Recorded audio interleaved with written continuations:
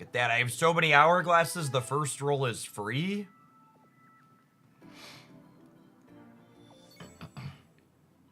Oricorio is the blood moon of Pocket, and I love it. I don't know if I agree with that.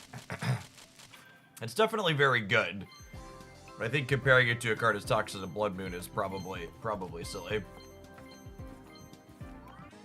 Hey, that's a wonderful start to the day.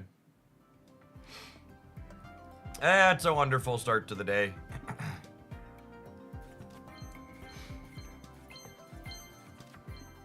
Yeah, the YouTube live stream doesn't have the 5 or 6 minutes of starting soon. Starting soon part of the stream only exists so I can pad my adverts on Twitch.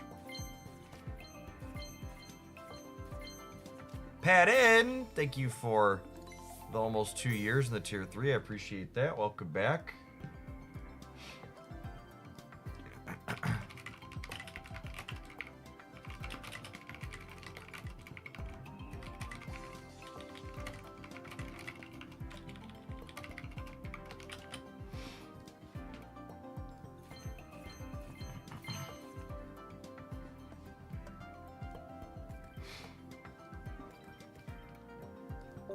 All right, we got the Incineroar. I think I'm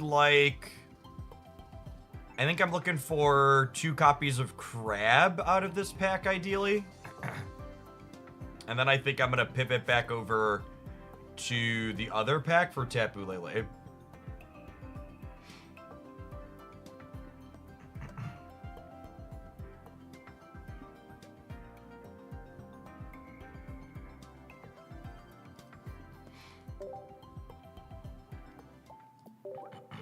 Wonder Picks. Wonder Picks are worthless. The very best. Thanks for the third of a year. Welcome back. I'll check Wonder Picks, but they're essentially worthless.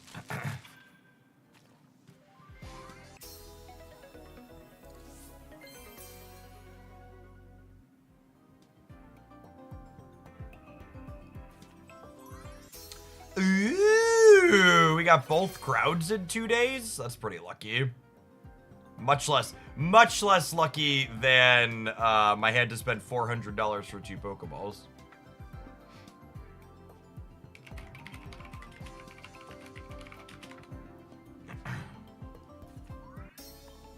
Oh, is this a God Pack? Oh, I think it's a God Pack. Oh, yeah. Oh, yeah. Sure is. Alright, we take those. It's like an above average God Pack too, right? 2 crowds. Well, that one deserves a social media, I suppose. I was due for another one of those. That's only my 3rd God Pack on my account. Hey, we got a crab too?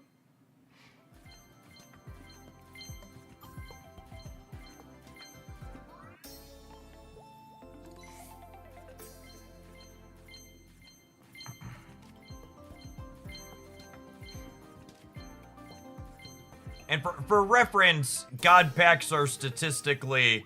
Ooh, that's a matching one. Nice. We're running so hot on cosmetics this pack. God Packs are 1 in 2,000 packs. So... Me hitting 3 of them in my 6,000-ish packs. I think I'm 5,000-ish packs. How many cards? We'll see my card count here in a second. We can do some math.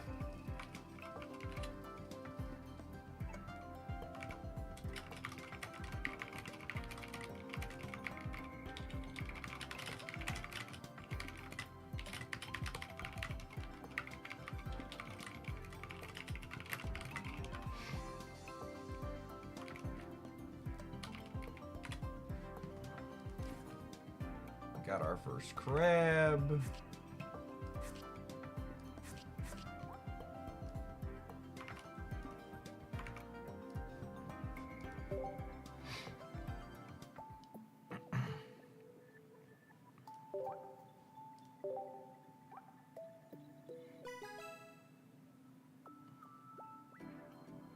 It's funny that you opened the max amount of packs yesterday and didn't have the crab. Well, I opened a split of both packs yesterday.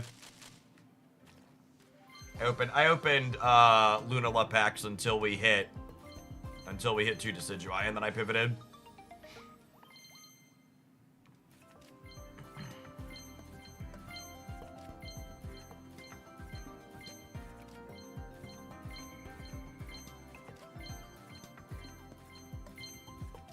If we can find a second crab, we're going to pivot over to the other packs. I want another Tapu Lele, and I would like the Monkey EX to tool around with. I think it's probably playable. Alolan Sandslash is just unfortunately bulk. You can't even cope that the card is good. It's so trash. So it's finally my turn to be deeply sad that they decided to add my favorite card to the game, and it's awful. All right, I'm back to batting a little bit above average. My total card collections, I've opened about 5,000 packs. So I've had 3 God packs and 5,000 packs, which is slightly above average. You'd expect 3 per 6,000.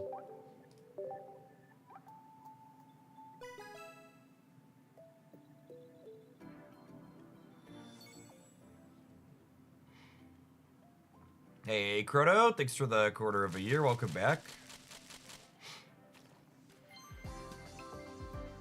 Garan, thank you for the over 2 years. Welcome back. Don't you like Decidueye? I mean, I like Decidueye, but Alolan Sandshrew is my favorite Pokemon. There's plenty of Pokemon I like. There's only room for one favorite, chat.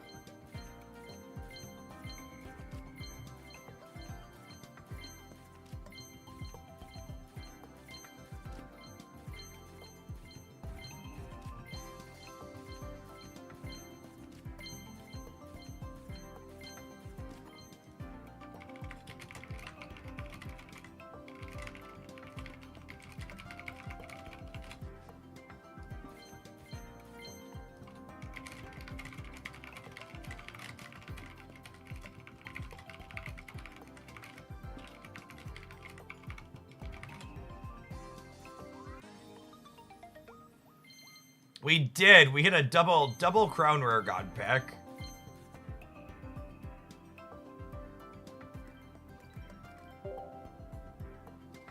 We have matching Solgalios this morning to start the day.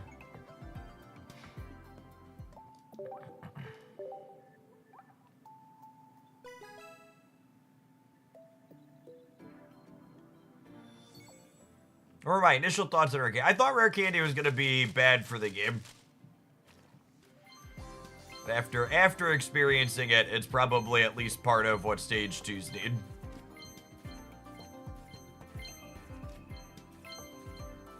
I'm excited to explore some more double Stage 2 decks today. I'm kind of looking for a second Full Art Serena, too.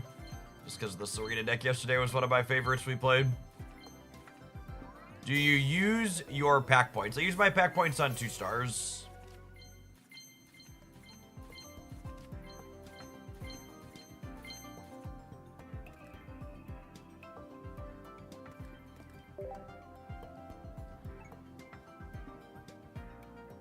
Do you already have the black special set coin sleeve playback? Yeah, it's you run out of things to buy with those very quickly.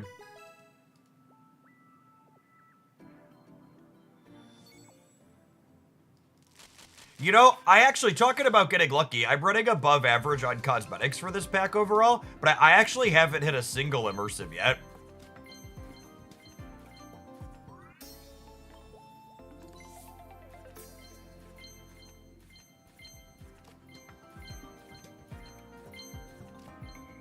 Which Gumza or whatever his name is pretty trash, but the lady, Lily, I think is her name, I'd like a place out of her.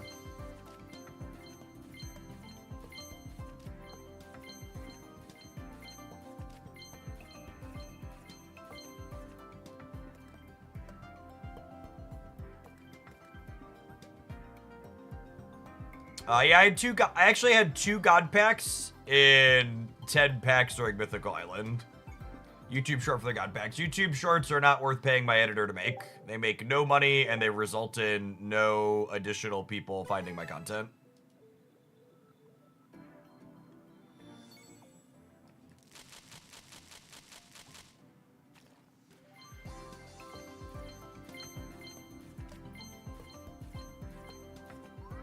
Hey, there's our second crab. So we can switch over to Tapu Leles. Looking for Tapu Leles. Oh, I want a 1-star Serena, not another Comfey. Bad game. Bad game. Serena.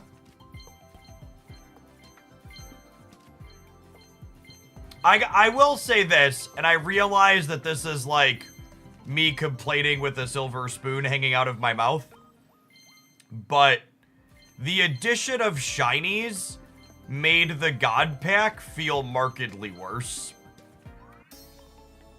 There's basically more blanks in your God Packs now.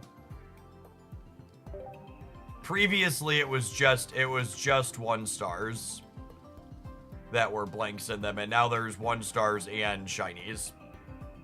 Which, I don't know, I haven't looked at the probability table. Maybe they pulled out of the 1-stars to make that happen. Man, that's real close, I think. 90 damage for 2.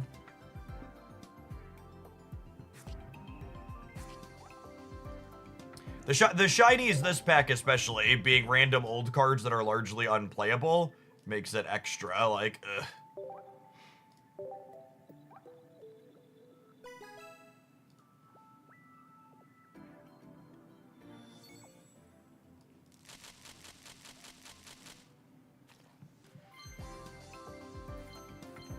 Oh, you know what? I wonder if Talonflame could be good with Incineroar as a non-EX to clear out Oracorios. Or alongside Infernape. Yeah, it could be a second stage 2 for those decks.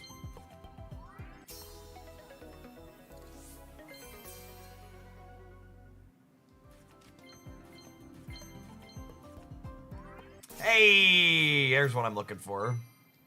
I actually really don't like Goomza's design. I think Guzma or whatever his name is. I think cards like Guzma that are incredibly hyper narrow, where either they're like the best card in your deck or stone cold useless if your opponent happens to not be playing tools, are kind of crap designs in a game where we don't have efficient card selection and we don't have sideboards.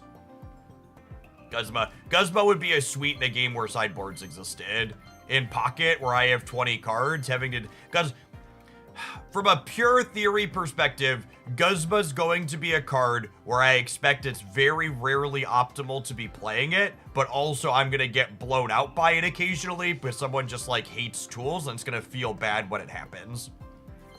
But I also just like won't ever see it in the games where like I'm not playing a tool, so it just rots in their hand.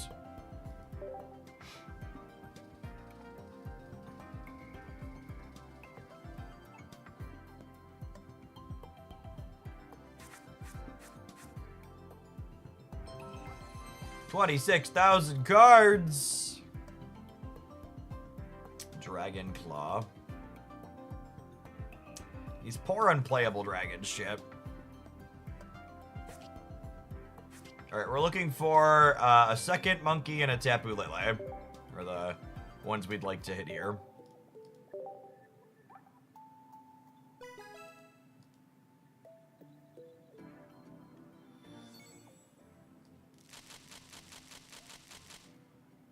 What's the best trainer in this set? Yeah, it's Rare Candy, right?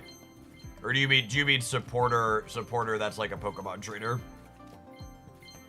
Yes, we got the second cat.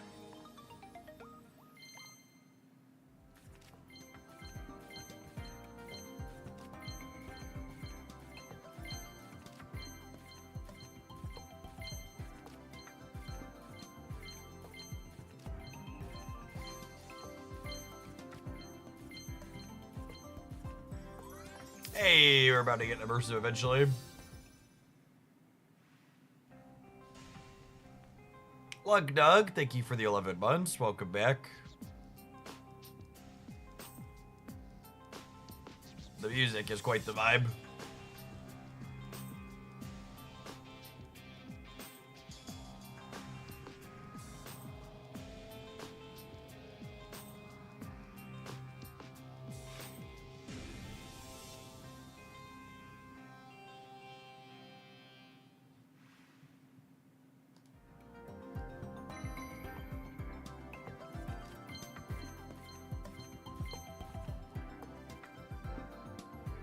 Obi-Wan Kenobi, thank you for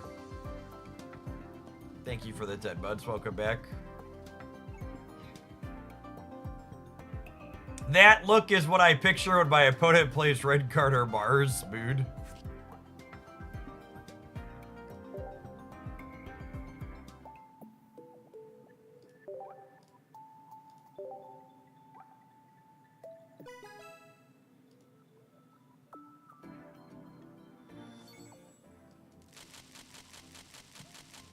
Alright. Monkey and Tapu Lele, please. Yeah, I'll take a second. Full art Cosmog. Get plenty of mileage out of those.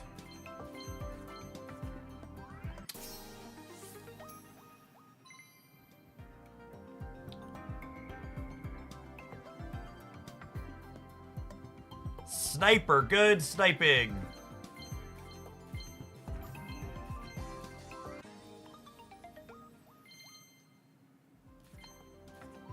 You gotta have the wishy-washy immediately afterwards to pull you back down to reality.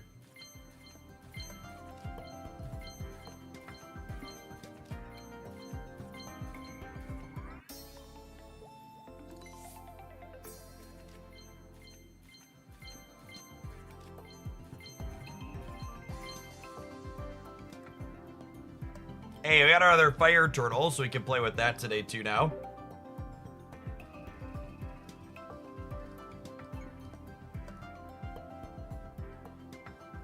The data.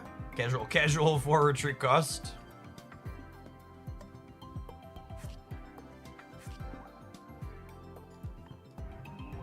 Any thoughts on Orangur? I feel like I need to play games with it to get a feel for if it's reasonable or not. Jeff, has your opinion on Mars changed since the set came out? I noticed a lot of tournament deck lists are running one copy Mars. Yeah, a lot of tournament deck lists were running one copy of Red Card too, and it was still fucking bad. Mars and Red Card are the types of cards that have a strong, positive, cognitive bias in favor of playing them.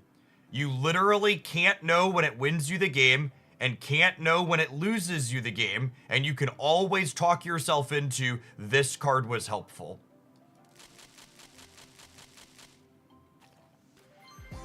If you took every copy of Mars out of every one of these decks and swapped in Sabrina's and Cyrus's, you would win a ton of games with your copies of Sabrina and Cyrus. There are so many good. No, it's not reasonable in open deck lists. Stop it. You're dumb. You're dumb. You still don't know what cards are in your opponent's hand. Past that, not just the open deck list. Even if you're playing closed deck lists and you're remotely good at this game, you could predict and expect what your opponent's output range is. So the element of open deck list does not really meaningfully change anything if you're remotely good at understanding what output range of deck lists are. It's such a cope nonsense thing to say. Oh, it's good at open deck lists. You need to understand I'm brilliant because the deck lists are open. No, stop it. The math is still bad. You still don't know what's in your opponent's hand. You'd still be winning plenty of games with another good utility card. You don't use it, it makes your opponent afraid to draw too much. Oh, really? They're gonna just not play their cards. Or Pokemon Pocket's a game where there's a very minimal amount of draw, and that really doesn't have a real impact in most of your games.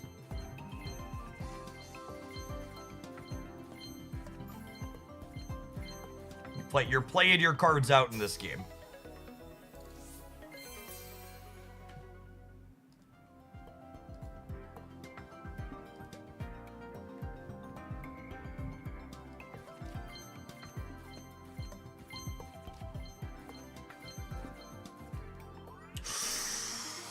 Alright, they don't match, but we've got two fancy ones. They don't match, but we've got two fancy ones. Yeah, honestly, Bandit, I was actually going to say that. I think you could make the argument that Mars is actually worse than open deck list, because you actually don't get your opponent with Mars. They know when they should be playing their cards out when it doesn't actually matter versus maybe holding it for a small amount of equity.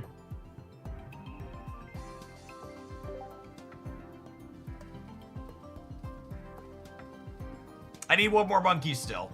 I'm still only on one copy of monkey.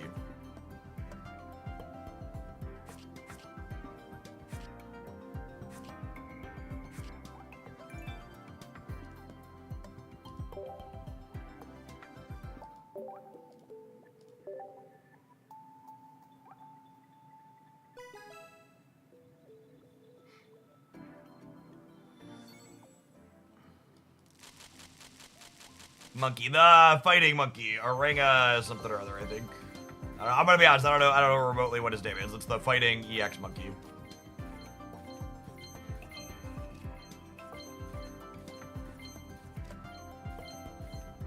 Pass a minion.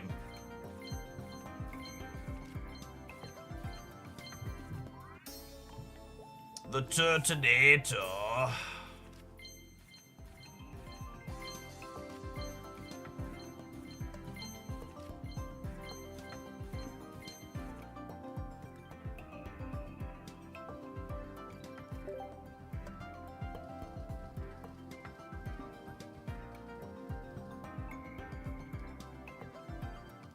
Are they gonna be off yet? We gotta be getting close, yeah.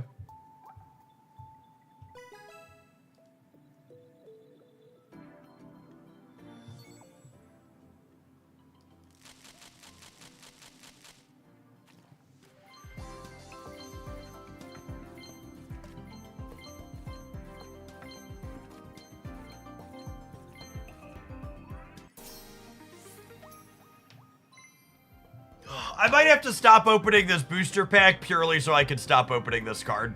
I don't know from an emotional perspective if I can handle opening a fourth 2-star Wishy-Washy. Like a fourth Rainbow Wishy-Washy might actually break my spirit. I don't know that I'll be able to handle it emotionally.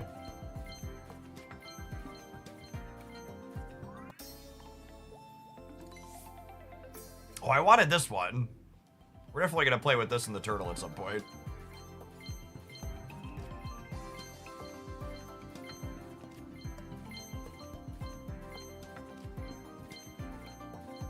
Is Wishy-Washy bad? Unplayably. Unplayably bad.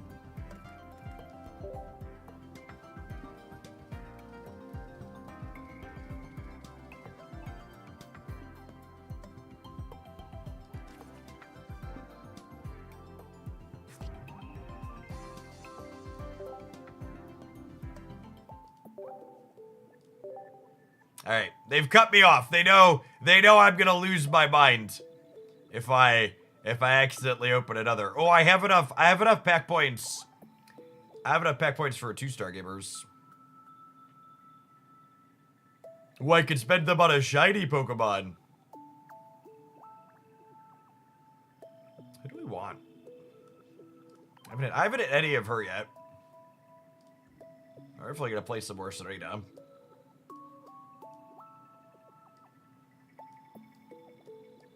I don't know, we're gonna have to stew on it. It could easily end up being a matching Decidueye. Alright, we're going to check my Wonder Picks and dive on into some games. But before we do that, I would like to plug one of my sponsors here. Just went up. We've got a new sponsorship through GrabTap, which is sweet if you haven't seen it before. So I do different mobile game and regular game sponsors all the time, but this one's got a sweet incentive for you all at home. If you check out Puzzles and Survival or any of the other games up on GrabTap, you earn points on their site by completing different goals inside of their games, and then you can cash those out for gift cards to places like Amazon, Apple, Google Play, Lego. Not Ben Brode in chat says, I've cashed out over $100 in gift cards from their website already. It's great. That's awesome. If you want a really easy way to support my content, check out my link and grab a new game or two from GrabTap and complete the goals to both support what I do here every day and earn yourself some points to get some gift cards to some sweet places. I'm going to tap an ad roll on Twitch and YouTube, and then we're going to build some decks and jump into some games. Thanks, everybody, for hanging out. Don't go anywhere.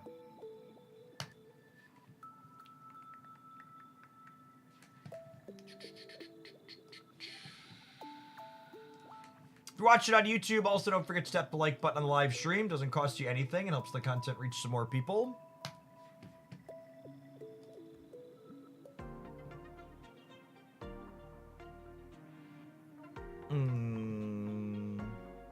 Let's check out the blunder picks.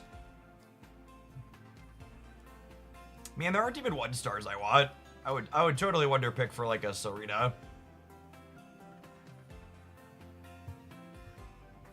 I think I missed on my second Tapu Lele in those packs, yeah? I'll double check here in a second.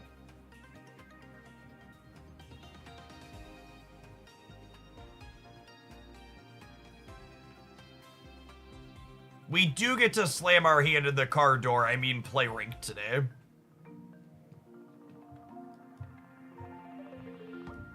Look at our boys, chat. If you're just joining us, we got 2 of these in a god pack this morning.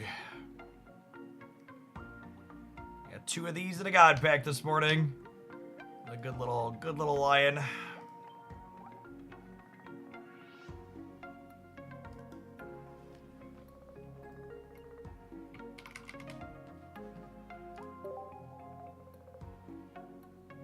Only one Tapu Lele still. I think this card's gonna be real good, gamers. This card, unironically, this card feels like some power creep. A 90 HP, 1 energy basic with retreat cost 1 is. It's no joke. Its damage is gonna scale very meaningfully.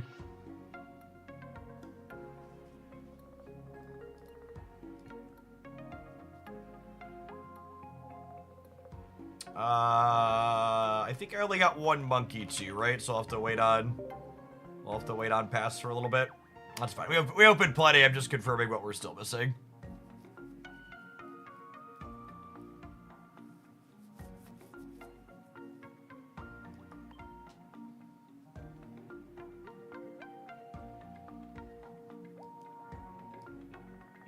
All right, I built some decks last night. This one was just waiting for our second kitty.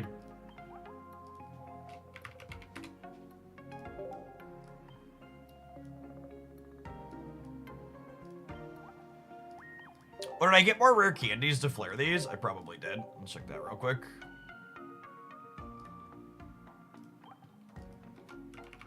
Candy.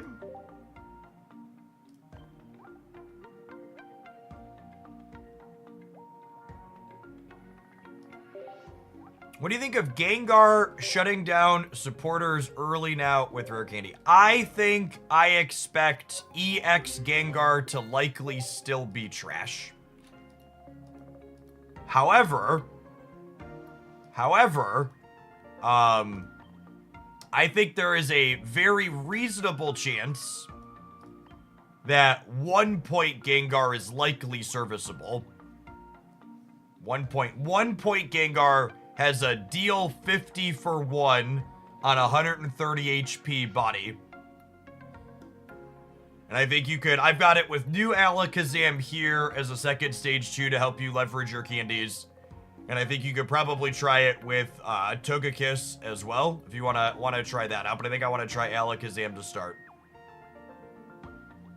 But I think the idea of this is pretty reasonable. Yeah, we can check my variants on the new pack. I feel like I'm running really far above average for this latest booster.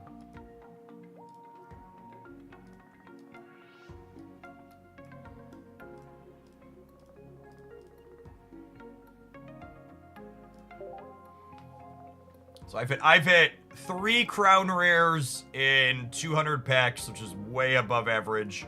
I'm at 1, 2, 3, 4, 5, 6 2-star shinies. Not that those are really worth anything. And how many 2-stars am I at? 1, 4, 5, 6, 7, 8, 9, 10, 11. Yeah, I'm at 12 2-stars.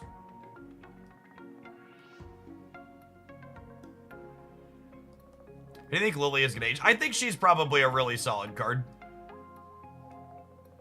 She's probably a really solid card.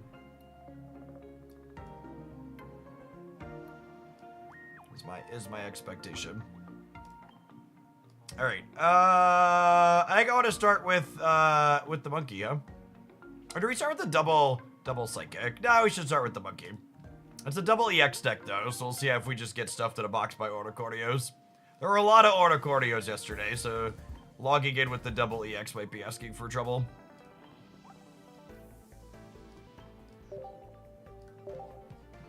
Let the rank points burn.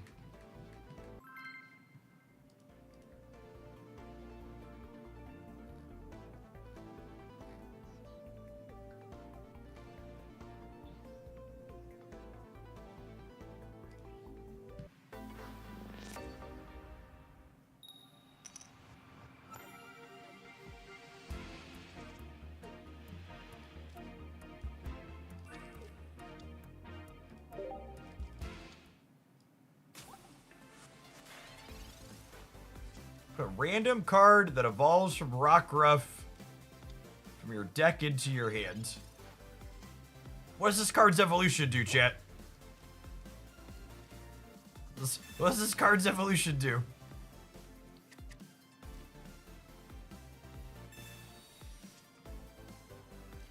It has 2 evolutions. That's cheating.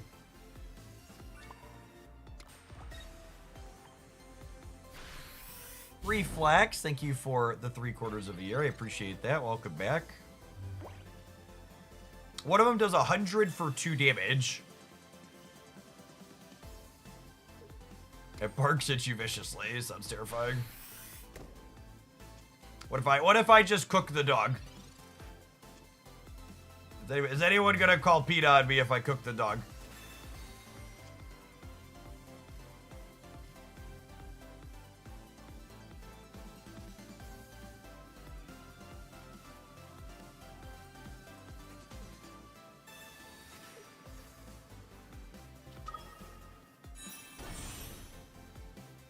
Oh, you know what? I should have held this Chimchar because of communication. Wasn't thinking. Alright, rewarded.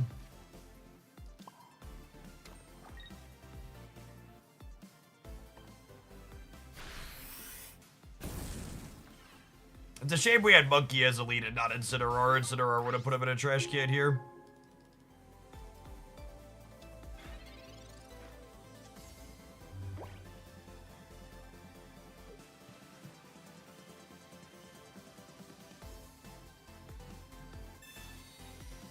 Oh no!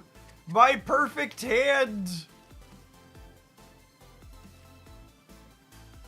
you don't gotta play bad cards like red card chat, just play Iono.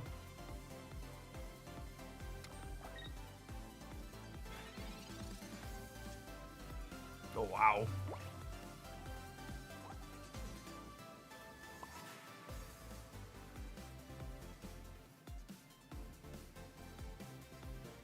I think I just leave this in the active spot, yeah?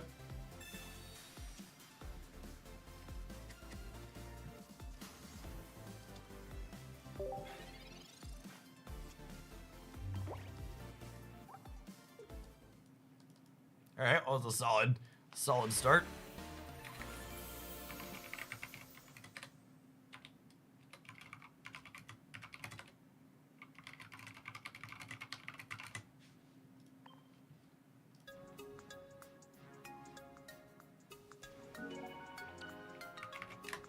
You playing Decidueye today? We spent most of yesterday playing Decidueye to start, so I don't know that we'll get back around to it today. I feel like everything else we work on would have to be pretty bad. Barry Solgaleo, I think, is the best thing we've played so far. Yo, Baba, thank you for the 20 months. I appreciate that. Welcome back.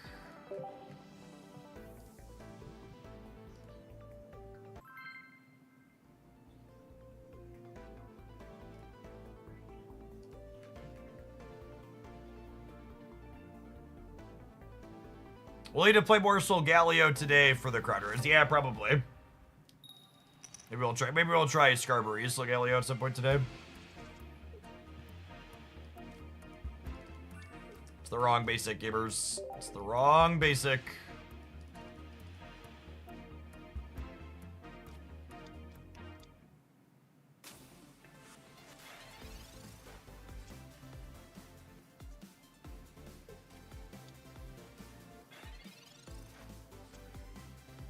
Speaking of Solgaleo.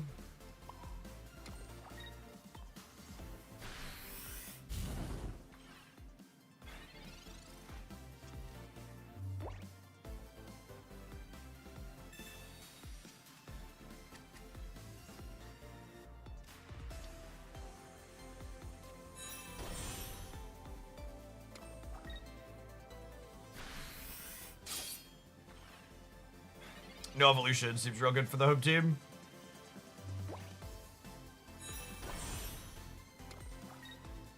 Our lack of a second basic hero is not great for us, though, obviously.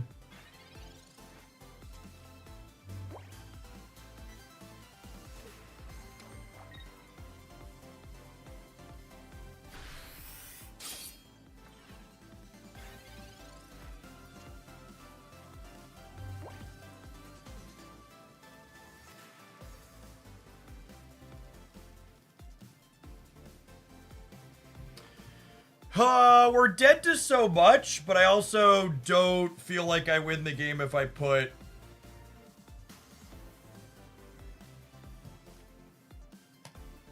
I also don't feel like I win the game if I evolve, so...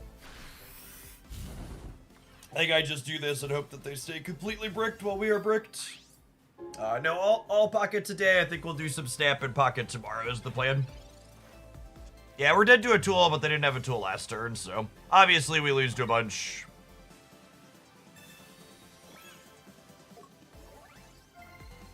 It's just one of those spots where I think not evolving is playing to win, and evolving is playing to lose slowly. That's just what it is.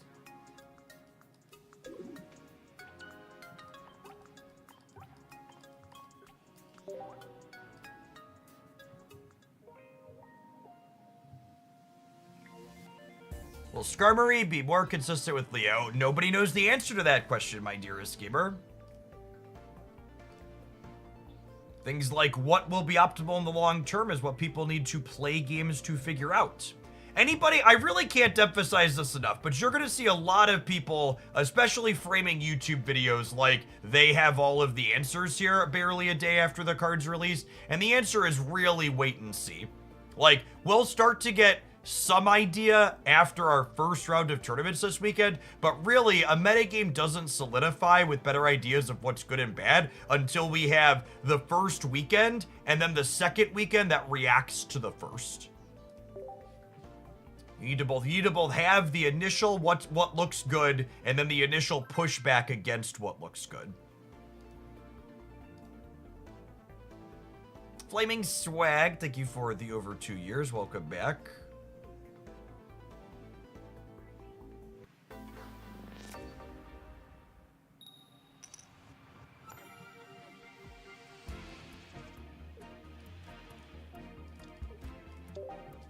There's a kitty.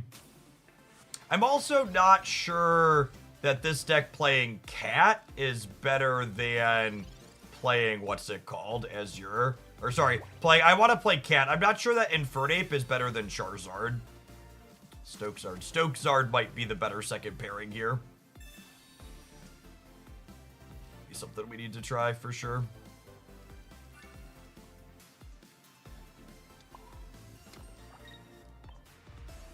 This dealing 10 to itself means it dies to Garchomp. Deal 50 next turn.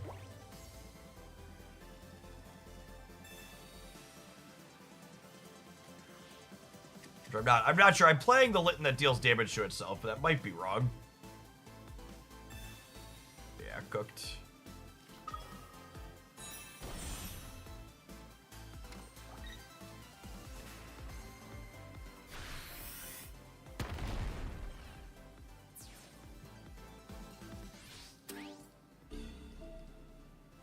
Alright, assuredly we find a big cat and a candy in 3 cards, yeah? Oof.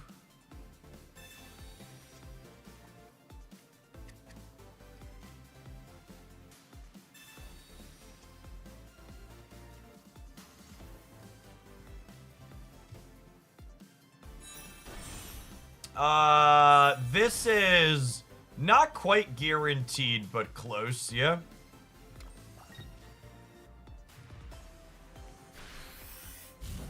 We have, there's one Infernape in my deck, and then 2 big cats.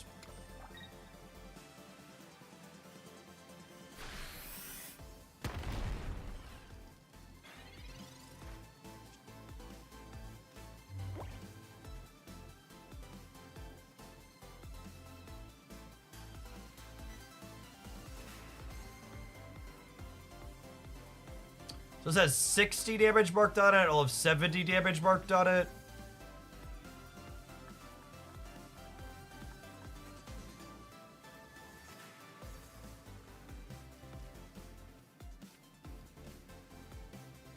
Them taking the point early is super awkward for us. I think it's... What's the hesitation? The hesitation evolving is if they clear this, I lose the game.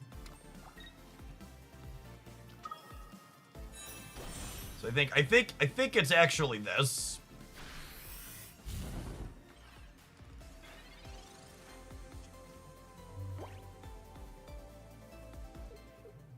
Yeah.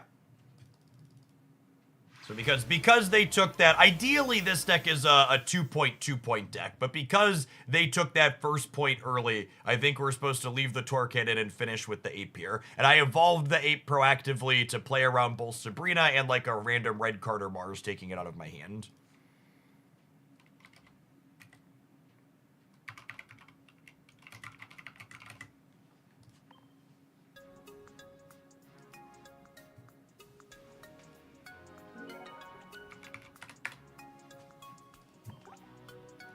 Have you tried chat out fossils? No.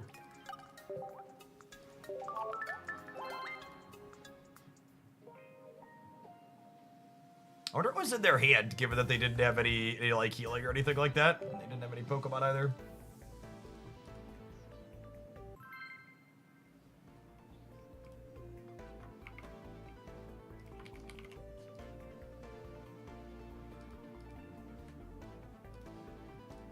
So it asks, you still playing DC Dark Legion offline? I am, yeah. I enjoy a good hero collector game. That's a solid one.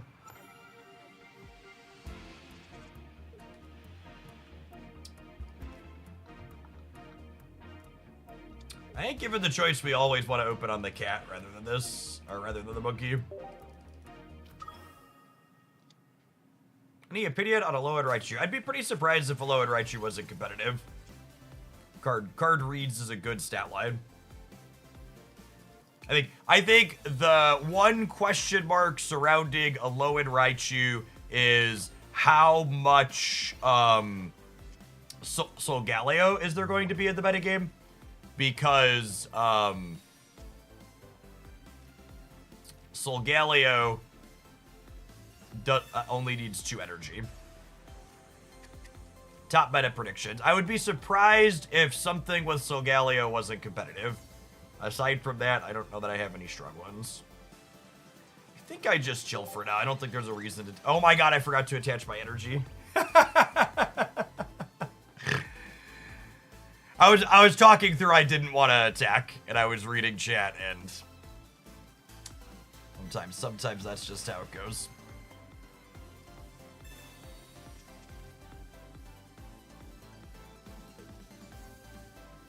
The competitive advantage that is Twitch chat.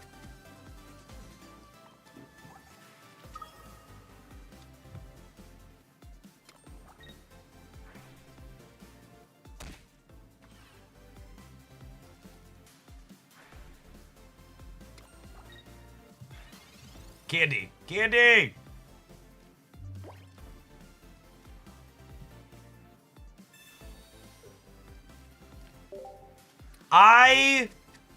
And this is, again, just to emphasize how frustrating the lack of features in this application and client are. It is really frustrating to me that they haven't added incredibly basic features to this game, like the ability to split the warning between playing an energy and playing a supporter. Because there are so many reasonable spots where you don't want to play a supporter, and it's frustrating and annoying that you have to have that on. 'Cause, like, I basically never not want to play an energy. There's like some really small edge cases with Gallade and Raichu where I wouldn't want to play an energy. But like the supporter, there's so many times you just like don't want to play a supporter.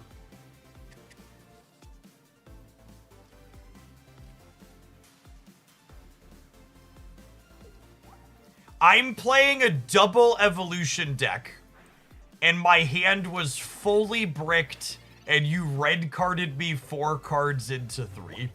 I mean, I think we're still dead because my draw is atrocious, but it's really funny that they tried to fix it for me. It's really, really funny that they tried to fix it for me.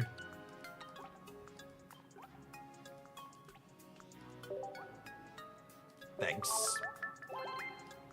Do I want a copy of red in here? I probably want a copy of red in here. Is red better than the Cyrus?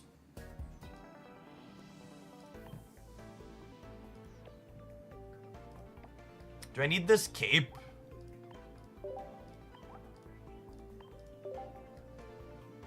I was thinking I wanted a Cyrus because we're gonna put chip shot damage on things. But looking at Giratina in a spot like that.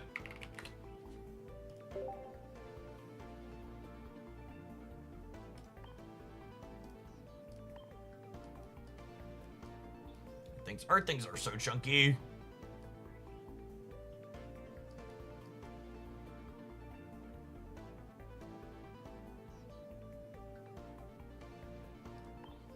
Yeah, I think I'd rather have a Lily for healing rather than a cape.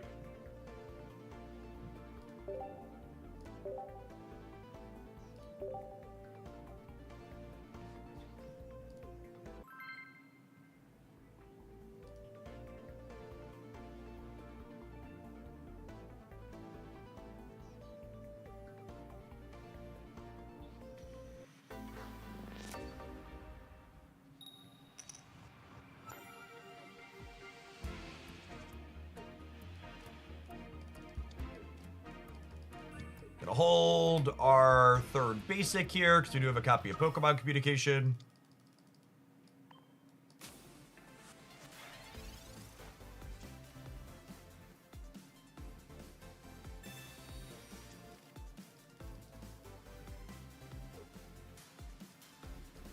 If we see less EX Pokemon because of Oricorio, Geo may have his day in the sun again. So, Oricorio versus a Giovanni, or sorry, a Giovanni versus a Red has absolutely nothing to do with the number of EX Pokemon versus not in the game, so much as it has to do with the density of, so much as it has to do with the density of what your breakpoints are that you care about. It's like, is plus 20 versus explicitly EXs more valuable than plus 10 in general? So like, for this deck, I reach for red rather than Giovanni because a breakpoint I want to be able to hit is dealing 160 to a Darkrai with a cape. With my, honestly, with both of them, the evolution of this does 140 as well, right?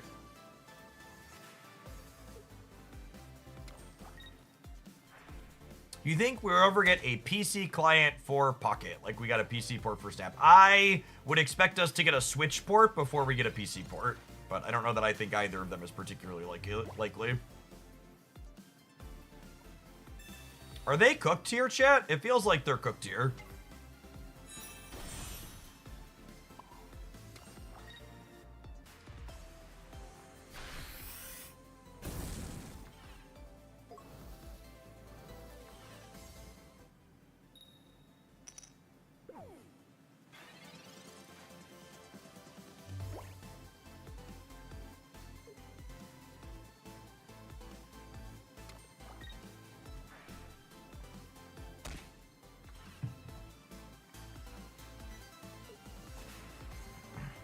What does Burn do? Burn does 20 every time the turn gets passed, and then they flip a coin to try and heal out of it.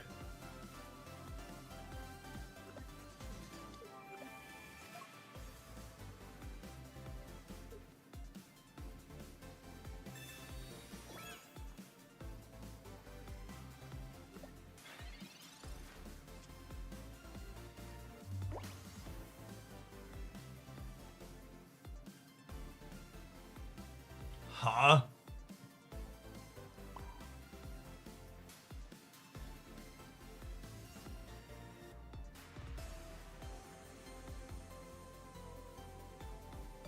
Yeah, it's super awkward. If I heal, I can't clear this. And if I don't heal and I clear this, I lose the Darkrai next turn. So this actually means Incineroar goes down to another copy of Leaf. But I don't know that I have a good line to play around that. Yeah, Cyrus would have been a good draw. I bricked on that, unfortunately. I think we just hope they don't have second Leaf here, which they're probably playing two in their deck.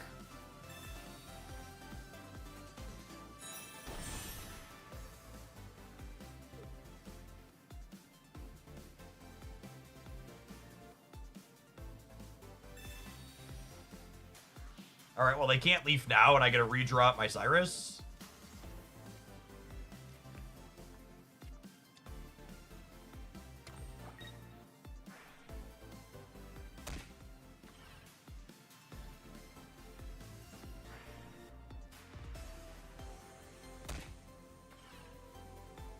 That's so much chip shot damage.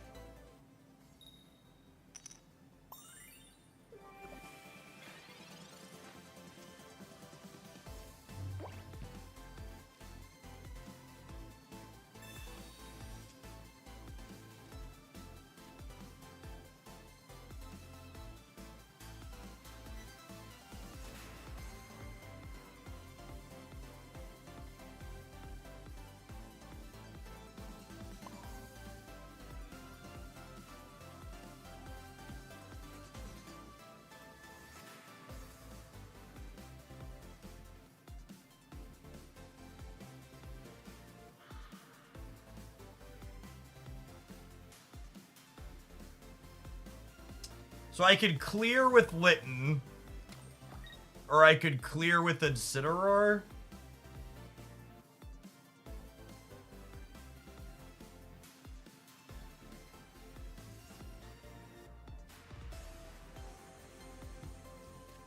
I think I have to just evolve this.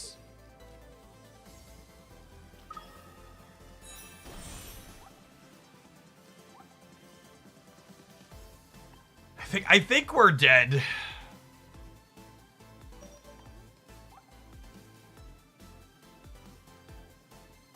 I don't see how we ever beat a reasonable combination of supporters from them here, because I'm going down to 20.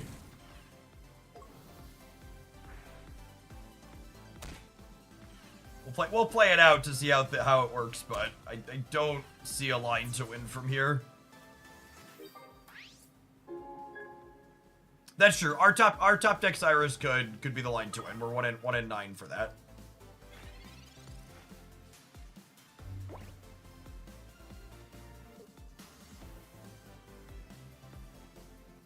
We're dead to Sabrina. Didn't really have lines to play around that though.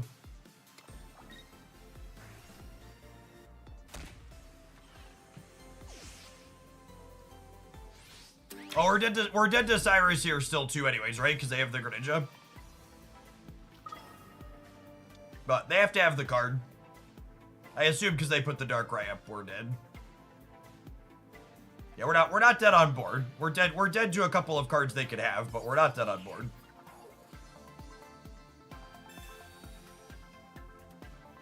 Alright, and now they're dead to our copy of Cyrus.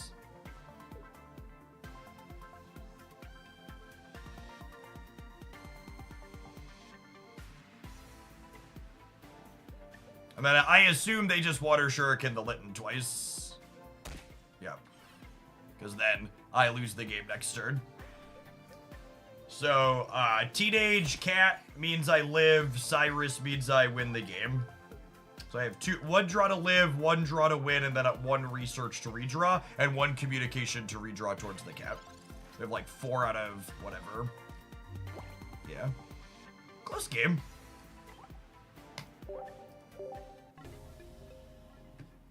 I really just want to set the tone that I'm issuing bans in my chats for people who are posting conspiracy theories that you feel the rates of cards have been changed inside of Pocket.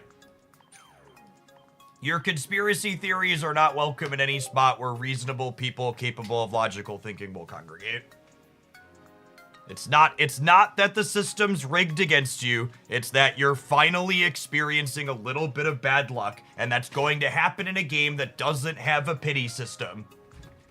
And for anybody else out there that you're wondering, Jeff, it's harmless. Why would you be upset that people post harmless conspiracy theories? I would really encourage you to Google Flat Earth to QAnon pipeline, which is, to say loosely as a too long didn't watch, people who are prone to harmless conspiracy theories regularly pipeline into more dangerous, deeply harmful ones.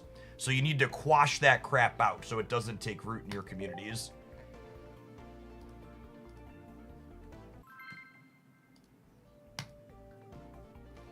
Chill. I love how me just explaining factually what I'm doing and then explaining why someone's like, you're upset.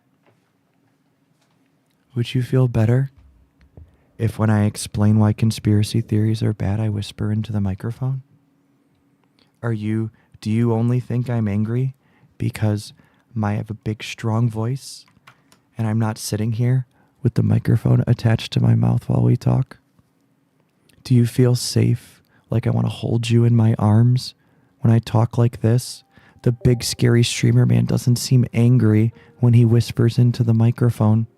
Why is he so mad all of the time? He's such an angry man.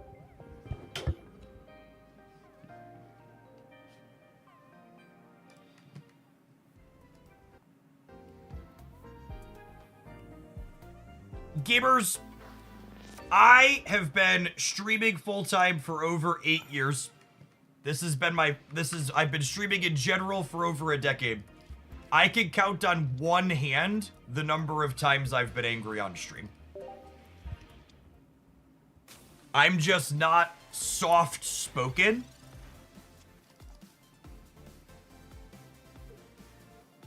So I'm not mad. I'm just, you know, have a voice that I project from my diaphragm.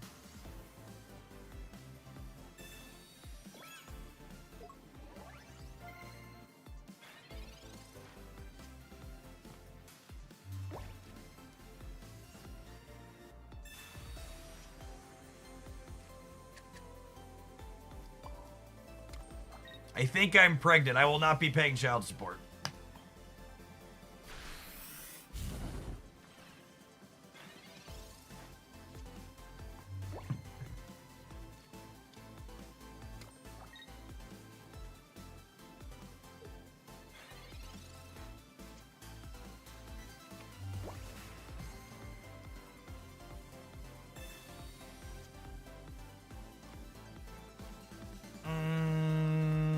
This communication is so unlikely to find this stage 1, but I think we gotta roll for it still.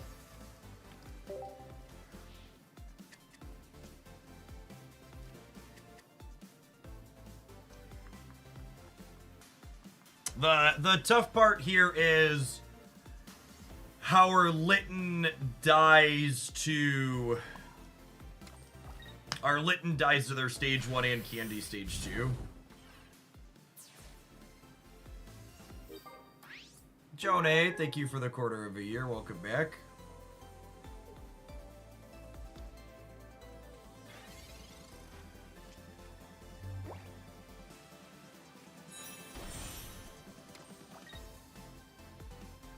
Ooh, do they not have it? Oh my gosh, they're so cooked if we find a candy.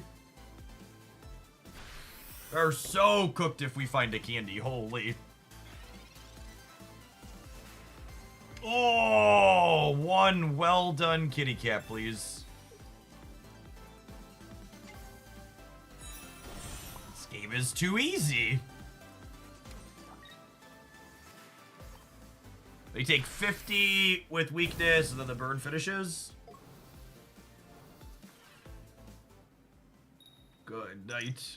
It's so insulting to them that they have to flip a coin to not be burned even when they're dead.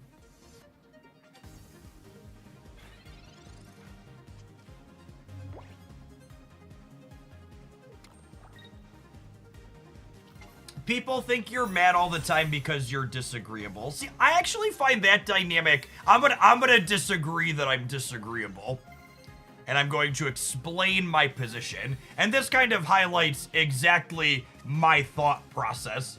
I think it's a really interesting that it's viewed as a negative, that when someone just doesn't roll over and be like, yes, I agree with you constantly, and that I expect you to, if you're going to tell me I'm wrong, you need to explain yourself. I'm not disagreeing with you for the sake of disagreeing with you. I'm disagreeing with you and saying, hey, if you want to change my position on something, you need to explain why it's worth changing my position, as opposed to me just being like, no, yeah, you're right. Yeah, I think that's what Cliff on the YouTube side said. I would frame it as skepticism, or an expectation of the burden of, okay, you want to move my position on something, explain why, as opposed to just being like, hey Jeff, you're wrong. Their Iono taking our Lily away here was unfortunate. Or I need to draw stage 2 to be in this game still. If we draw either of our stage 2s, I think we're in an okay spot, but it has to happen now. Infernape wins on the spot. Firecat probably also wins, but...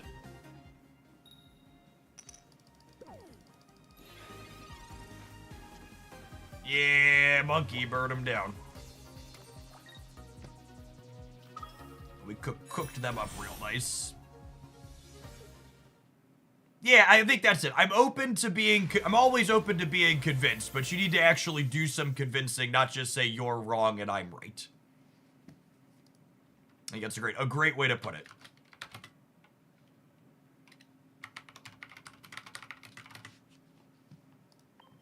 What phone do you use? I have OnePlus open as my current mobile device. I'm a big fan of the foldable form factor in general, but I don't think I'd ever buy a Samsung product ever again. Yes, that is a phrase I have heard in the past that I'm also fond of. Strong opinions that are loosely held. And part of that too is I try to make a point to only have opinions on things, or present my strong opinions on things that I feel like I know a lot about or looked into a good bit. So if I am uncertain of something, I'm just gonna tell you I'm uncertain, rather than being like, no, this is how it is, right? Like, when people come in, just to use a card game example, people come in and they're like, what's the metagame? What's gonna be good? I'm just like, I don't know. Nobody knows yet. We have to wait and figure it out, rather than giving you a strong opinion on something that's nonsense, right? I'm a big fan of let's wait and see. So, like, if you want to change my mind on something, you need to work to change my mind, because I didn't get to what I think or feel based on nothing, right? Like, I've put some thought into it.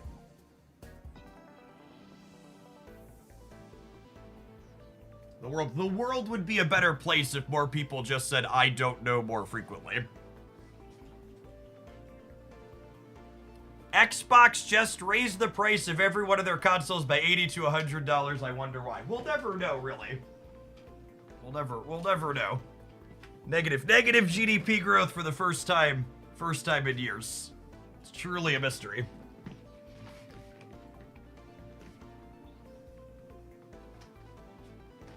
What's your problem with Samsung? I bought this Samsung Z Fold 4. Is the most expensive piece of hardware I have ever bought. I paid over 2,000 USD for it. It broke in less than 2 years. And the price they wanted to charge me to fix it was more than buying a new one refurbished on Amazon. And then past that, while it was still working for that less than 2 years, it also had ads on it. My $2,000 piece of hardware installed stuff like Raid Shadow Legends when it did system updates. So past it now just being a $2,000 brick less than 2 years later. It also had what was basically malware due to system updates periodically. Tim, thank you for the almost 2 years. Welcome back. Appreciate it. I was really excited when OnePlus moved into making foldables, because for reference, my house has, God, I think we've had almost every OnePlus. Like 1, 2, 3, 4. I think maybe we skipped one in the middle. And for reference, all of my 3 children's phones, my daughter has an old OnePlus 6, and my boys have, I think, a OnePlus 8 and a OnePlus 11. So they last basically forever. I'm curious to see how their first foldable holds up.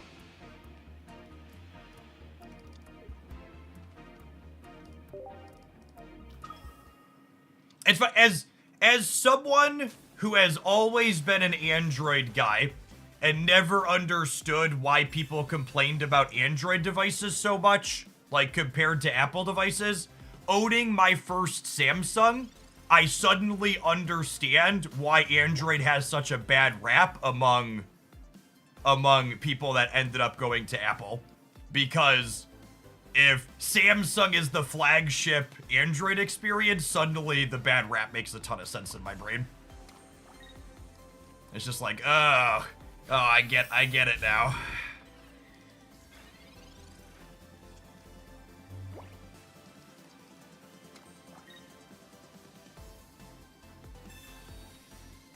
My hand was so bad. Thank you, opponent. Candy plus Big Cat. Candy plus Big Cat.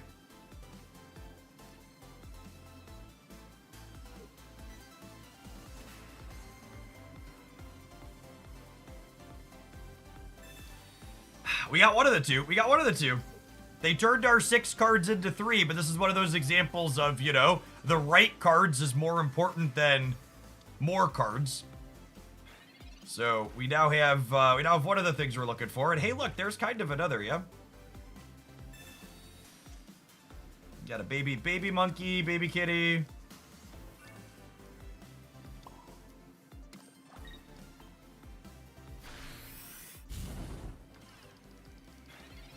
What firmware does OnePlus use? I don't know which firmware OnePlus uses offhand. It's relatively clean though. There's really not a lot of extra stuff installed out the gate. It's one of the reasons why I've always enjoyed it. What's this do? They can't attach energy to their active Pokemon. Well, that's not very good against Infernape, who retreats for free, huh?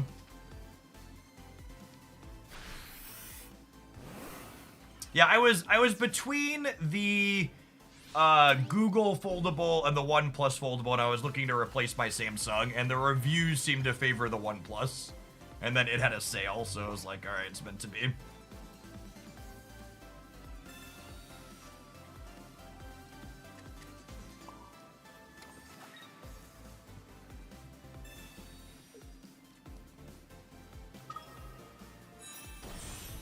Like one well-done Mewtwo, please. I'm gonna hold on to this Chimchar because we have a copy of Pokemon Communication in our deck, so we can turn that into a cat at some point.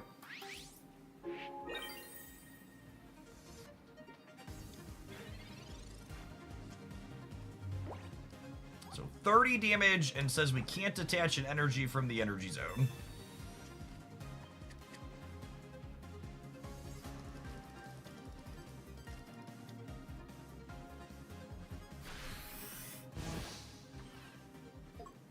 So, I own an iPad because there was a piece of software that didn't have an Android version that I wanted for my children. And I have to say, as someone who's only used the iPad and iOS very sparingly, it is deeply puzzling to me that there is no back button in iOS. And every single application uses its get back to the previous page feature in a different way, it feels like. So from a pure interface design perspective, that feels to me like a very strange one.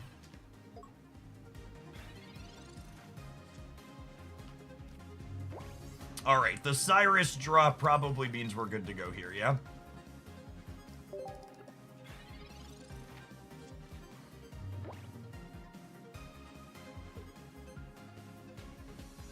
You want, I don't even know if this qualifies as a hot take for anybody who's in software.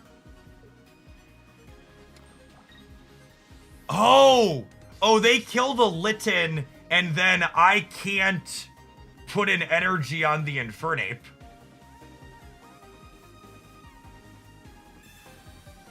That's an interesting, wait, okay,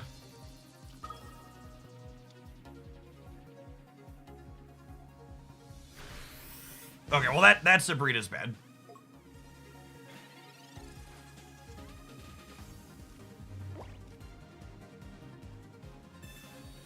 We were gonna have maneuverability even if they didn't do that, but that was pretty exceptionally bad, Sabrina.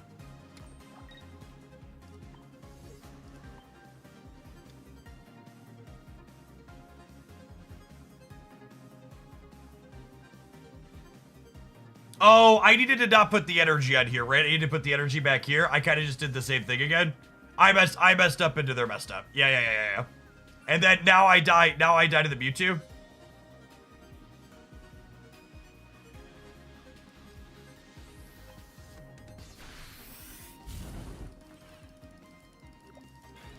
I could win if I draw Monferno. If I draw my stage 1, we can win.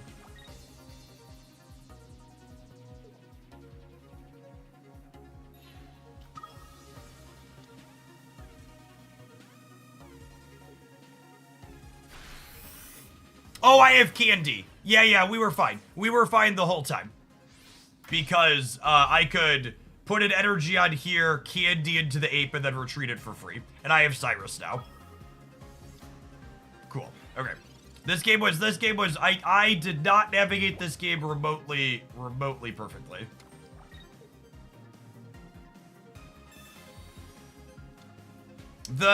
This is a card that the next time we play against it, I'm gonna have to think much harder about the play patterns. Because I don't know that card is necessarily good, but the way I need to play the game when I'm playing against it is very different. Yeah, that was, it's very interesting. That one's probably worth exploring. I don't know how I think about it from a power level perspective, but it put me in a situation where my autopilot gut instincts were very wrong, is the way, yeah, I need to, while that card's on the board, I need to sit and think about how I'm sequencing a lot more carefully. And I fumbled through a lot of the choices in that game, and we ended up coming out on top anyways, but I could have been, yeah, that felt like my learning tutorial versus Bayonet. And we'll hopefully do better next time. I think I'm gonna slip that one in the highlight. We'll probably get some turds that want to make fun of me for making mistakes there while we were chatting, but I think that was an interesting one to learn from.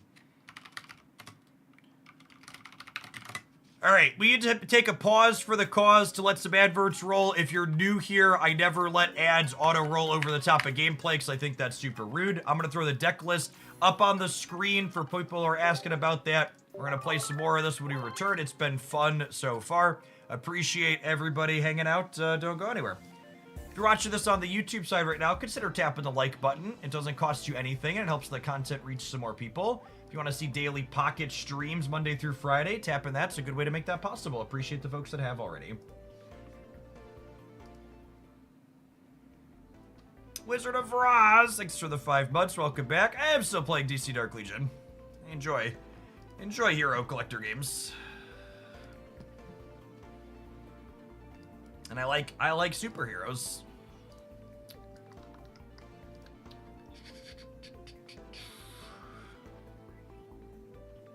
I have 250 hourglasses. Should I wait for the next set? Absolutely.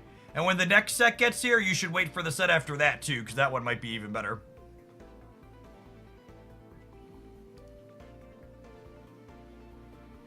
Yeah, Team Rocket Grunts plus the Ghost is kind of cute, because you can take energy off your opponent's active and then lock them out of being able to put some more on it.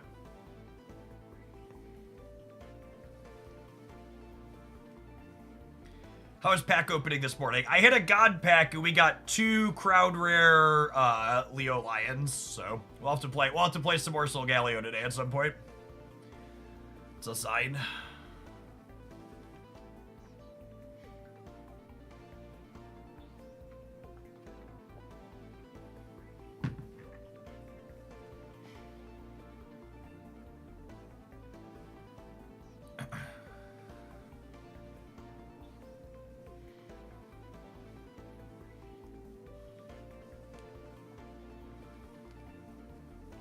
This deck's been pretty reasonable. Both these stage 2s are very powerful.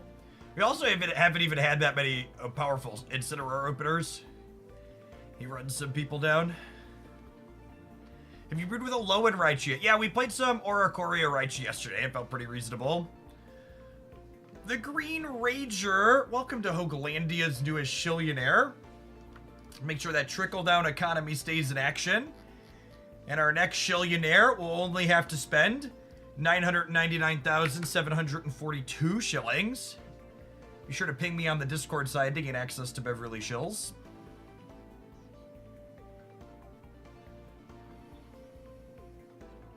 Yes, promo Farfetch does have a green sword flare, which is perfect. Agree.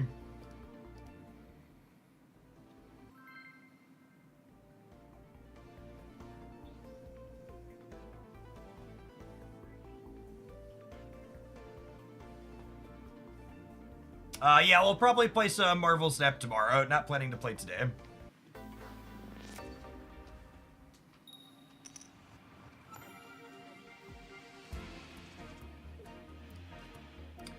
Ooh, we have a piece of candy.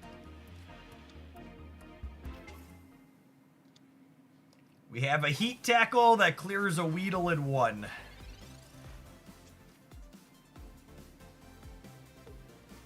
That's a good one, yeah.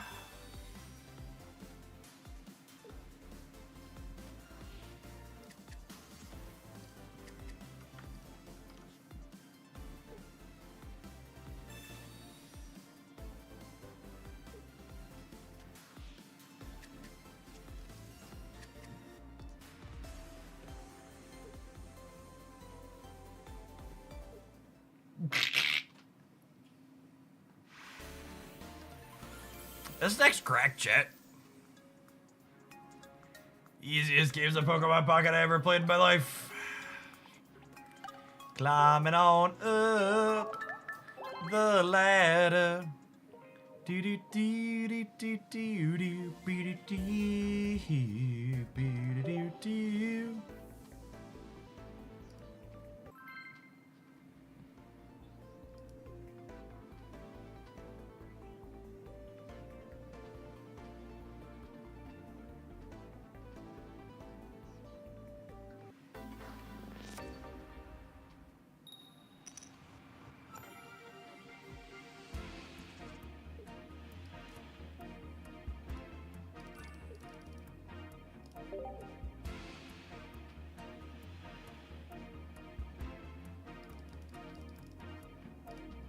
We'll probably play with the crab at some point today. We picked up 2 of those this morning, I think.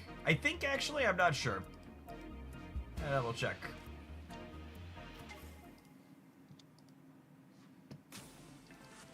We got at least 1. I don't actually remember if we opened the second.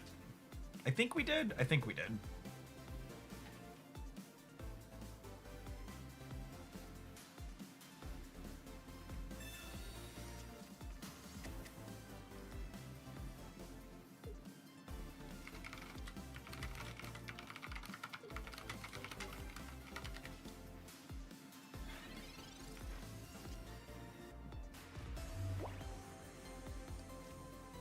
I'm gonna communication now because this could turn into a baby kitty. Nice.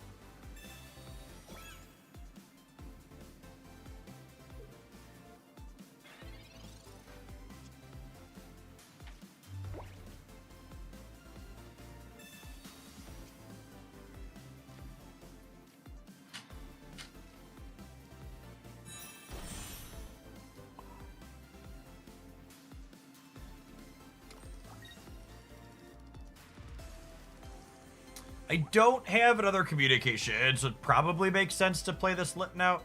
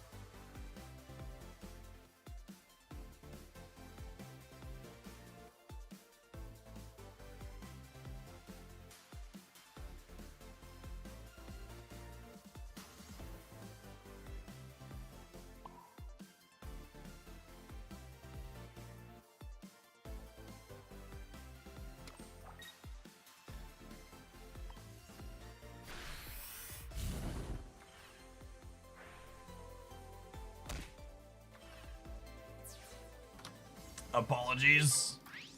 Need to step away for a second after we finish this game.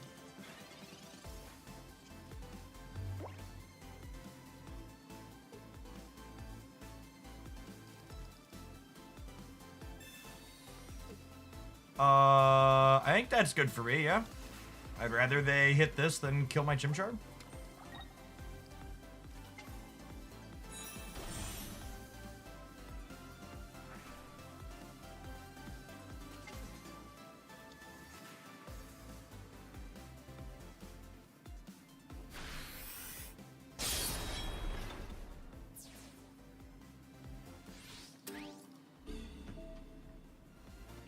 Equal parts Candy and Big Cat. So I think I'll put the Chimchar up here.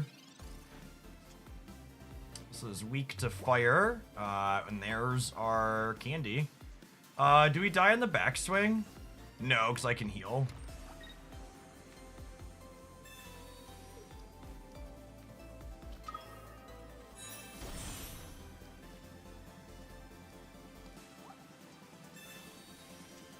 Oh no, wait! I don't have to heal. I'm griefing. I forgot they're weak to fire. Yeah. Red wins it.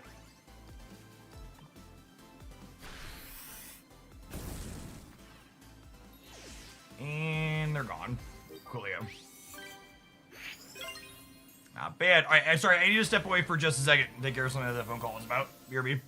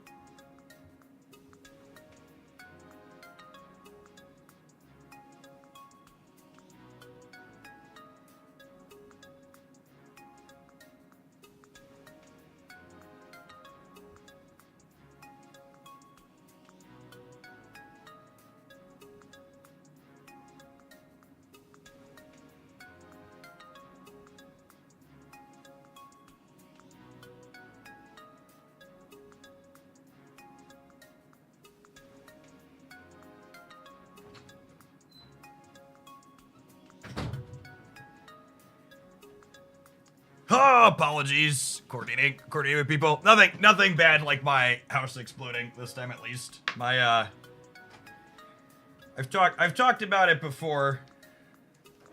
I can show a picture because it explains it better. My wife and I are very outdoorsy people. And one of the things we spent some money on after my couple of good years with Marvel Snap is we bought a site at a private campground that had previously been my grandfather's that has a park model RV on it.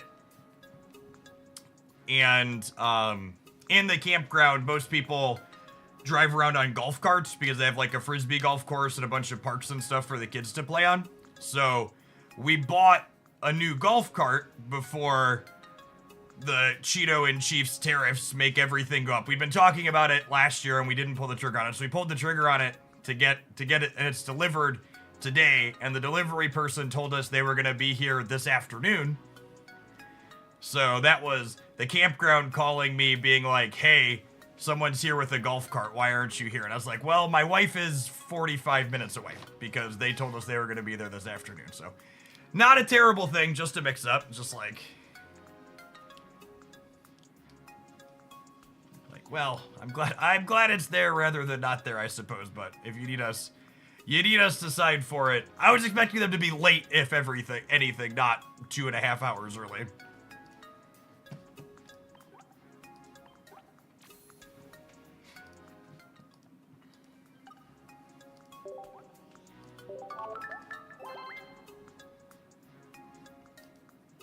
They're early when you want them to be late, late when you want them to be early. Yeah, exactly.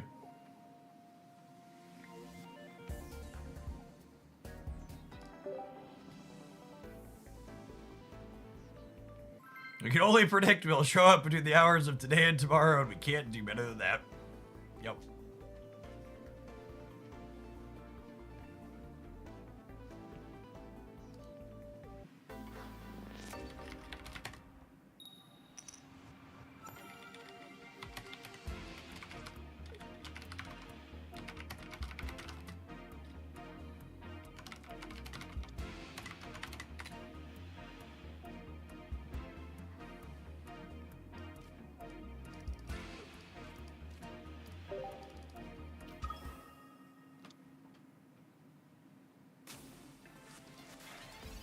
Baby kitty?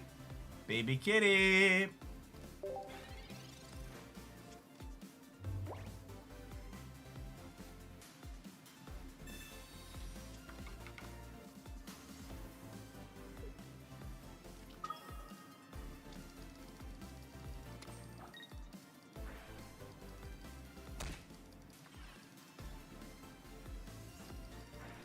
So we're 2 turns off of clearing them.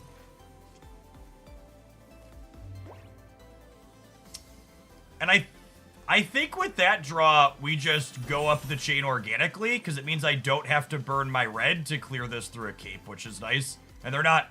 I guess I lose to Dawn with this line. I was gonna say, we're not in danger of getting attacked, but they hit the Giratina, so we actually lose to Dawn. Alright. I think it's right to make them have it. A lot of these lists only play 1, but I didn't think about the Dawn before I just played the Monferno there, and I should have. Alright, I'm gonna need to draw a baby cat or our healing card to not die to the Giratina in the back.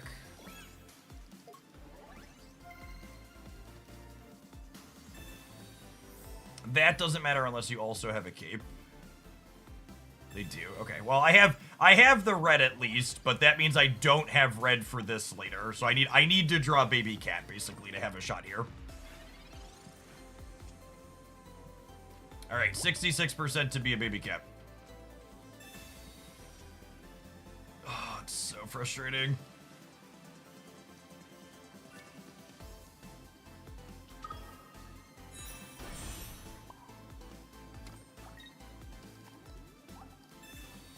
Never lucky. They're still 2 turns off of attacking me though, which is nice. Because they have to activate this passing their turn.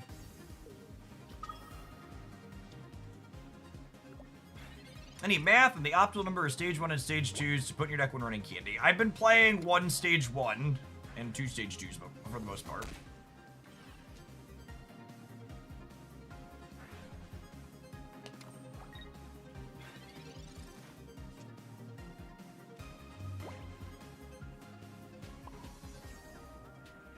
Well, I mean, okay.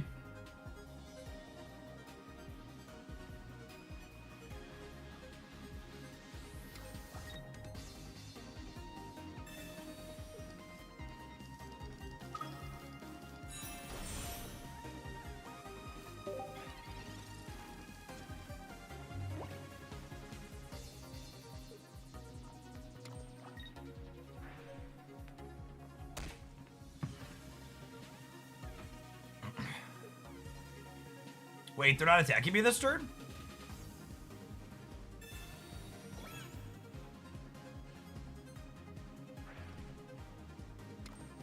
Okay.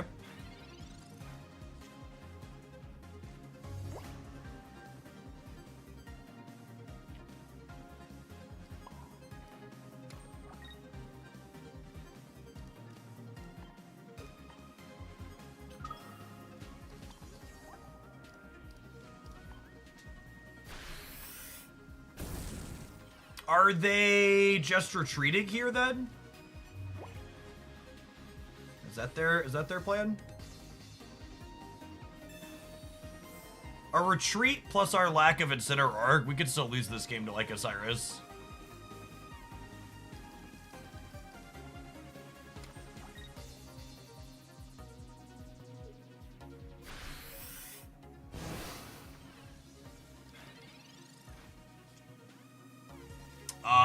I really don't understand why they didn't retreat, but we'll take it. Who's a good little baby kitty? Yes, you are. Yes, you are.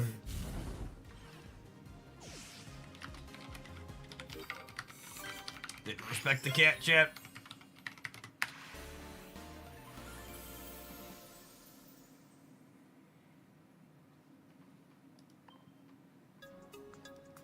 Yeah, if you look at in the Tragedy of Ranked video, there's a link to that spreadsheet that I referenced in the description. Failed Destiny.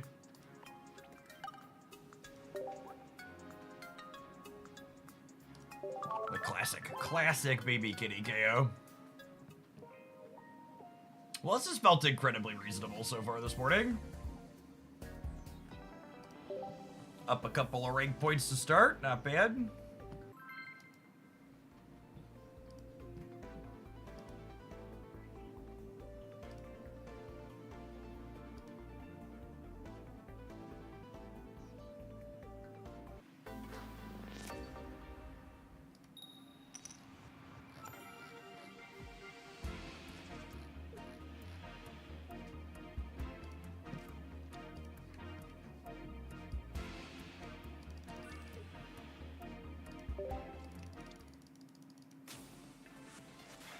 This is a new season for Ranked. Yes, started this morning.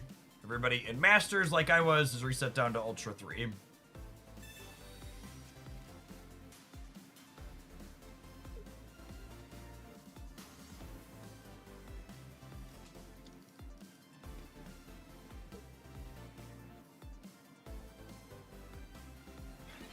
A question that's been asked a few times this morning is, Jeff, what decks have you enjoyed the most so far this season? There's already 2 deck highlights up on the YouTube channel that are showcasing some of my favorites. You should check them out.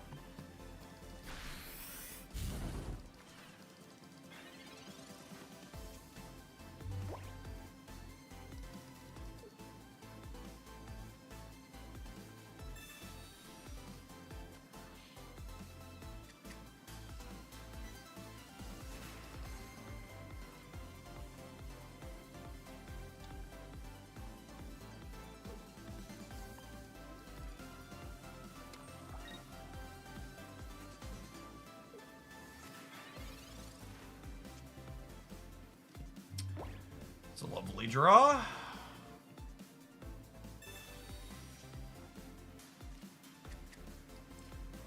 I suppose there's a world where we get punched by a Gallade next turn, huh? I guess they would need Rare Candy, Gallade, and X Speed, which a lot of these decks didn't have room for X Speed last season, and fitting in Rare Candy probably makes it even less likely.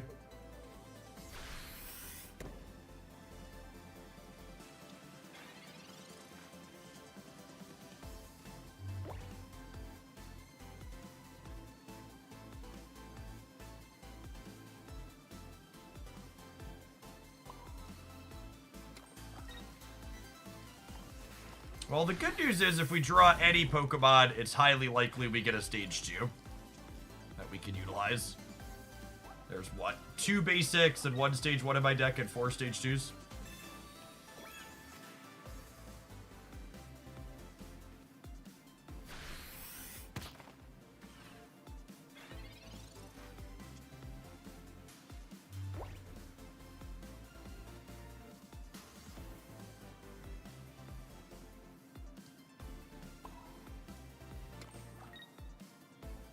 think I just burned them down. I wanna lose my cat too. Another stretch kick here. And Fernape definitely not amazing against a bunch of single knockout points.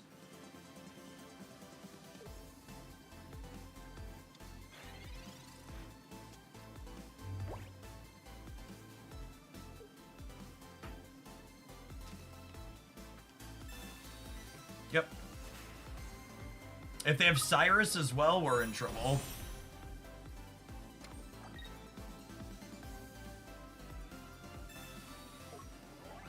That doesn't matter.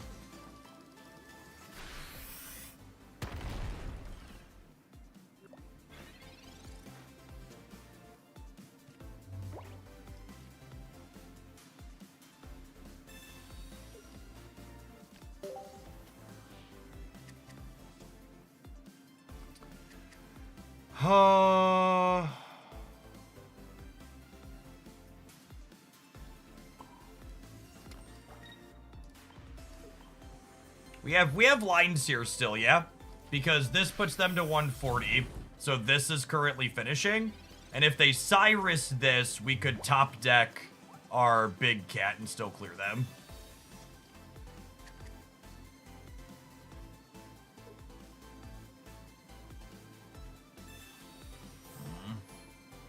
I think the Pokemon Center lady means we're done.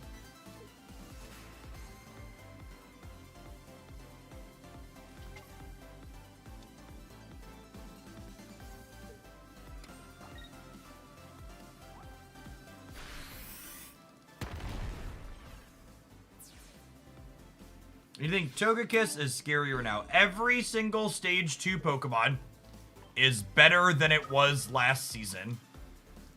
But there is a big difference between this is better than it was last season and this is now competitive, when a lot of the things that were previously played weren't very good last season.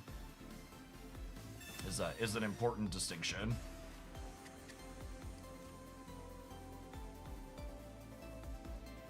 Okay, so we are firmly not dead yet. So we're dead to Cyrus still. But otherwise, they only have 1 point at the moment. And then the monkey threatens to come up and clean.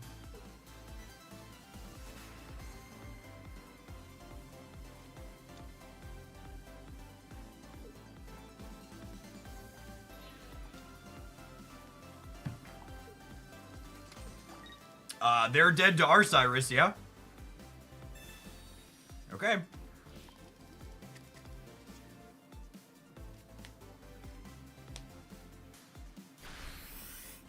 Cat is still lethal. Cyrus is... Oh, Cat lets us live. No, Cat does not let us live. Nice Mars, by the way.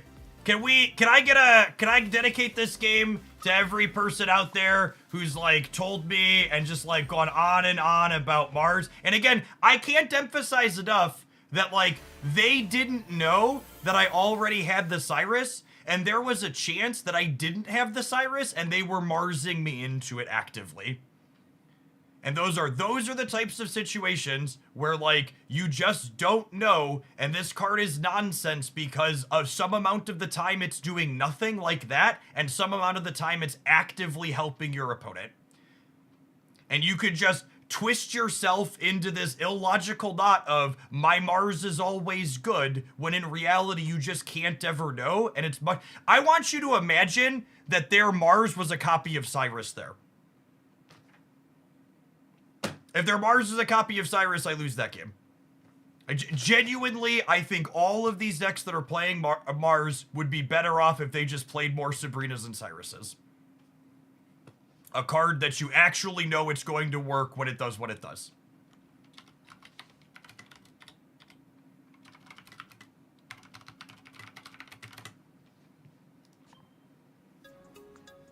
They Marsed me for 6 down to 3 cards at the start of that game too, right? Am I remembering that correctly? That was a double Mars game? They Marsed me from 6 down to 3, and then they Marsed me back into the Cyrus at the end? If either of their copy of Mars had been Cyrus, they win that game. Just real.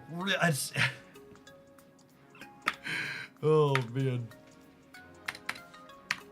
Effects like Mars and Red Card, I think, are such a good example of people not adjusting their line of thinking coming into a new game.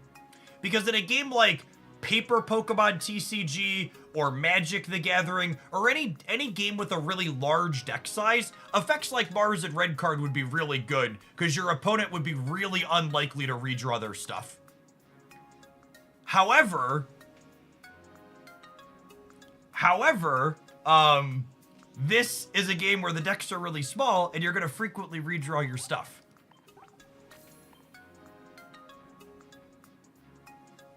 Is Iono good there? Yeah, Iono is a good Pokemon Pocket card, not because it disrupts your opponent.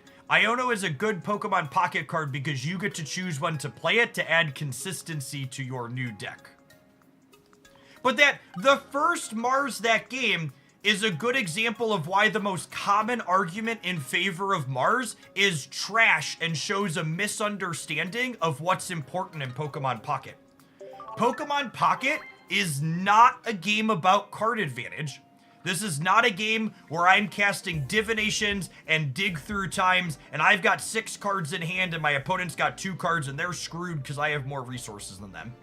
Pokemon Pocket is a game where I need specific combinations of cards, and I would much rather have 2 out of 3 cards be good than 6 cards that are bricked. Pokemon Pocket is a game where you very regularly are playing your stuff to the board, which means if your hand has 5 and 6 cards in it, it probably means you're bricked. It probably means you're bricked. Mars is great in any deck that starts on an EX. Marsing them to 1 is good. But here's the counterpoint to that. Look at this deck, for example, I think is a good example of why Marsing them to 1 isn't even necessarily great.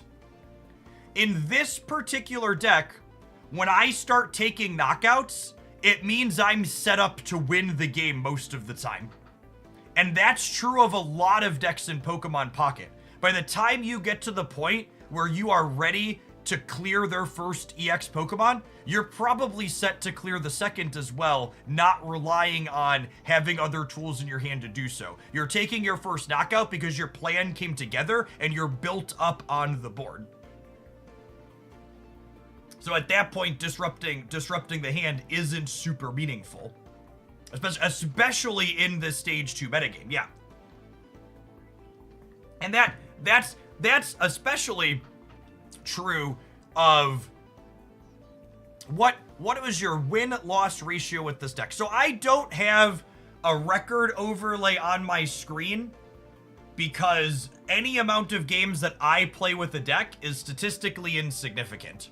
And if my record's good, which this deck was good, we climbed with it, putting the record up there is misleading because just because my record was good doesn't mean this deck is good. And inversely, if I have a bad record with the deck, it doesn't mean that the deck is bad either for the same reason, right? Like my sample size is small and you could hit a bad streak of variance. It's one of those data doesn't lie, but liars love data. Posting those little bits are very, very misleading, I think. All right, you know what's not misleading? The ad breaks on this channel. We're going to take an ad break. I'll see you in 120 seconds. We're going to play a different deck when we get back because we've been rocking this one for almost 2 hours and I'm ready to move on. I like this a lot though. We're going to see what else we can get into and ranked when we return. Thanks everybody for hanging out. Don't go anywhere. If you're watching on the YouTube side, consider tap the like button on the live stream. If you want to see Pocket streams 5 days a week, that little bit of engagement's a great way to help them grow and make it a sustainable part of my content for me. Appreciate the folks that have done that already.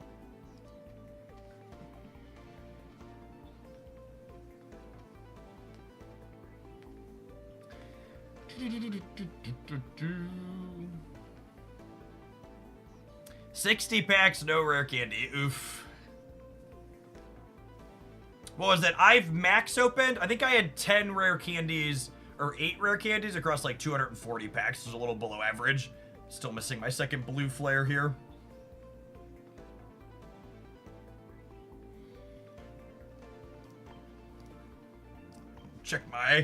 Check my blunder picks here real quick. See if my other Tapu Lele has showed up or my full art. We're looking for full art Serena, Tapu Lele, and then obviously any 2 stars we can get.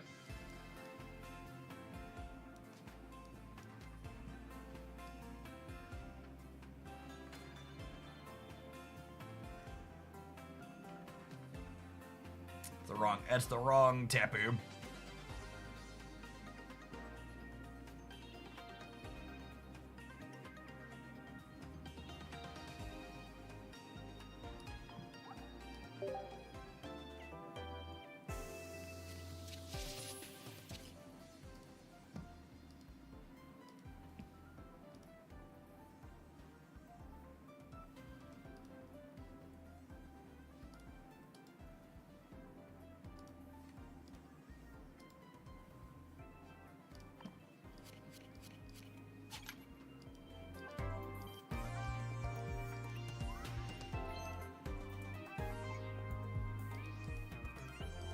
I think the new Cola Pokemon can be good. I don't know what that card does.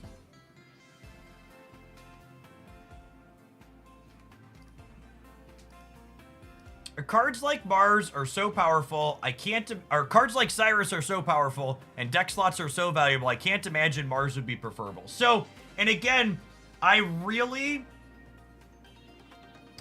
can't emphasize enough how much of it is psychological. With a card like Sabrina or Cyrus, it's very obvious when you draw it and it doesn't do anything for you. Whereas Mars is a card where you can always find a spot to play it and talk yourself into the idea that it was helpful and useful and got you ahead. And it's really hard to overstate how much that type of bias has in the type of card selection people have in these types of games.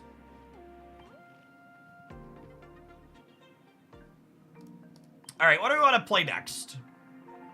We can build the crab. Maybe we build the crab. I do want to try double Psychic Gengar at some point, but I think I want to try some more of the new EXs before we get there. I think we'll try crab, and then we'll try another Solgaleo build. Since I cracked the two, what's it called? Let's get a little crabby.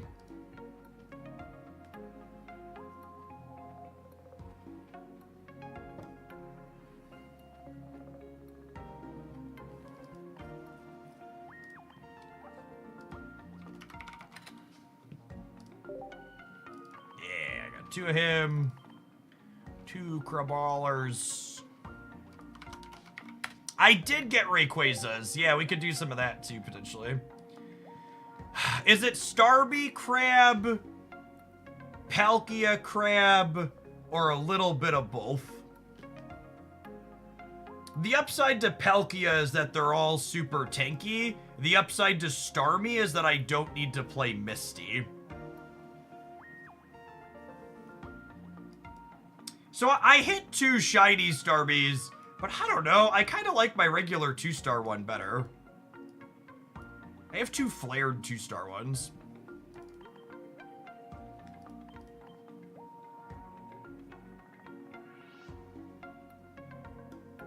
You could play Greninja Crab and then heal your lead crab a bunch. I can see that being reasonable.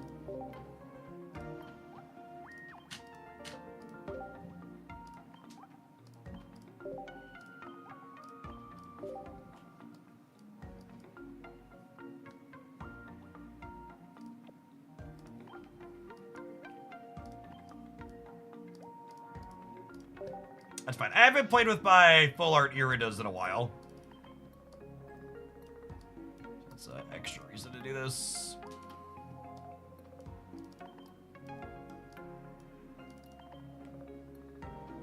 Hey, Rock, thank you for the 16 months. I appreciate that. Welcome back. This is probably a Cyrus deck. You want a Pokemon Center Lady as well? I don't know. I feel like 4 sustained cards has got to be enough, yeah? Could honestly be an Iono angle as well, just to make sure we assemble our stage 1s more consistently. I wanna stage 1 on the second turn as much as possible, yeah?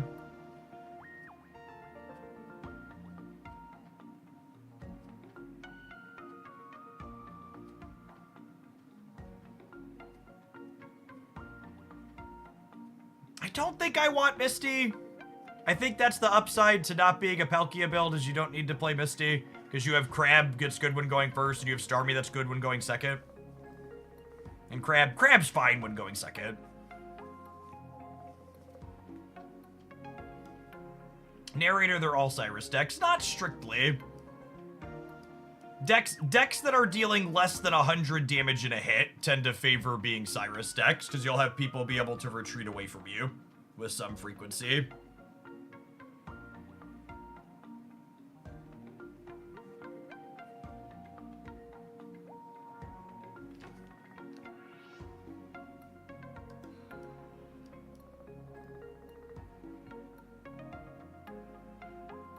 Yeah, Sabrina for tempo could be okay as well. When in doubt.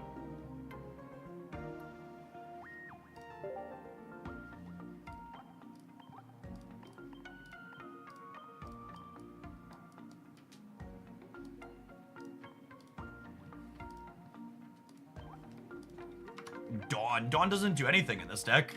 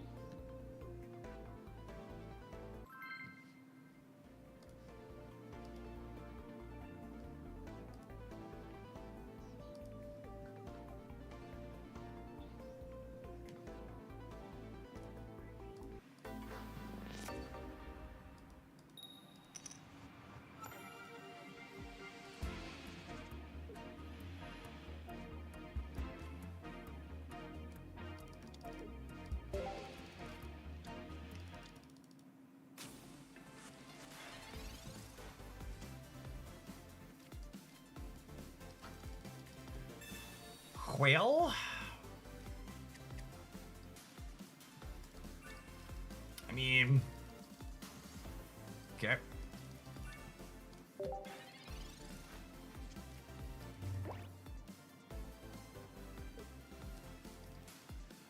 How do you like Rare Candy as a card? I've enjoyed it. It's hopefully gonna make stage 2s a lot more competitive.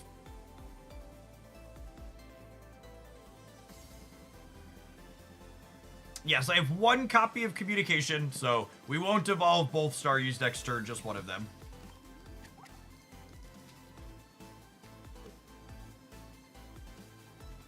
How many ranked games did you play in the last set? It took me just under 500 to go from the bottom up to Master Ball at about a 54% win rate when all was said and done.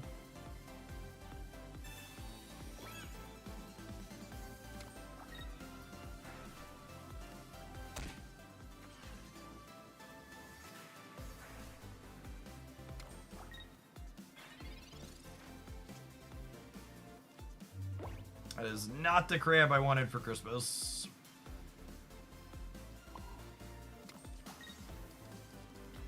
Hey, River, thanks for the quarter of a year. Welcome back. Know that you're still streaming. Used to love your Magic content and just got into a Pocket a few weeks ago. Awesome, good to have you back.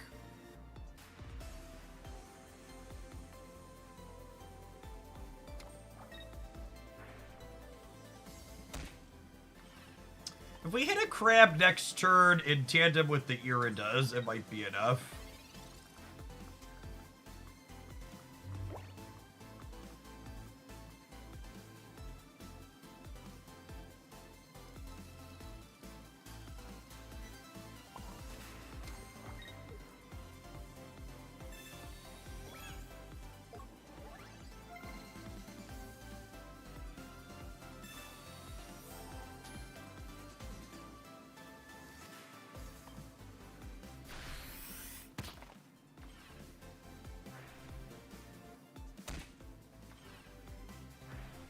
There's still a lot of Darkrai Giratina players just run 18 Trainer or Oricorio. I mean, are you watching the game I'm currently playing? Because Drudagon with the helmet plus Darkrai puts 18 Trainer or Oricorio in an absolute trash can, yeah?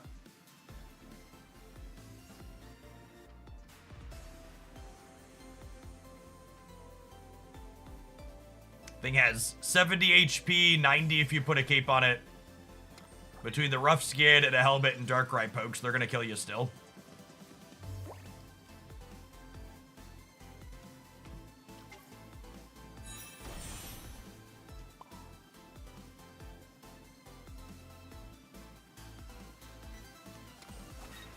I think we're dead, gamers. I think it took us too long to find the crab.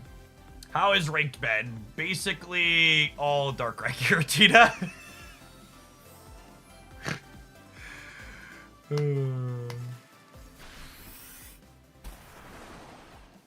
Oricorio just feels gimmicky. I think Oricorio is likely a competitive Pokemon Pocket card. I think, however, it is not something you can be all in on and have it be the only thing you are doing.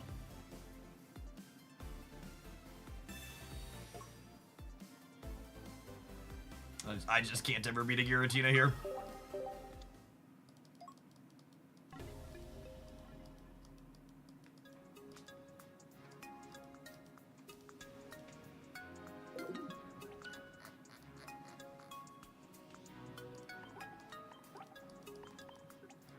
Alright, I'm gonna let this deck incinerate, let's say like 30 of the rank points we got with Infernape. Then we'll try something else. Are we? No, I'm gonna be honest. This deck seems like it's trash. Starmie's just not a playable card. What else can I do with Crab that's not Starmie? Starmie is just not a playable card. We could try Crab again, but I'm just not, like, Starmie is not a...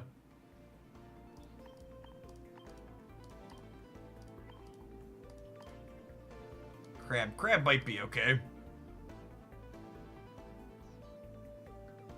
It's just Palkia? It could just be Palkia. Ice EV. I don't know that Glaceon is enough either. All these cards just like eat trash to Giratina. How do I ever beat a Giratina?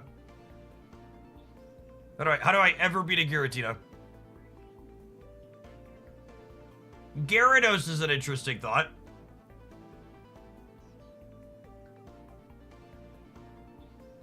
Gyarados is, how do you beat a Giratina? It's got a big HP pool, and you can build it up organically behind the crab.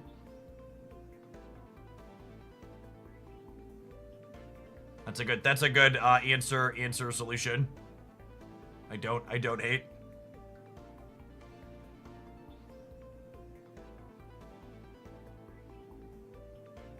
I just slot the Magikarp in over this.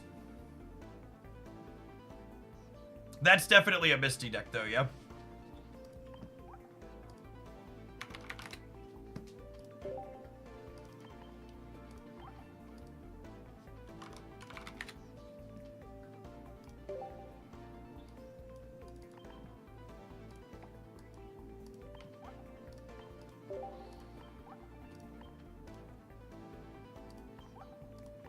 Do you need red? Yeah, I think we need red with Gyarados.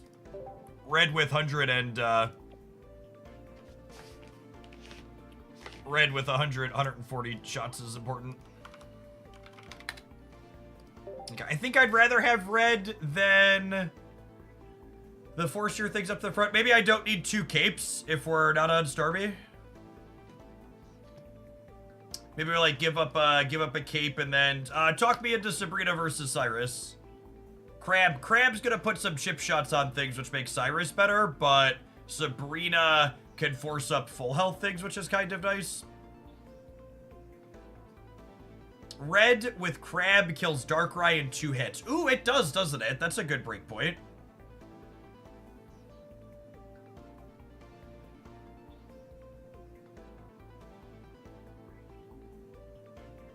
Freyana, thank you for watching so much over the last year and more. Look at that. That trickle-down economy, gamers. 2 new Shillionaires to gain. 999,741 shillings. All right, let's do this.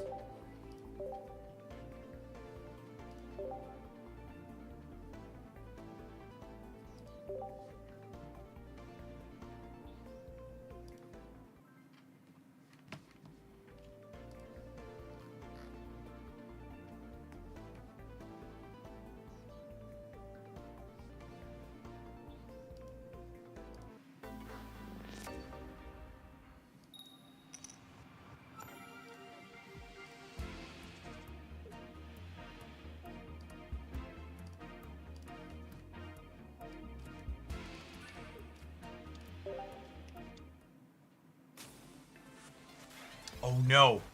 Oh no, chat! They could murder my Magikarp if they have a rare candy and a Garchomp.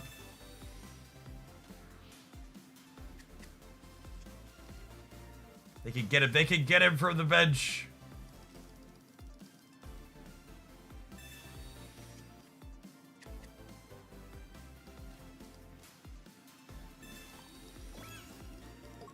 Oh, yikes. And if I don't draw another basic, Gabite also gets those.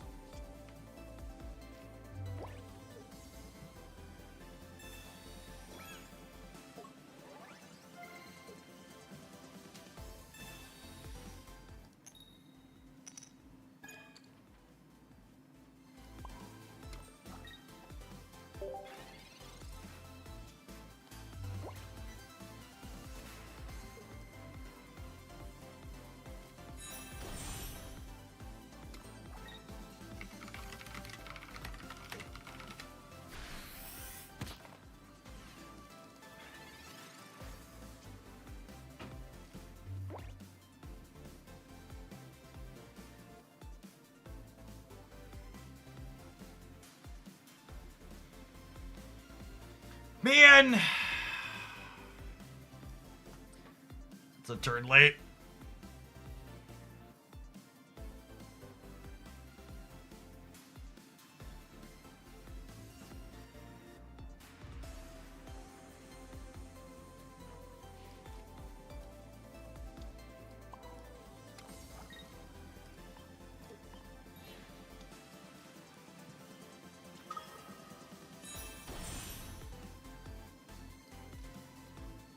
Oh, they are two-color Garchomp. Shoot. We're actually dead to baby Garchomp here. I missed the water energy.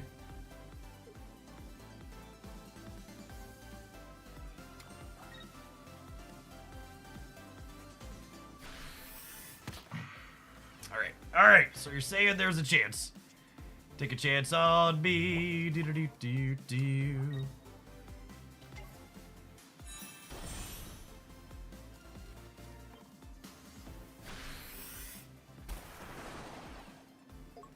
All right, and now they need Chomp plus Cynthia here, right? Otherwise, we're in an okay spot.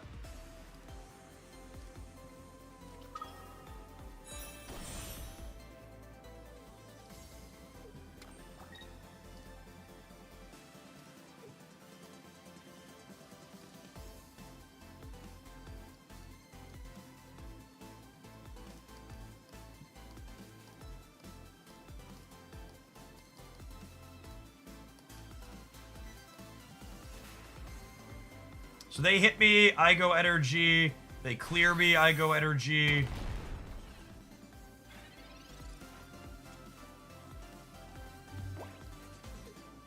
Lady?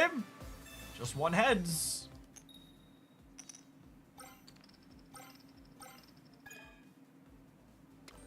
All right, and now, because we crazy rolled, I actually get to energy here.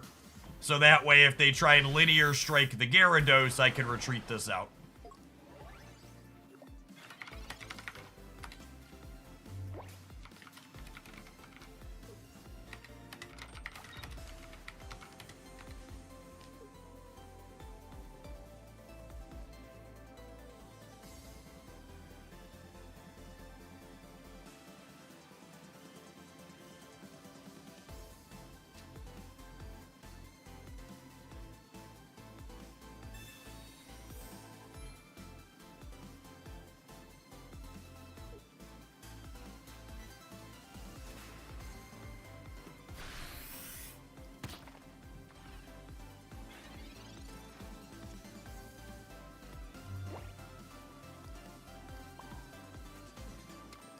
This potential win brought to you on the back of Misty. What a lovely lady she still is.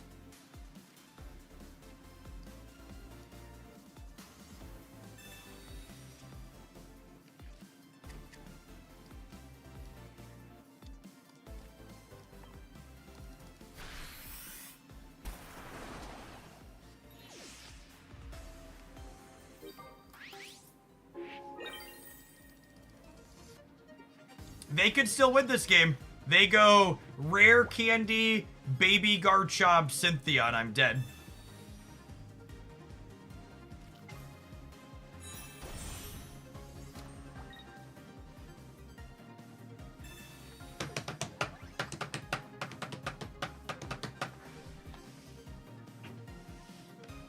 Cooked! Cooked! Mercy, Garchomp! Mercy! Mercy, Garchomp! They had the perfect energy, too. This gamer is built different, shit. They are built to play Garchomp. I would actually bet their sequence here is less likely than I was to draw, or to flip the heads on Misty that I flipped, yeah? We are playing against Yugi, yeah, basically.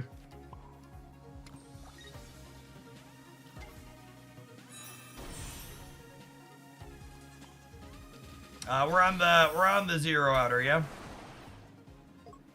This only gets me to 200, I don't have another cape.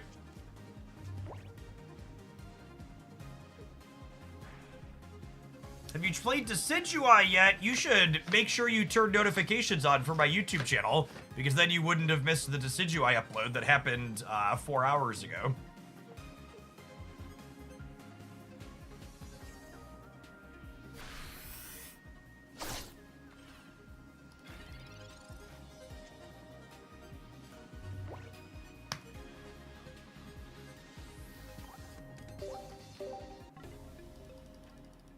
Misty has nothing on Cynthia, yep. Did you get put out?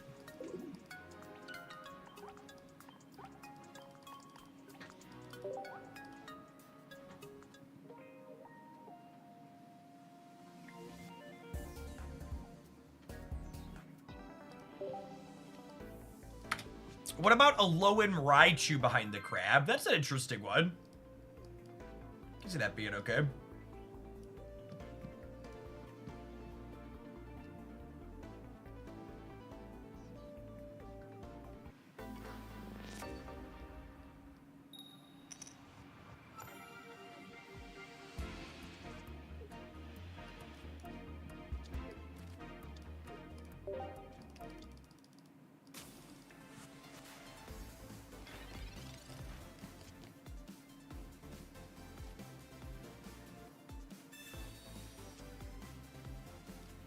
Abomasnow, Arceus, Crab. I think Crab is very similar to Executor in that when you're leading on an EX, you typically want to follow up with an EX.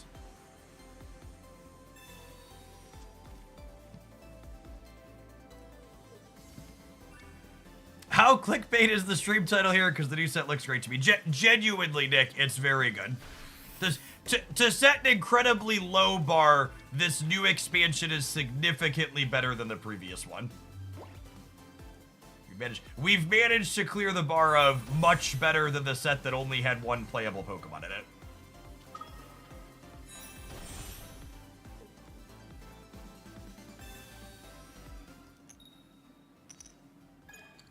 I like this set a lot too. Rare Candy means that they didn't just add new cards, they invigorated a bunch of old ones, which is a nice addition.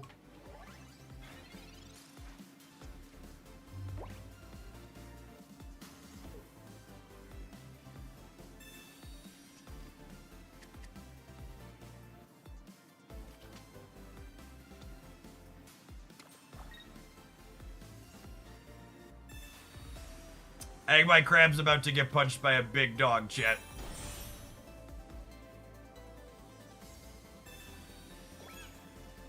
I am skeptical that Crab is on the list of playable cards. Like, this set makes Garchomp better. We're gonna play Garchomp after this one, I think.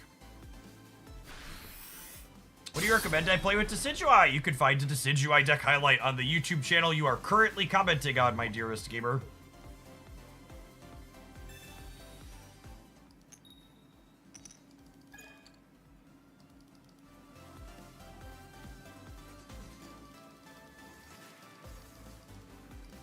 Yes, I have changed my mind. I think I was wrong that Rare Candy would be bad for this game. The early opinion is that they power crept. Let me rephrase. When I initially was of the opinion that I thought Rare Candy would be bad for this game, it was before I had experienced the immense amount of power creep that the last two sets had in terms of making legendary EX basic Pokemon good. I was not expecting them to power creep this game as quickly as they have power crept it.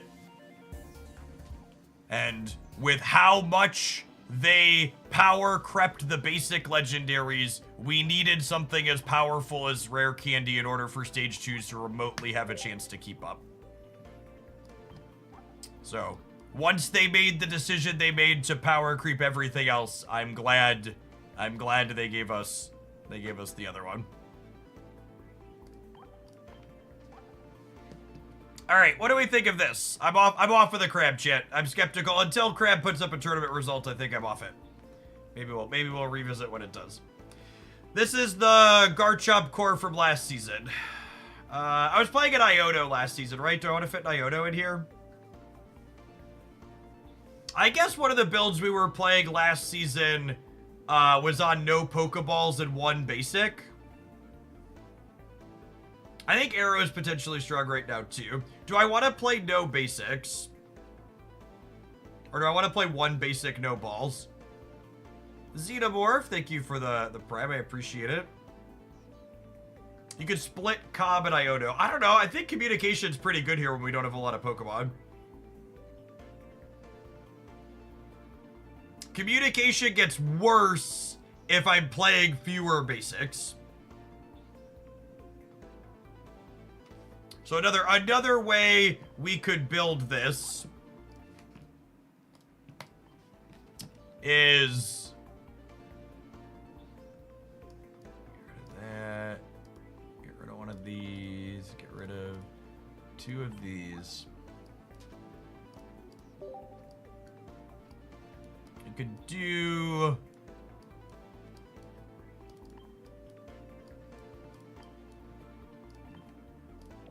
do like this. I kind of don't hate the idea of this.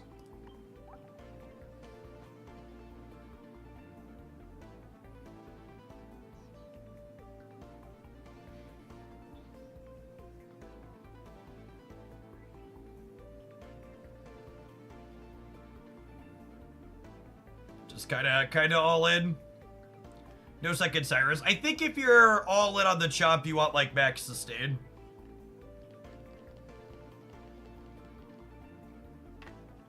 Of the two lilies.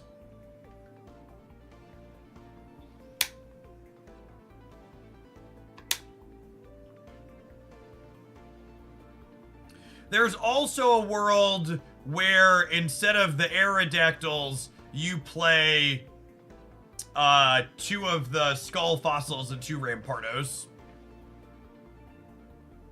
Yeah, I think Lily's potentially a big upgrade. I'm gonna start here as I'm gonna stop here with this being greedy as possible. The law does stop Rare Candy in the active spot, yeah.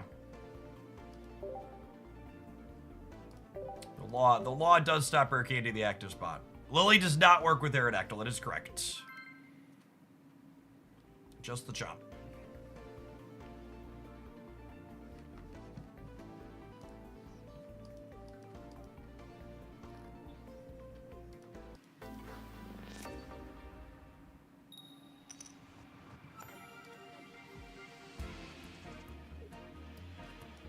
Gibble on one, lucky.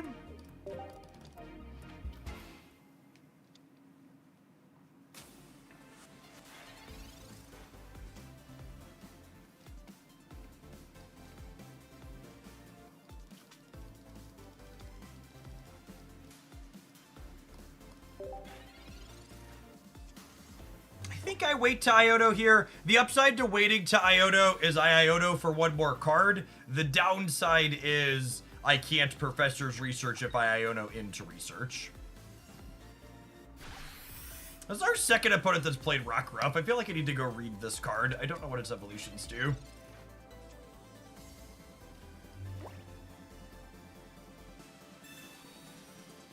Looking for an Aerodactyl or a Chomp plus Candy.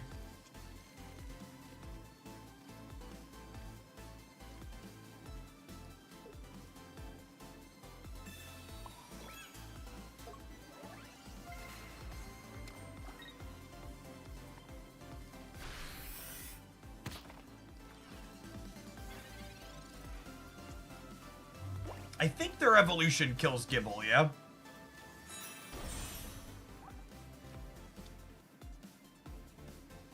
It does not.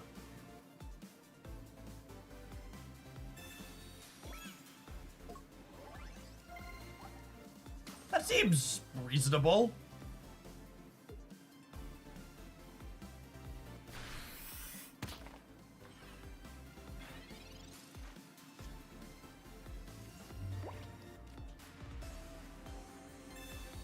Candy! Candy!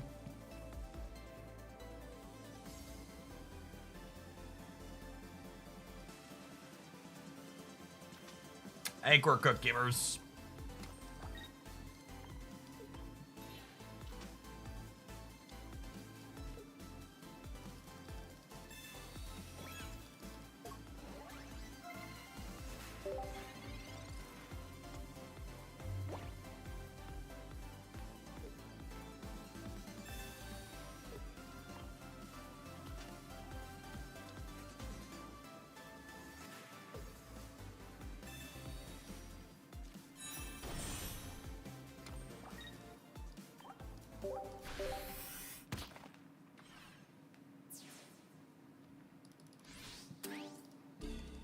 How does one put a cape on a fossil? Very carefully. Alright, we're almost done losing every single point that, that our Infernape deck made for us this morning.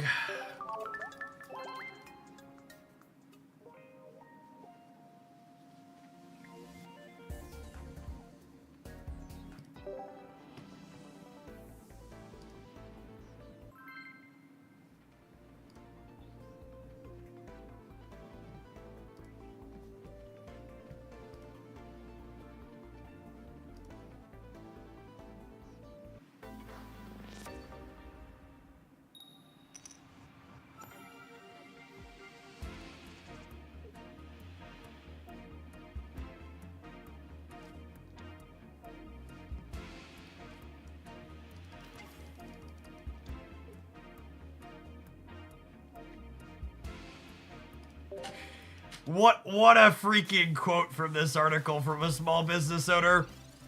We're gonna have to pay an $84,000 tariff on $49,000 worth of goods. We're hoping either the ship sinks or someone comes to their senses before it makes it to the docks.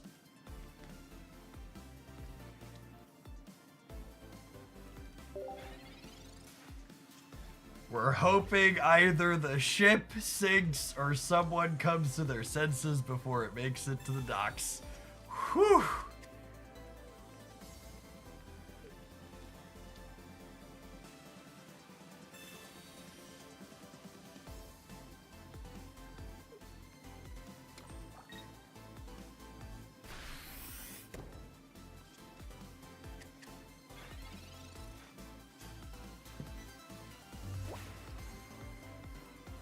Okay, I get to murder a Weedle here, but without my Aerodactyl, we're in trouble to quick kitty here.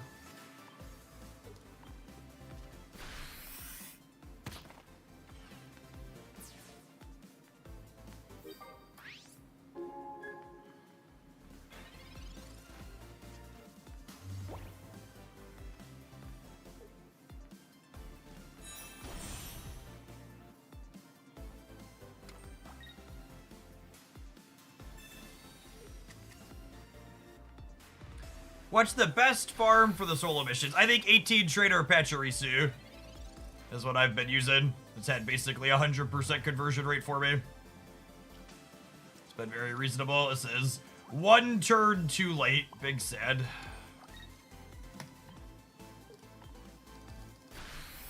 Maybe they won't have their stage 2, but reasonable.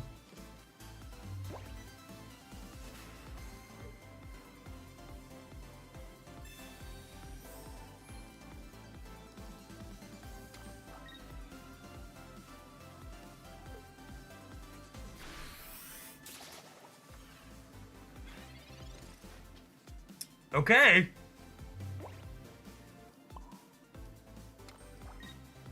So you're saying there's a chance.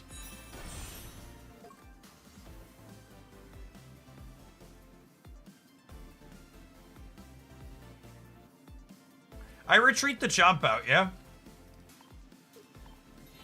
No reason to let it die. I don't think I want to Iono here, because they clearly don't have their stage 2, and Ionoing them into Candy plus their stage 2 would be bad for me.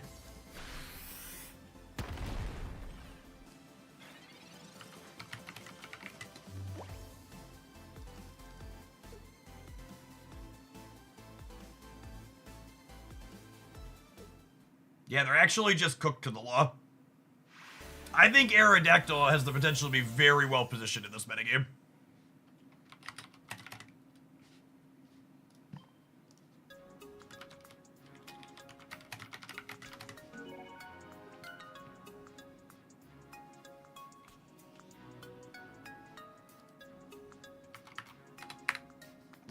I just want to make it clear to the member that I'm banning that the idea that Donald Trump's tariffs are anything other than an idiot isolationist disrupting the markets so his buddies can have lots of buy-ins low and then raise it back up and then sell high at the cost of the average American person is not welcome in my chat. Donald Trump is a fascist and an asshole, and he's single-handedly destroying the American economy with intentional things and putting small businesses out of business. I personally have lost thousands of dollars in income because of his decisions. And I have friends who have significant others who have lost their jobs, and my friends have lost their jobs. So no, there's not something noble or potentially big brain about what Donald Trump is doing.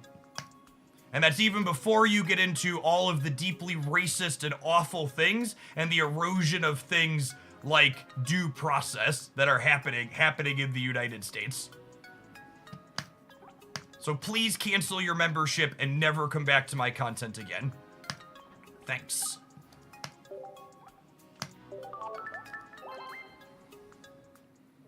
So I'm so tired of anybody pretending that this is remotely normal or okay. It's not.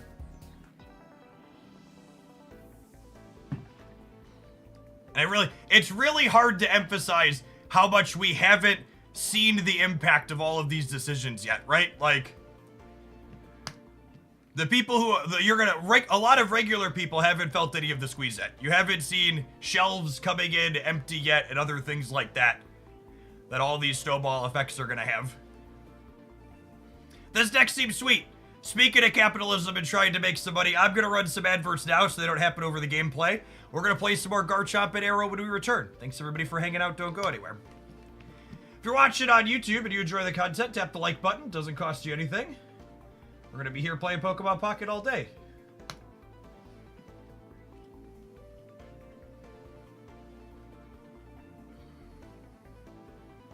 Yes, even the I told you so's aren't gonna feel very satisfying through all the awful.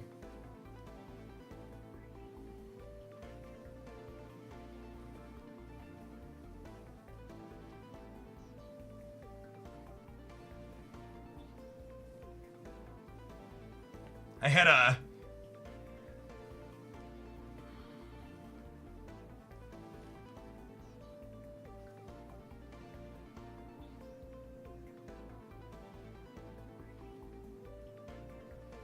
Yeah, Twin said, we know, like, the tariffs have happened in the past, and they're always bad policy.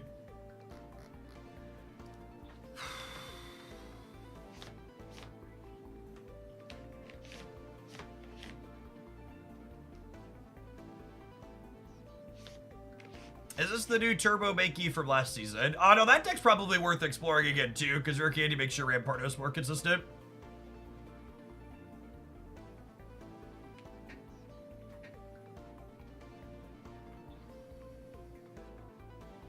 Do you ever put in a second basic Gibble? If you want to play second basic Gibble, you want Pokeballs, and I don't think you want to have room for all that.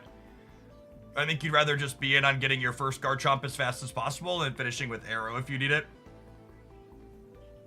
You actually can't see him, but when I lead up a little bit, Garchomp is present on the Team Dragon shirt here at the bottom. Is it ever worth splitting Lily with a Pokemon Center Lady so you could heal Arrow on occasion? Maybe. I feel like I'd be inclined to play a potion before Pokemon Center Lady, just so it wouldn't be another supporter. I don't know if the extra 10's actually that useful.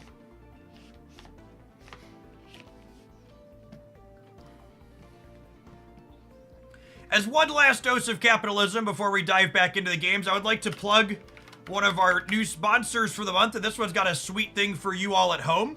I always do a lot of sponsored games on stream, a few a month typically, and this one, Puzzles and Survival, is being run through a sweet new platform called GrabTap. If you install Puzzles and Survival using my link, and you hit different goals inside of the game, you get points on their website, and you can turn your points into gift cards for places like Amazon and Apple and Google, Lego, Discord, Starbucks, all sorts of different places. One of our community regulars, Not Ben Brode, said they've cashed out over $100 from this site and gift cards already from playing different games. And not only does checking that stuff out get you rewards at home while you explore new games to poke at, but it also supports my content directly. Appreciate the folks that have done that using my link. Let's go ahead and dive on into some more Garchomp gameplay, shall we?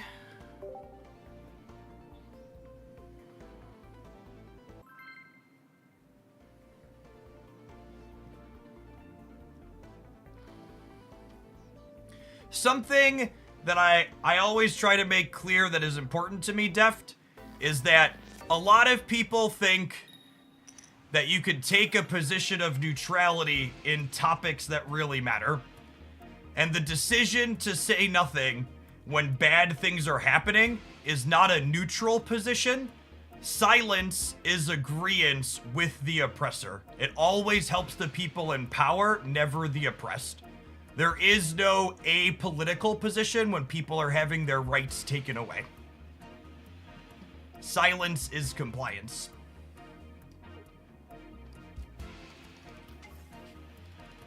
All right, we've got a Gibble. We've got an old Amber. We've got a rare candy. We've got an Iodo. Okay. Okay, any Pokemon can communicate into a Garchomp now, potentially. Or even just communicating into Arrow would be huge against Lead Litten here, yeah?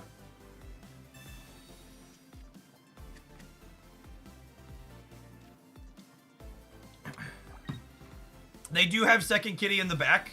That's good for them.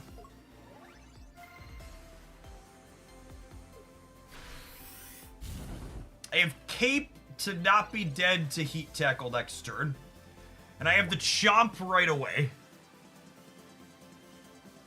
I mean, that's definitely the line. And then the question is, I think I Iodo to try and high roll the Aerodactyl here. Because if we do, it's just like incredible lights out type moment, right?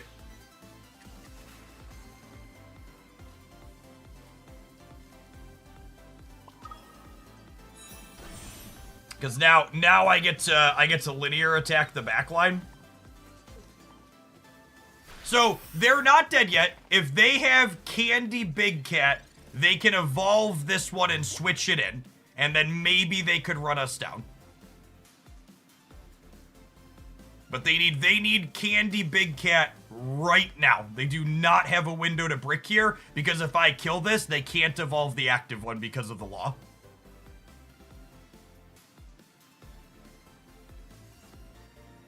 Miko Salo, thanks for up on that Prime. Appreciate the 21 months. Welcome back.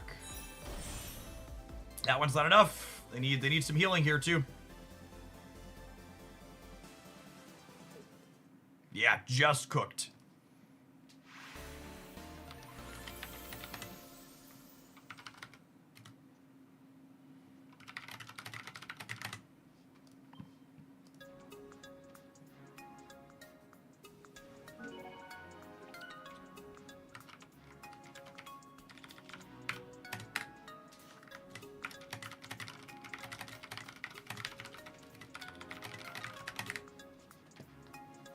Hey, P-Loaf, thank you for the brand new Prime. Appreciate that direct support.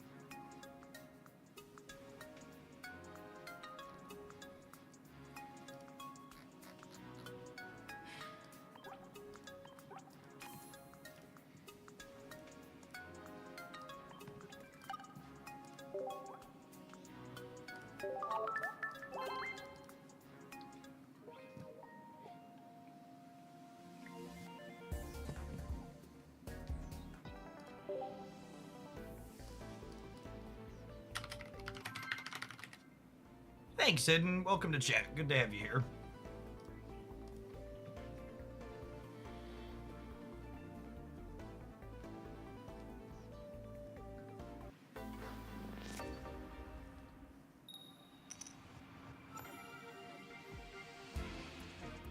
In the American version of Pokemon, ice Pokemon get to ignore the primeval law.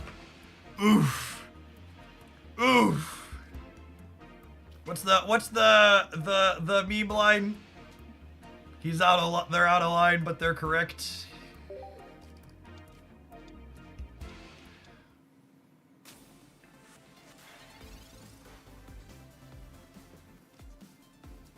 Now, the primeval law is not particularly good against Solgaleo here.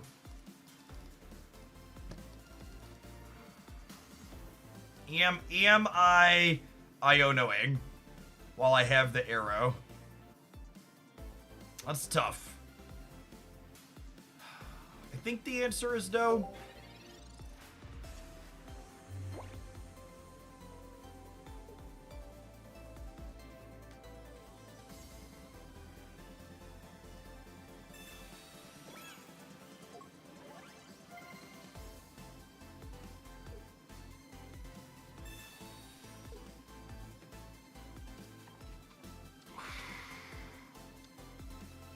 Yikes. I assume they have another piece of equipment here.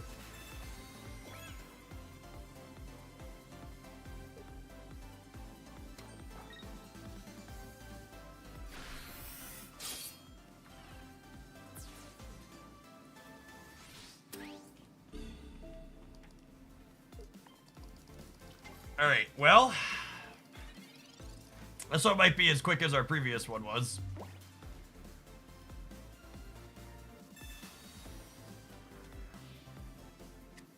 I suppose if we hit Candy Chop, we could still be okay.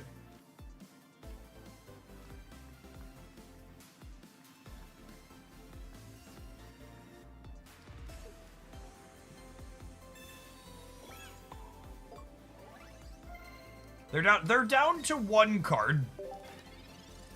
I think there's a world where we find Chomp and Lilies and we end up...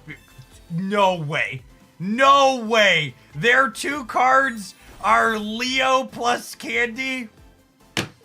Well, I was about to explain a sequence where we maybe had a chance. Unfortunately, that is no longer the case.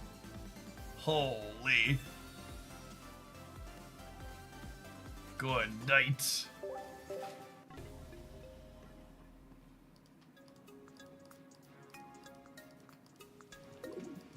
My sweet prince. Easy come, easy go, chat, okay? We gotta freebie the game before it. It's not a big problem. Is red card not a good card in this deck? You don't need that end part. Red card is not a good card, period.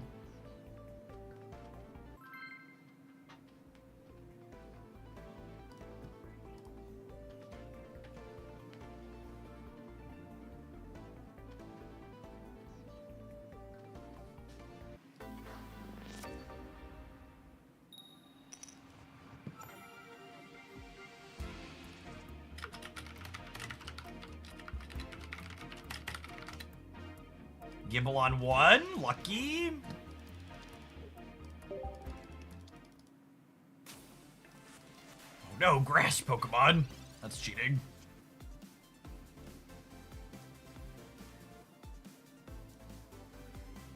Okay, I'm re-rolling my hand. No candy, no chomp, no fossil.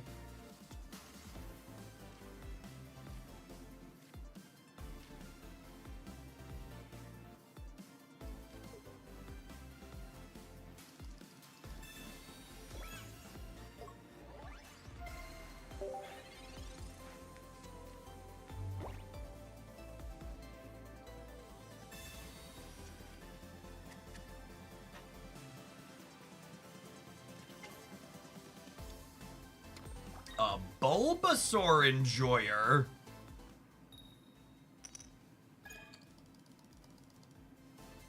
Alright, Candy plus Chomp clears the Eevee and gives us a real quick game.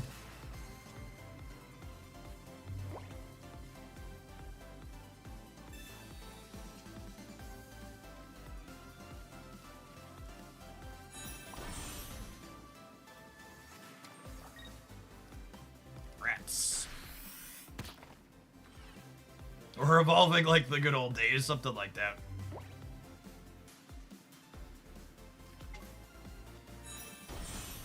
Well, thanks to the cape, we're not dead this turn, but we're in trouble, yeah?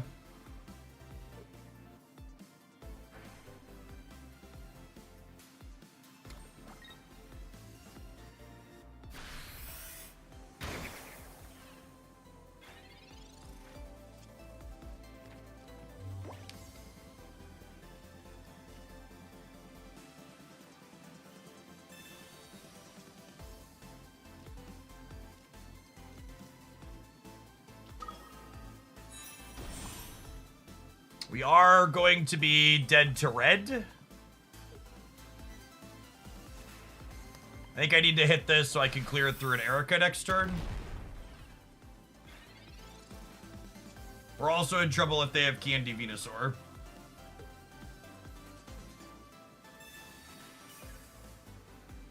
Yep.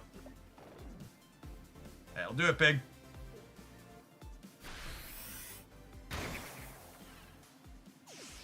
I hate that they added Guzma to the game, because it's going to be one of those cards where I'm going to have to constantly tell people, no, we don't have to put it in my deck every time. Every time it would have won me the game.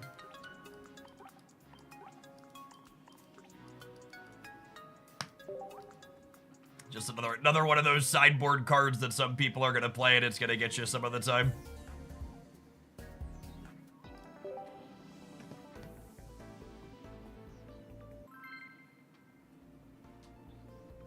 Zero, thank you for the half a year. Welcome back.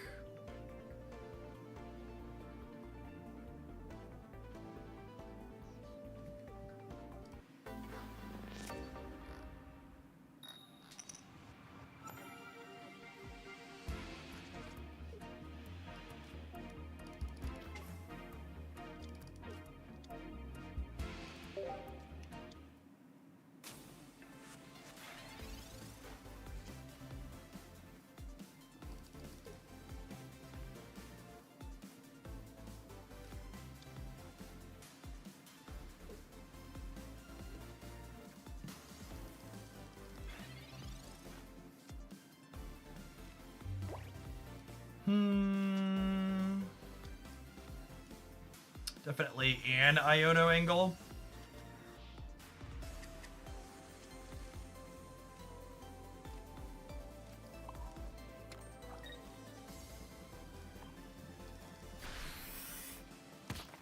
X speed, rare candy, Rampardos, and we're probably cooked. Have you tested Solgaleo? Yeah, that was a highlight on the YouTube channel yesterday. I would be incredibly surprised if something with Solgaleo wasn't competitive. The card seems very strong.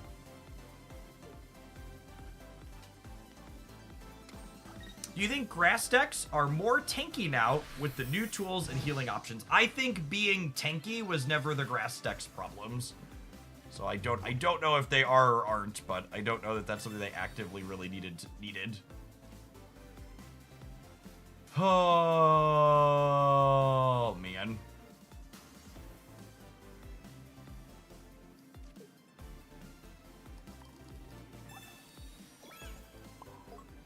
Playing evolution Pokemon still just feels like pits some amount of the time, gamers.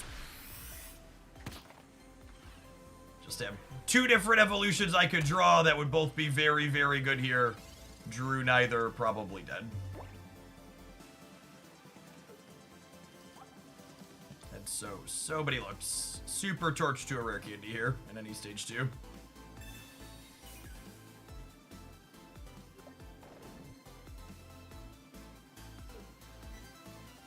Well, that should mean we're not getting rare candied, because if they were rare candying, they wouldn't need to knock my tool off.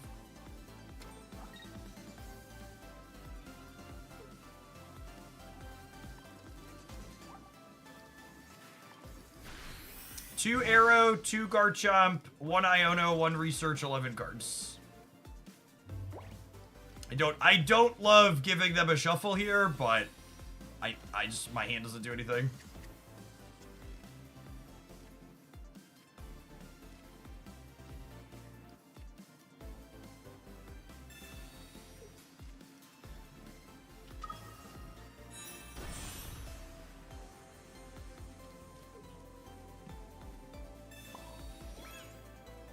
And then I think I prioritize clearing the... Do I prioritize clearing the skull fossils? Or do I clear this routes? I think it's the skull fossils, yeah? That's close, though.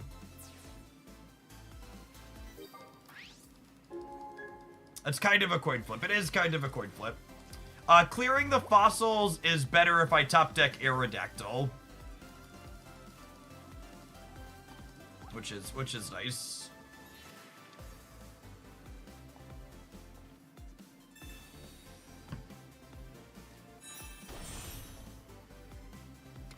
Alright, now the question is, do they also have red? They do not. Cool. Aerodactyl!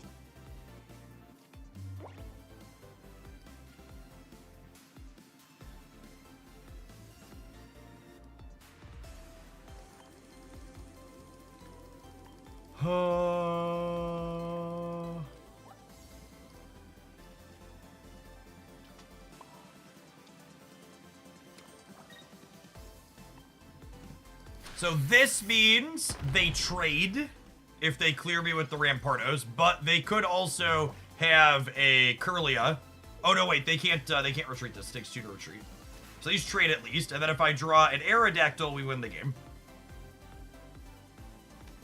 You have 2 Aerodactyls, 1 Communication, and a Research. So 4 out of 9. Little worse than a coin flip.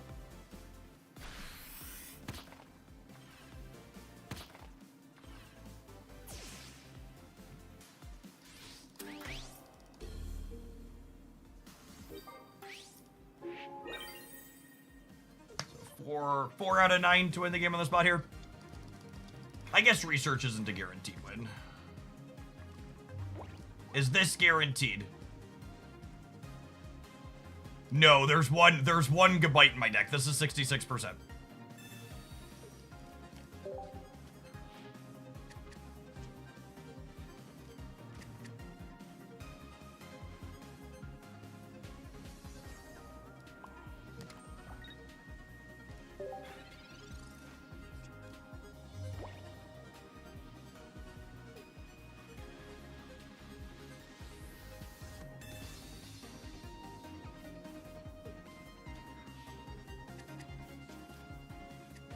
I think your luck is installed backwards. LOL.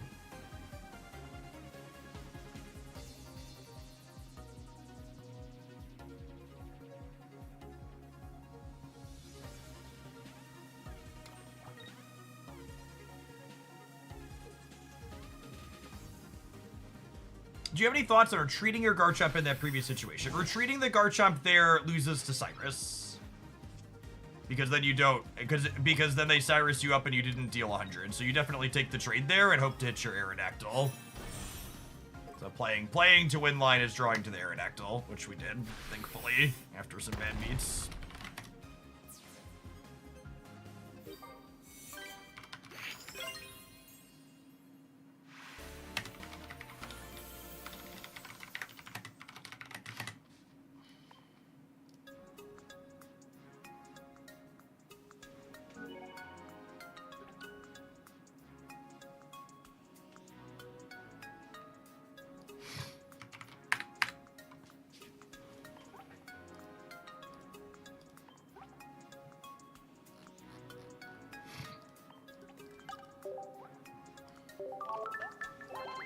How much are you loving this new set? I think the thing I want to highlight about this new set is not only the reason why this new set feels good to me, at least, is because not only does it have a bunch of new sweet cards in it to play with, But this deck is a perfect example of why this set seems awesome. Getting a new tool to reinvigorate old cards is fantastic. And while they're going to be able to periodically do that with things like Rare Candy, it kind of highlights something I wish would happen. I talk about really enjoying live balance in card games, and too many gamers, when I talk about that, get defensive. They're like, no, I don't want you to nerf cards. But nerfing isn't the only thing live balance does. I think Pokemon Pocket would be better and sweeter if every month when the new season started, in addition to a card pack, they buffed some of the bad cards. Like, live balance doesn't just mean down-tuning over-tuned things. It would let them bring up old things and give existing players new tools, even that don't open new cards right away. And that's kind of like what Rare Candy has done, right? Like, it makes the game fun and exciting, not only because it works with new cards like Leo and the Incineroar, but it also, like, lets me re-explore Garchomps and re-explore other Stage 2s and be like, okay, are these better now? Yeah, stuff like that, Mr. Dark. Bring Toxicroak's poison to 30 damage. Like, that probably doesn't make Toxicroak busted. It might not even make it playable, but it would just make it interesting and exciting, right? There's even when, because Marvel Snap does this all the time, where they buff a card and it's still bad, but you need to figure out if it's still bad, and that's interesting and fun.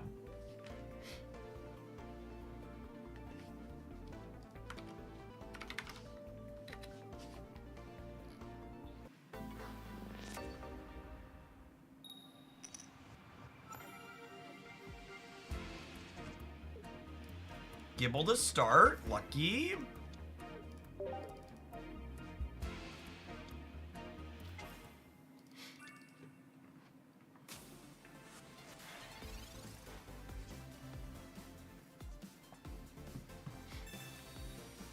Jeff, do you have any insight on how you can maneuver around Oricorio with this deck? So there's this circle button in the bottom left-hand corner, and you click it, and then there's this red button, this button surrounded in red here.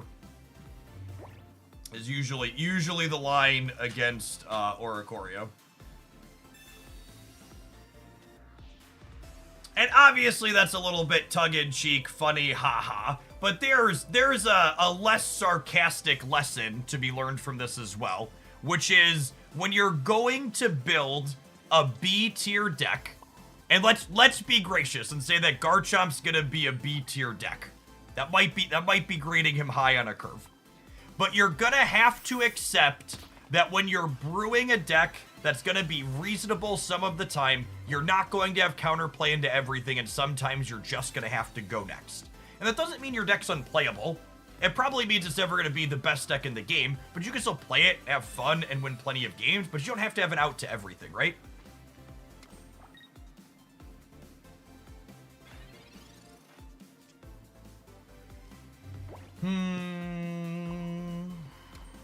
We need to put a cape on this so that way when they evolve into this, it doesn't die in one.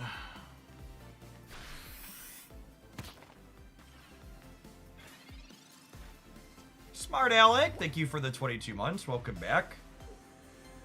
Economy aside, do you think this update is enough to save Pokemon Pocket's gameplay from being kinda terrible?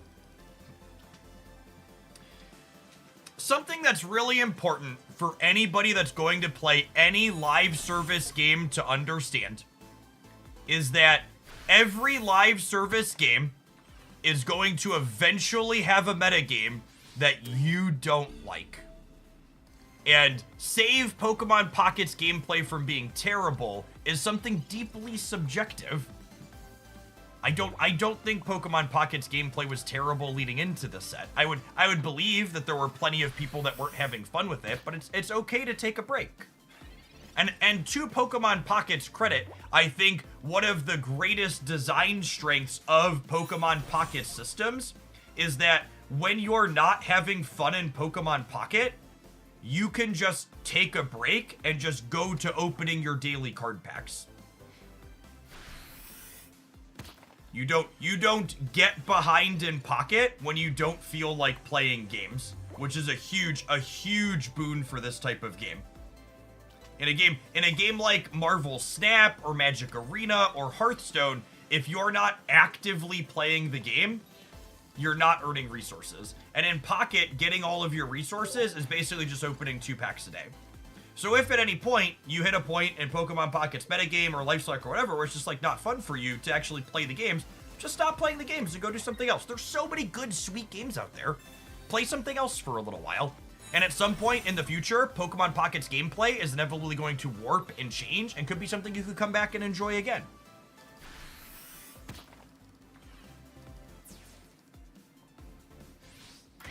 Chocolate Rain, thank you for the 17 months. I appreciate that. Welcome back. Enjoy a spot of grass every once in a while.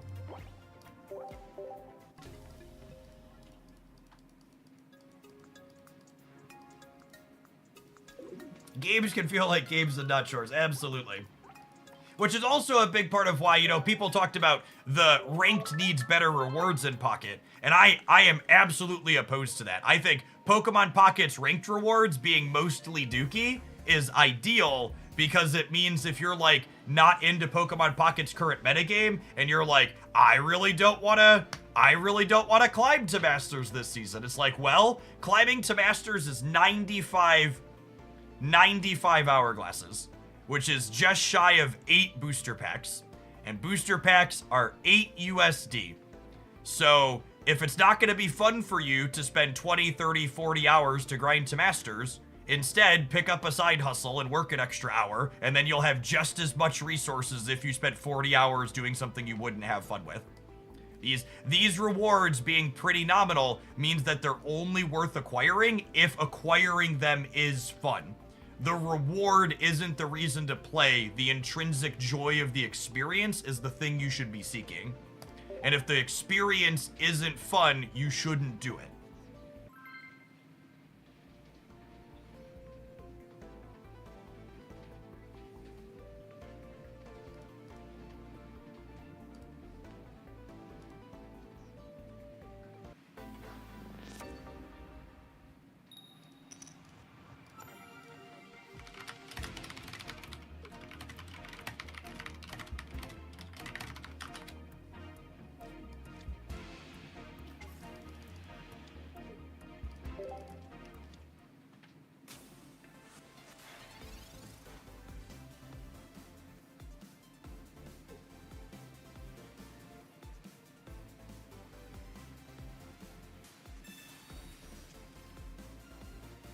So lucky to keep starting at Gimbal. It's almost like the system is rigged in my favor.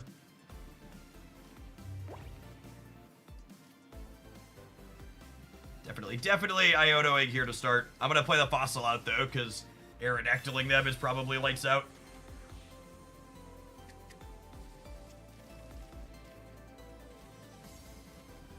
It's a pretty decent set of rerolls here.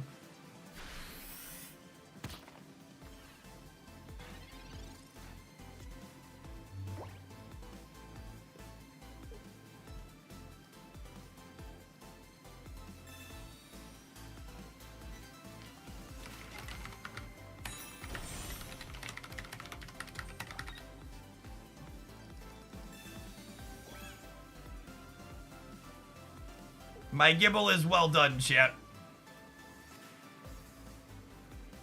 I believe we have died. If I draw stone cold perfects from here, we might be okay.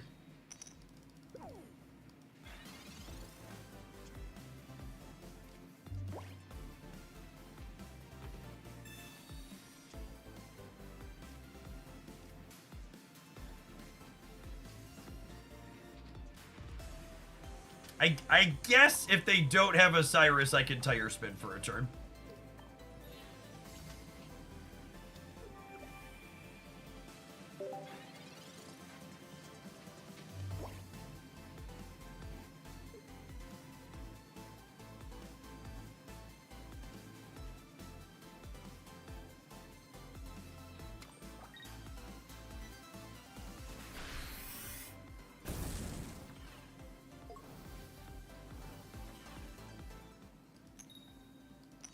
Oh no, my fossil stayed burned.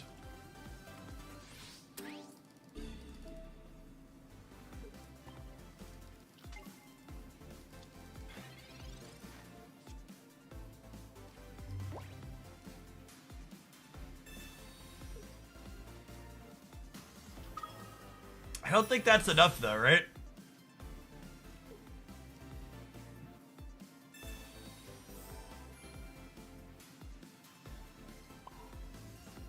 I need slightly more damage. I don't have a copy of red. Even if they're missing a red here. I'm still shy.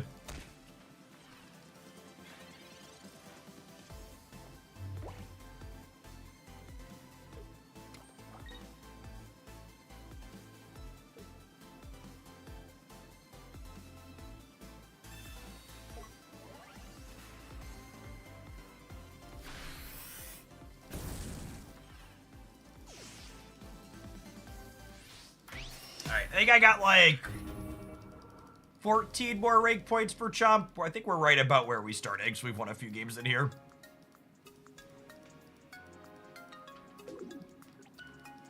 Alright, let's play one more, and then we gotta take an ad break, and then we can slab a few more with this, then we'll try something else.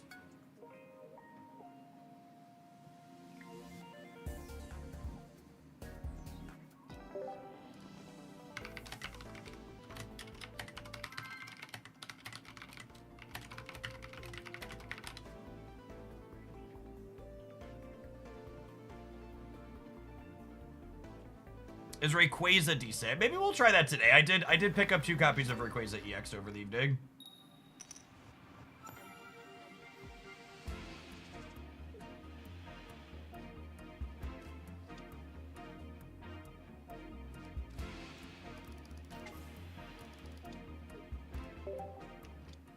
It's crazy how much our deck would prefer to go second.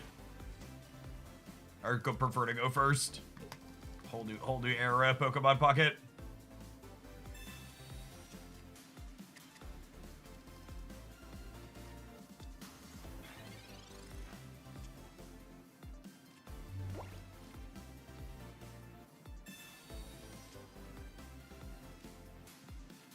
Nice. And this, okay, the first energy advantage here is kind of nice. We get the chip shot in for 20. And then if they teleport out, I get to rare candy and pick it up with the linear attack, yeah?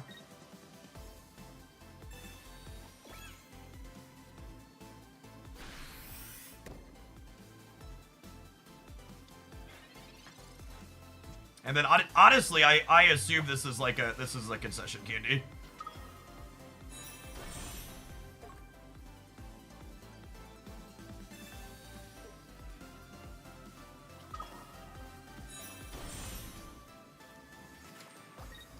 Fast linear attack is so good.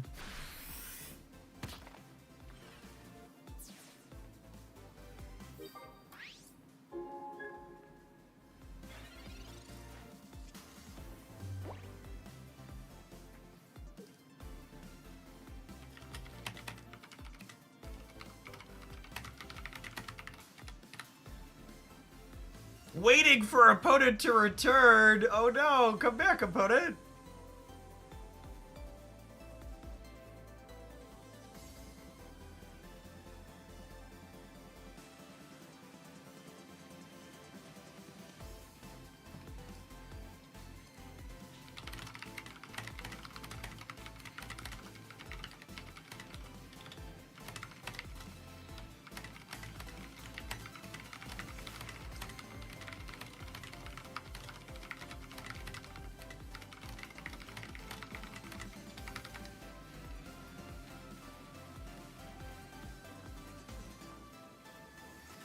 I don't think our opponent had fun this game, chat. I don't think our opponent had fun this game. Down here, salt is a way of life. Obviously, the environment down here is all salt. The ceiling's salt, the floor is salt, the walls are salt, and to an extent, the air is salt. And you breathe that in, and you constantly taste the salt.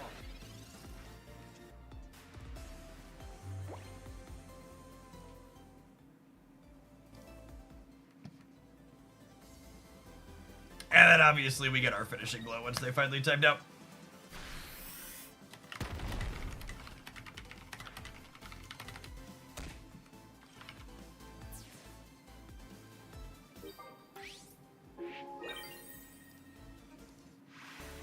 Do you think I'll get a thanks after that game? Maybe it's up in the air. How much of the YouTube revenue on that video is you just playing it on stream? Most of it at this point, I would assume. All right, we're winning more than we're losing with Garchomp, so we're gonna play at least a few more with this. Because he's Garchomp's my boy. Decidueye and Garchomp chat, I have shirts for both of them, so it's only natural that when they're playable, we give them a go. I need to take an ad break, and I need to run to the restroom. When I get back, we'll play a few more with this, and then we'll move on to something else. Appreciate everybody hanging out. Don't go anywhere. If you're watching on YouTube, don't forget to tap the like button. Appreciate the people that did that already. BRB.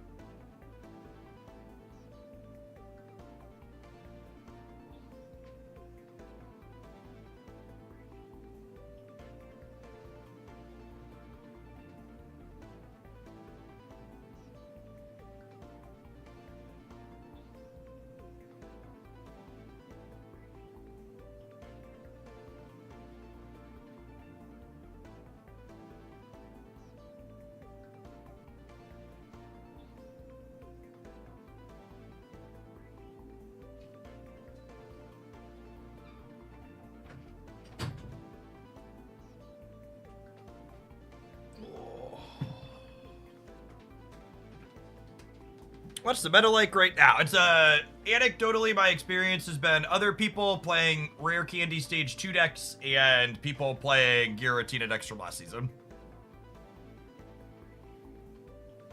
Has been most of what we've run into. So, decent mix. Anecdotally, more variety than last season at the end.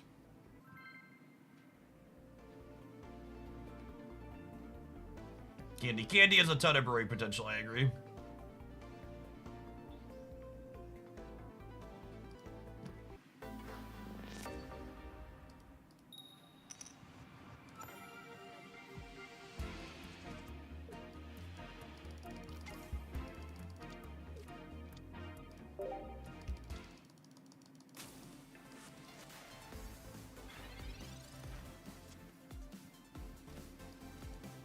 Alright, we are a candy away from the Nuts draw.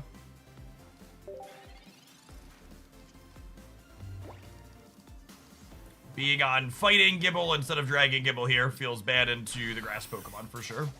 However, if we brick and they don't have another basic, this Aerodactyl could just win the game. I'm going to explicitly not Iono here because they didn't play another basic, and if they don't have one, the Aerodactyl just devours them next turn.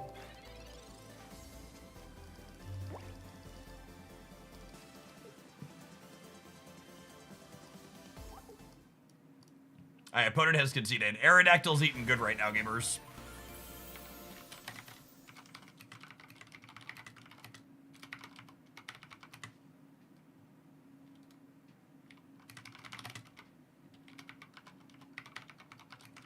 My editor's going to be really confused when I send him a list of like 8 games for this highlight, and it's just half of them are people conceding to Aerodactyl. Which, unironically, I don't know if Garchomp's going to necessarily be optimal, but I bet a fighting box deck featuring Aerodactyl at the top end is probably very strong. Yes, Aerodactyl stops Rare Candy evolutions in the active slot.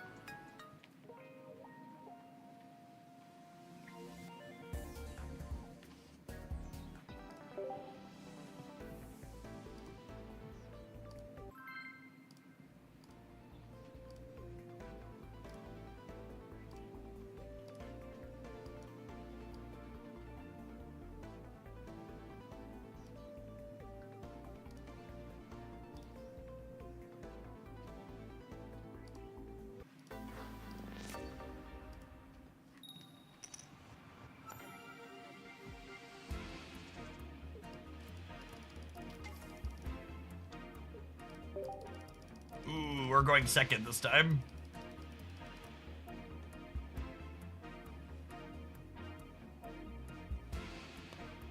Oh, yeah, I forgot about the baby Pidgeot Aerodactyl deck we played for a little while. That could be fun to try again, I agree. How is Wishy-Washy? My 3 rainbow 2-star Wishy-Washies wish Wishy-Washy was unplayable. Unfortunately, it is not.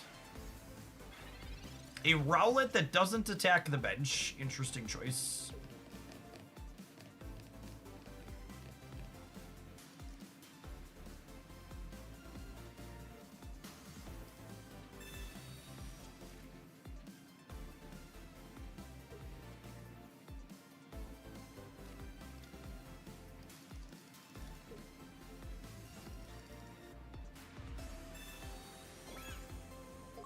Leaf Cape is such a solid pickup for these decks.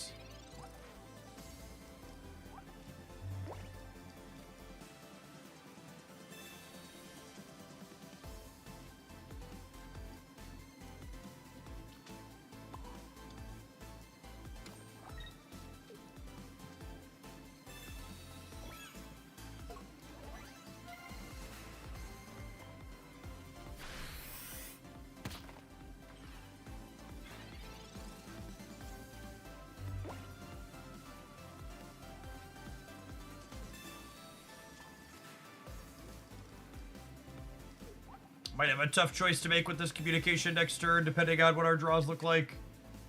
Finding Aerodactyl ASAP is probably going to be critical here again. Oh me, oh my. Oh me, oh my.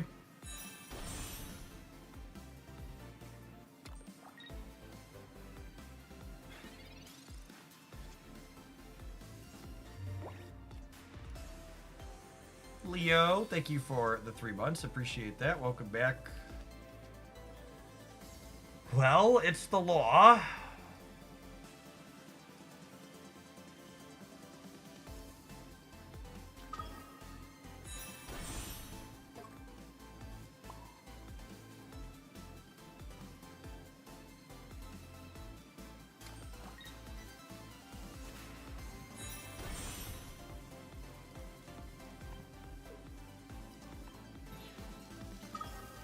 Don't know that we could win this.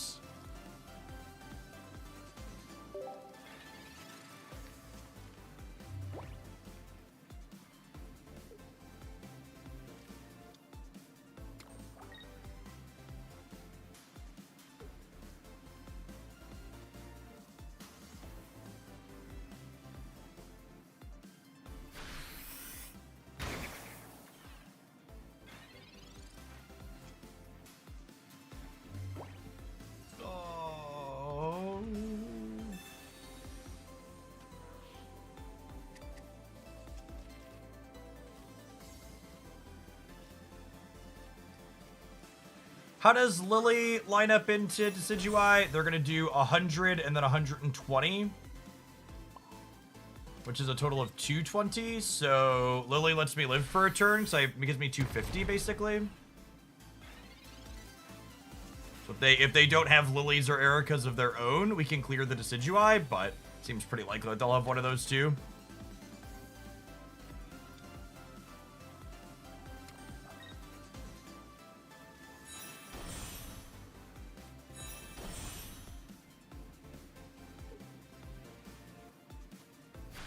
Although they didn't play it this turn, and they didn't play a different... No, they researched?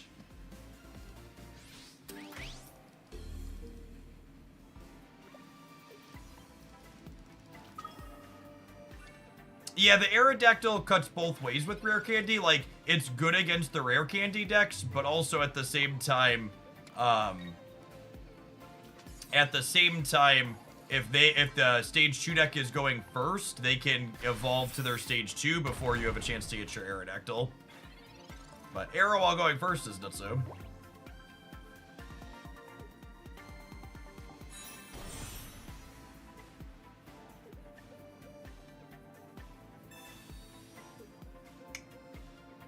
Yeah, I deserve that one. Should have played around that. Man, I probably win that if they don't have second Decidueye. If I play around Sabrina. That sucks. I wasn't expecting a Decidueye deck to have a Sabrina.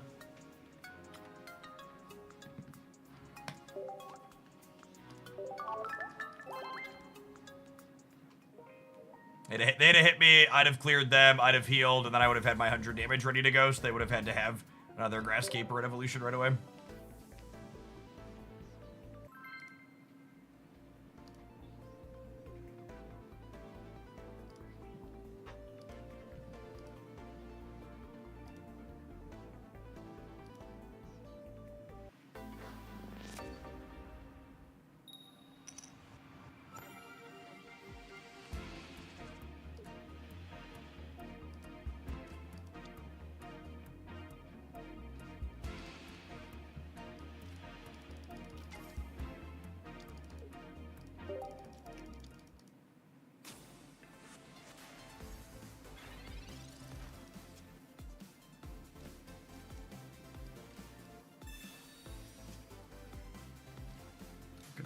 Looking for a really big bird, gamers. Looking for a really big bird.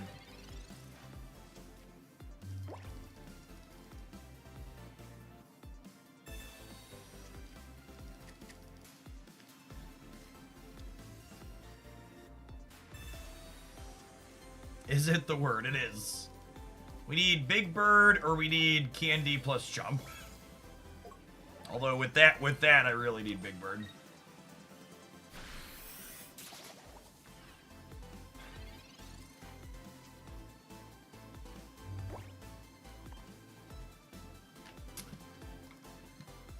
Oh, I'm pretty sure the Iono is significantly better. It's 1, 2, 3, 4, 5.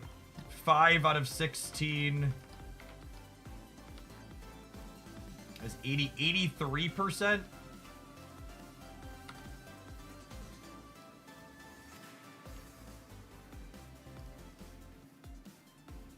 Yeah.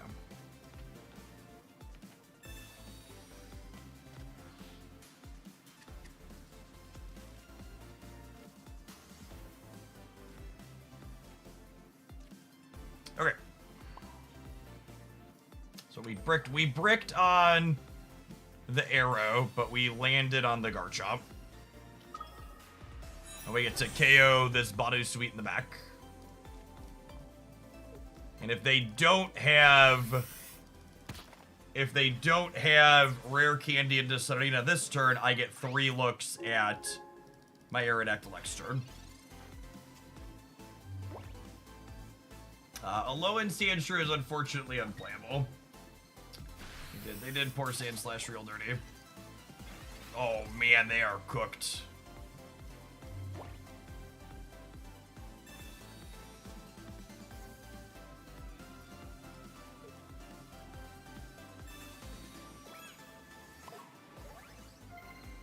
I'm gonna hold this other Amber in my hand because we are an Iono deck.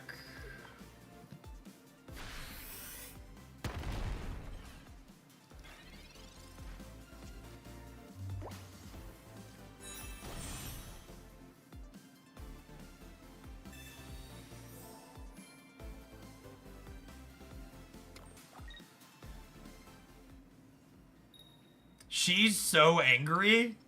Why is she so angry, chat? Probably because she knew she was about to flip double tails.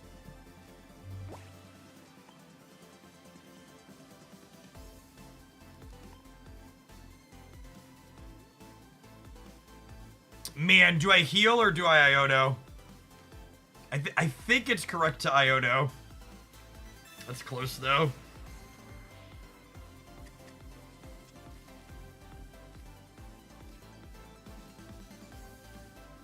This is guaranteed to be Aerodactyl, yeah?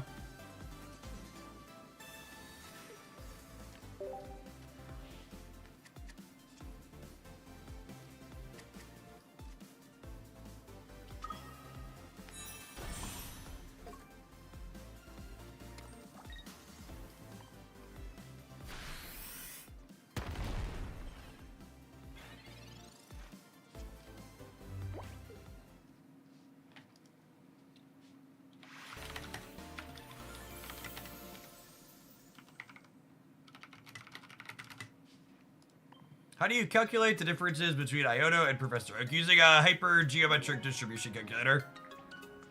When you saw me look off to the side of my screen, I was crunching numbers into a calculator.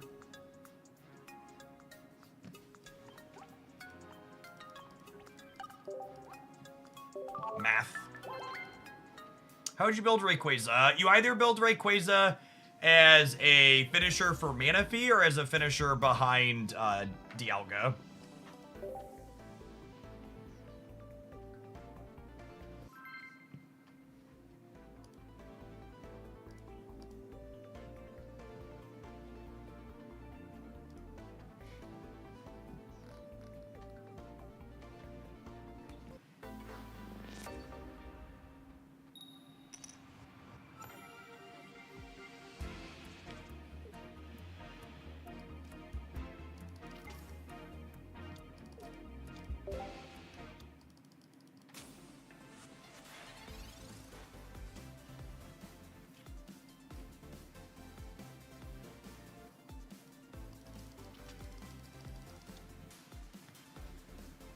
Do I Iono on one here?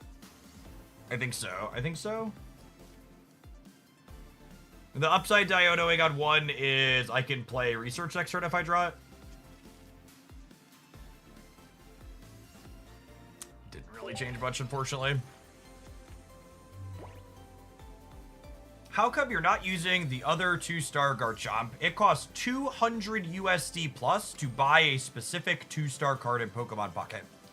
This game has the singular most expensive cosmetics in any game I've ever played.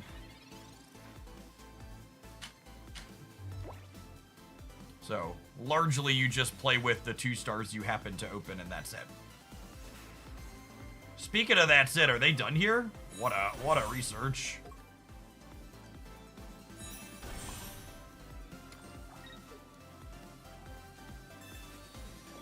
Does Rare Candy work on fossils or just Pokemon? Fossils count as basic Pokemon while they are in play.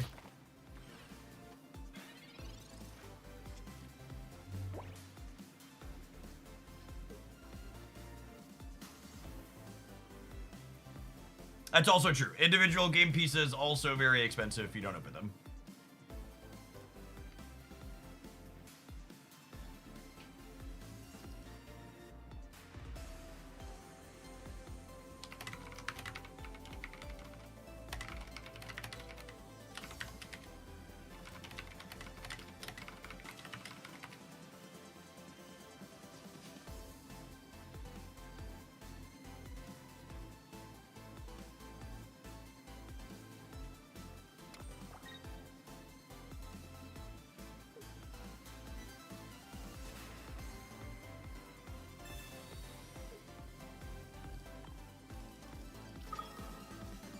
What do you think about the crab? I would be kind of surprised if the crab was playable.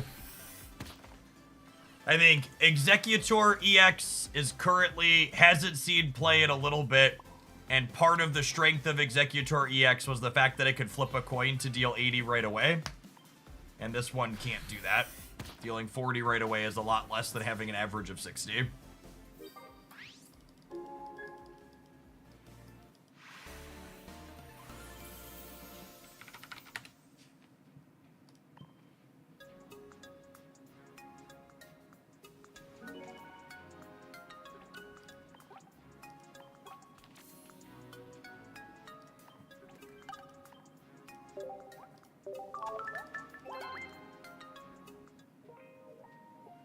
I will say putting shiny GAXs in the set is cool for new players. I don't know that I agree with that. New players can trade for the old ones. I actually think it's super lame, personally. Hitting what's supposed to be a good hit and then seeing a card that I've had functional copies of for 6 months feels really lame as an invested player.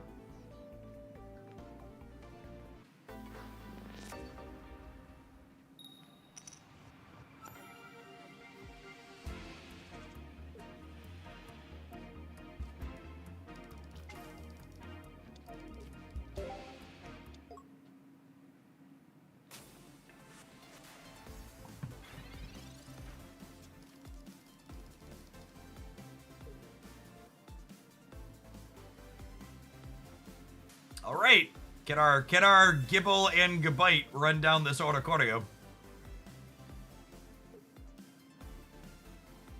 First energy advantage here is good, and we have type advantage as well.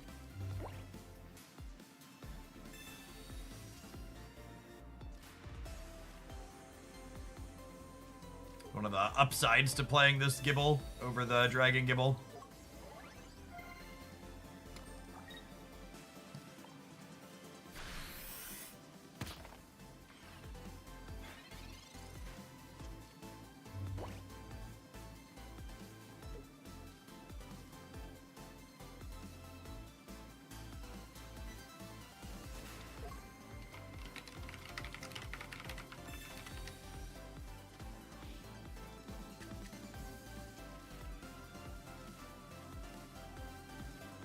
Alright, and Cyrus lets us chase this down when they retreated here, which is great.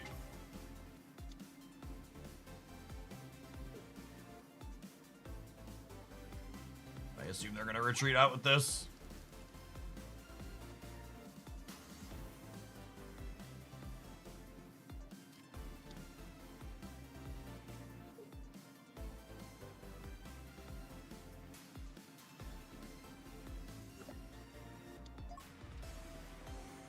Safeguard. Safeguard even applies when it's on the bench, so Chomp can't chase it down. Although, I could... Is there any reason to just evolve and, like, try and murder through these other three things? Nah, I think it's faster if I Cyrus this turn, yeah? I'm not in danger of getting knocked out next turn. They can't surprise generate energy, I don't think.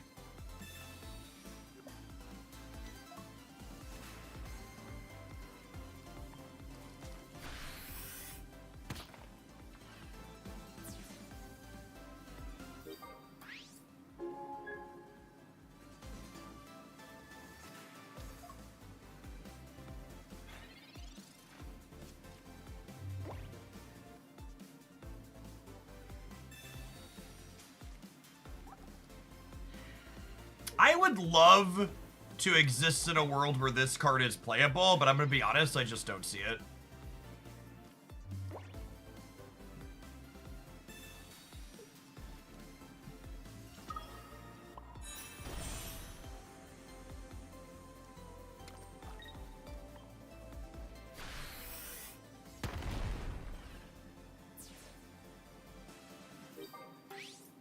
Danny Chump is here. He's ready to take you to the cleaners.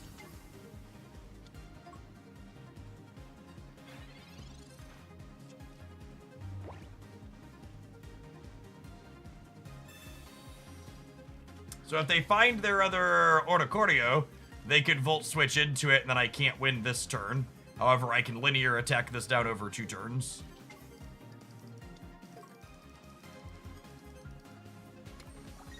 I have some healing here as well, which is nice.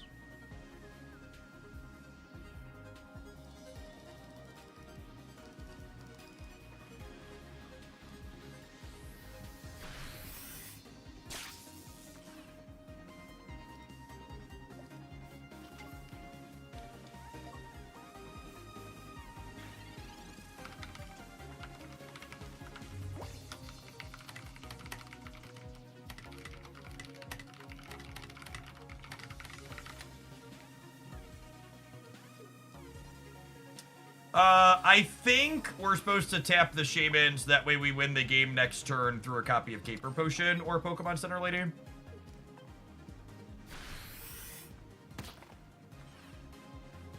This way they need to heal 40 plus.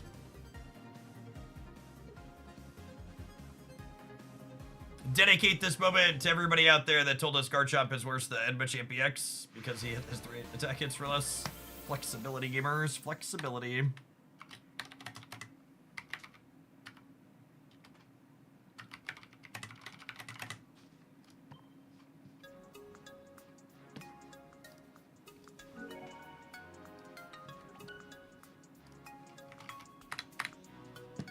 Alright, let's throw the deck list up on screen for a second for people that would like to steal it.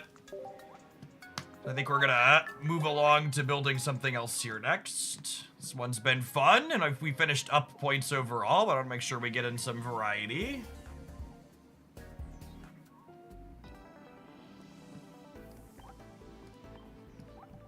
There's that one.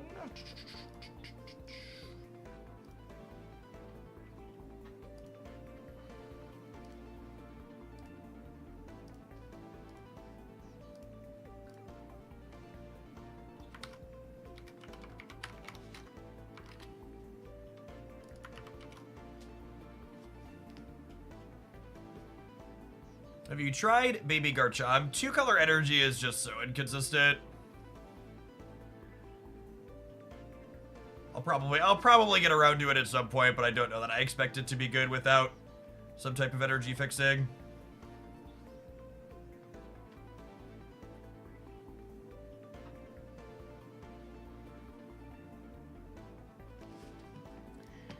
All right, that deck ended up being good, so I think we can play something terrible as a treat.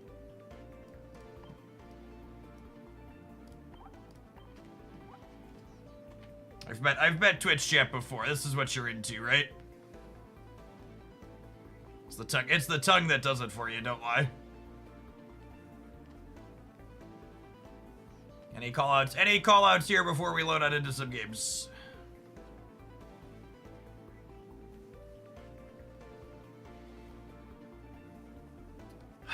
Should this X speed be like a communication? X speed could be communication or Iono. I probably want at least one comp here. What made you decide Baby Gengar over EX? Well, Big Gengar takes forever to attack, so rare candying into it quickly isn't very good. Oh, we could play Slab. Slab is interesting. You played Oricorio. We have, yeah. Tomorrow morning's highlight on my YouTube channel will be Oricorio. Do we want Teleport Abra? I don't think so, because this Alakazam's super aggressive. You don't mind leading on it.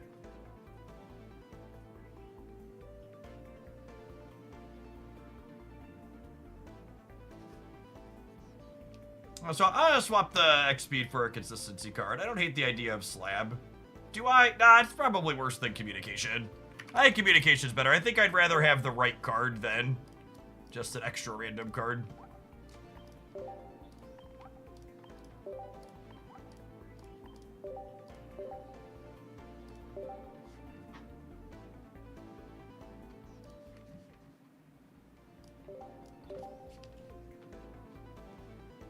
What deck has felt the most competitive you so far? The Solgaleo highlight I posted is probably the most competitive deck I've played so far. Really good mix of stuff. Berry Solgaleo specifically.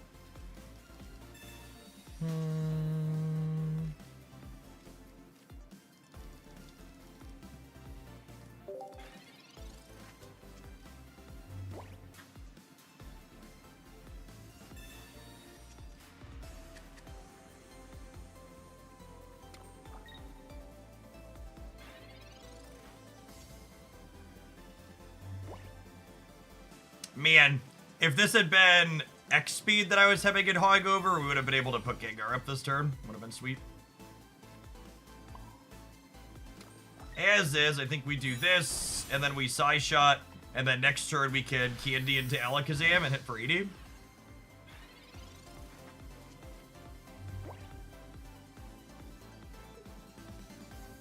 What do you think of Incineroar? I think Incineroar seems sweet. We played Incineroar Infernape earlier today, and it felt really good. Attack me. Attack me. Attack me. Don't respect him. Oh, yeah. I love to get a freebie when people don't respect your cheeky cards. They put a cape on this thing, and I thought it was good enough. Welcome to the Psychic Blender, baby. I'm gonna bend your spoon.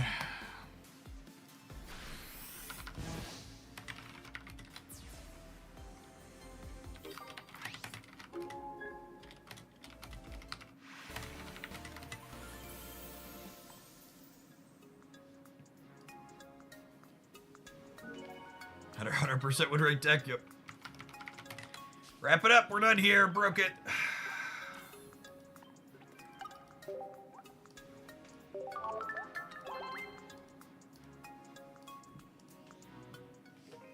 There have been like 800 different what about stage 2 Pokemon questions between the two chats in the last couple of minutes as I pulled this one up.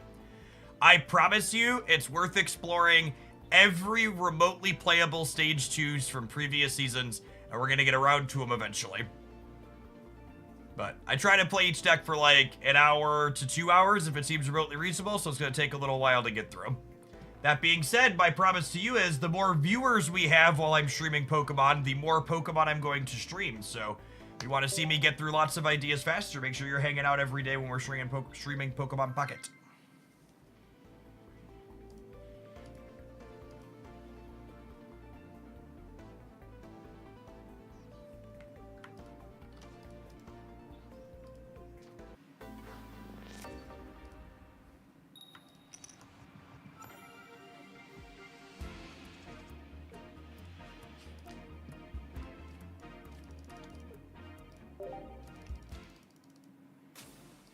Man, I really wish we were going first. It would be sick. Lone Weasel, thank you for the 5 gifted subs. I really appreciate that direct support. Good morning, good morning. Boo.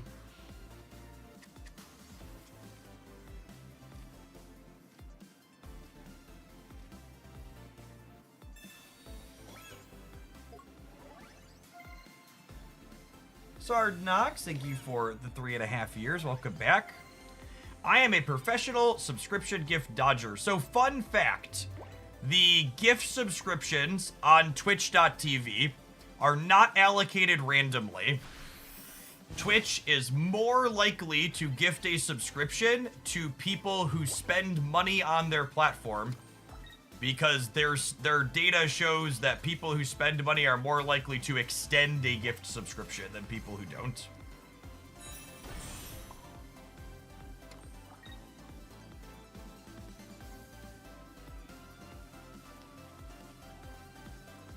So if you've ever subscribed to anybody with money, you're more likely to get a random one. Or you get a specific one. Lone Weasel with the one more. Thank you for that. I don't think I'm switching Kadabra in right away, right? I think we just hit him for 20 again. And next turn we have this, which looks sweet.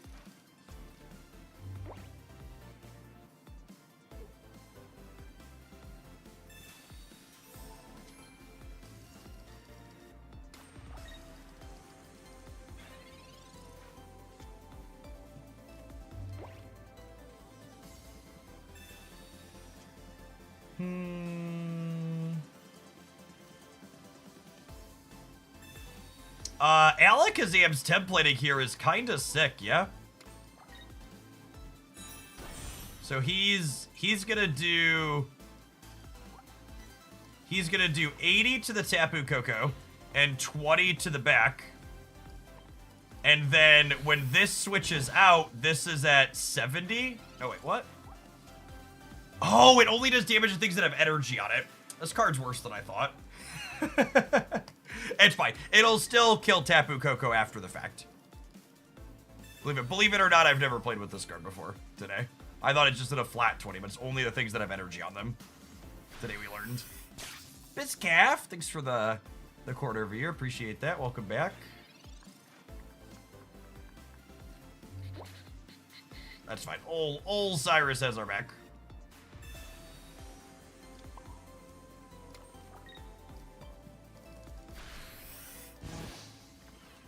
And our opponent is currently experiencing why Ornicordio is not a one-size-beats-all type card, because there's going to be plenty of people playing other random things like this in the metagame still.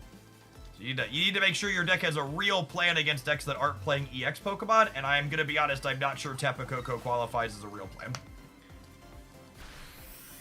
On my YouTube channel, there's going to be a highlight soon of a Ornicorio Raichu EX deck that felt very reasonable, because Raichu EX is a pretty solid backup plan, I think.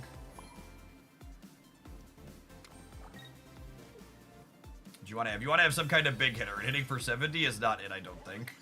AK Man, thanks for continuing your sub. Appreciate that. BizCaf, thanks for the quarter of a year.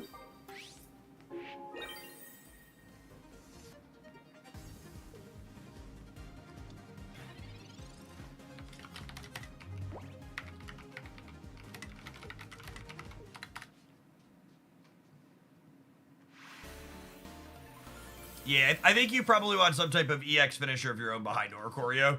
Either an EX Pikachu or a Raichu. My gut Raichu is pretty good for us, but I wouldn't be surprised if Pikachu's fine too.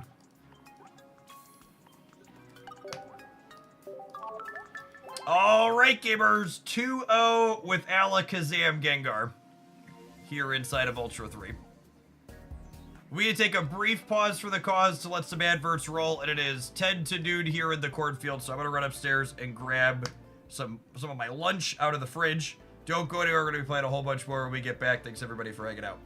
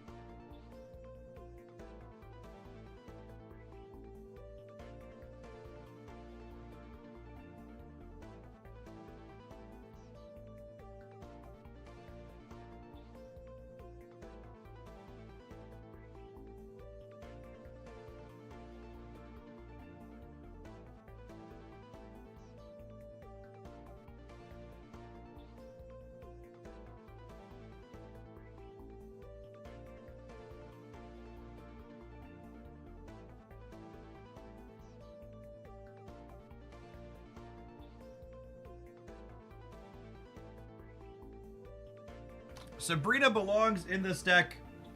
It would help if the active has energy and the benches don't deal chip shot damage. See, I kind of felt the opposite. I wanted Cyrus in this deck because Alakazam's going to put chip shot on their bench, and I want to be able to pull them up after I chip shot them.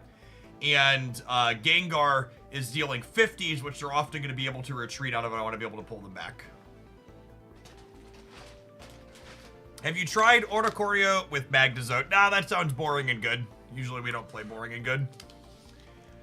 What do you think about the new Ghastly? I'd rather just have some damage rather than flip a coin to disrupt their hand. What are the emblems on the bottom left corners of cards? They are cosmetic flares, which actually, if we're going to be playing this Gengar, should I flare the Gengar before we play some more games?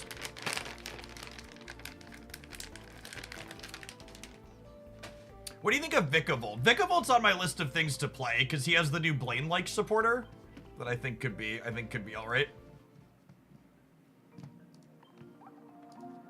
What do you think about Infernape? I love Infernape way more than most people should. There will be an Infernape highlight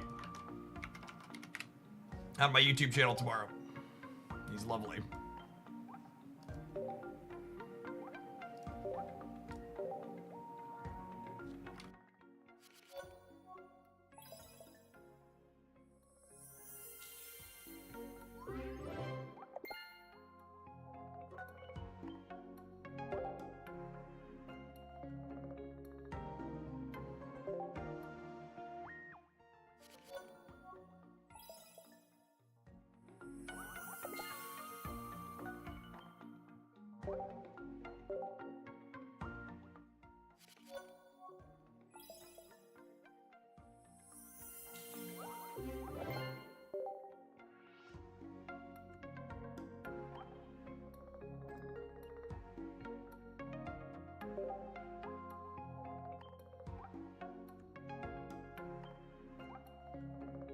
Ooh, I actually don't have a lot of this one because it's a 3 diamond.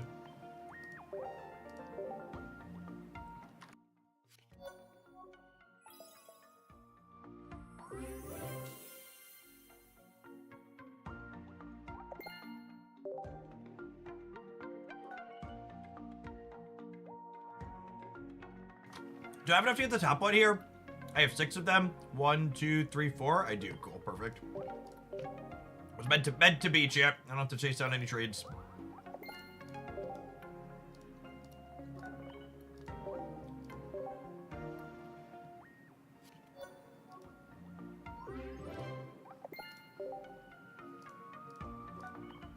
I need to get me some of those thin pretzels. They're so good. Yeah, it's been my go-to lunch lately. Couple of sticks of cheese, some hummus, some pretzels, and a handful of tomatoes. Uh-oh, I'm down to my last 330,000 Stardust yet. Gonna run out here soon. Listen, gamers, if you're just joining us, we're 2-0 with Gengar Alakazam, so we had to flare the Gengars. He's earned them.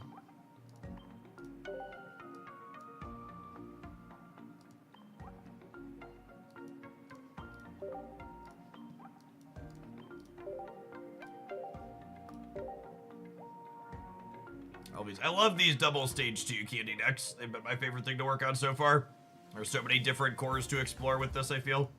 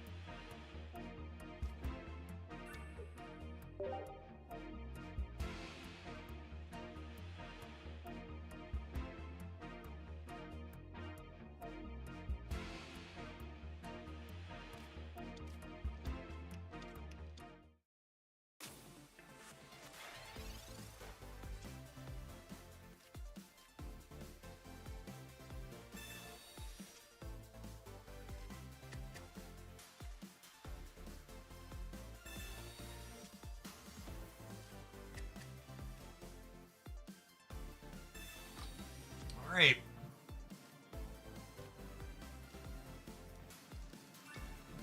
Maybe I'm supposed to keep the Ember in my hand. Make it less likely they astonish my candy.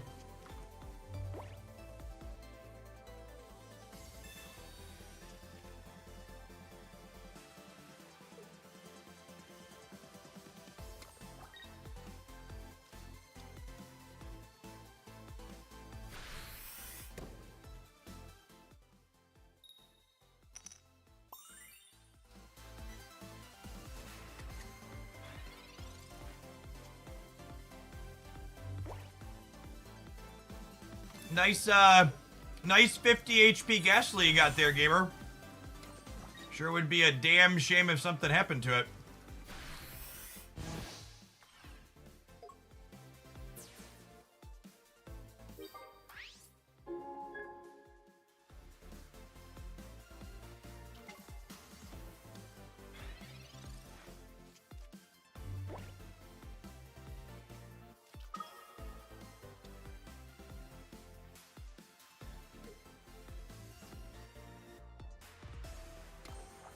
I will say I do think this card is playable. I only have 1 copy of this. I would like another Tapu Lele. I think she's likely very reasonable. This isn't super high probability, but I think I still go dig in.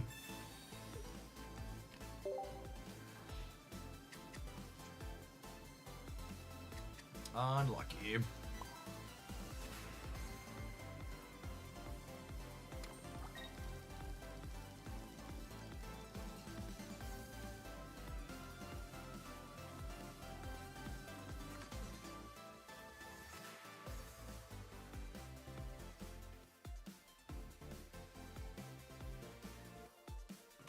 Do I want to cape this? I guess I can wait to make that decision. Because if I hit the evolutions for this. I'd rather cape this because it deals 80. Yes, Tapu Lele is an anti-Giratina card for sure. Agree with that. Looking for Candy or a Kadabra. One of each.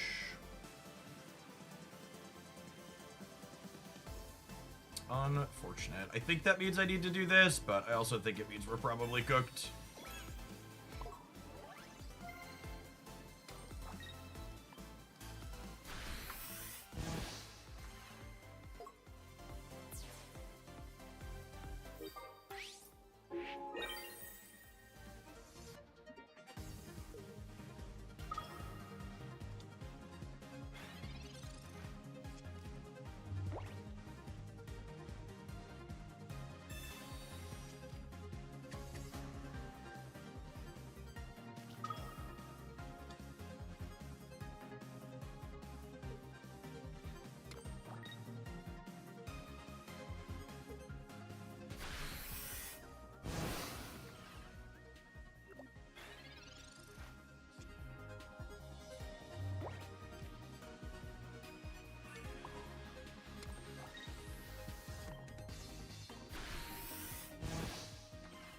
Alright, I mean, if we can find a Candy here, or a Kadabra, get one of each of those in 5 cards.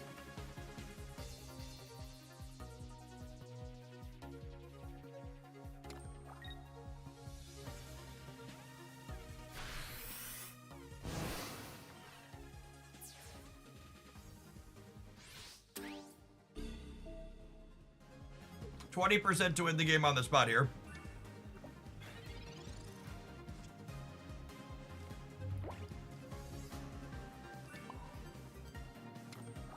Now, unfortunately, if they go Candy Gengar EX, we're gonna be in trouble.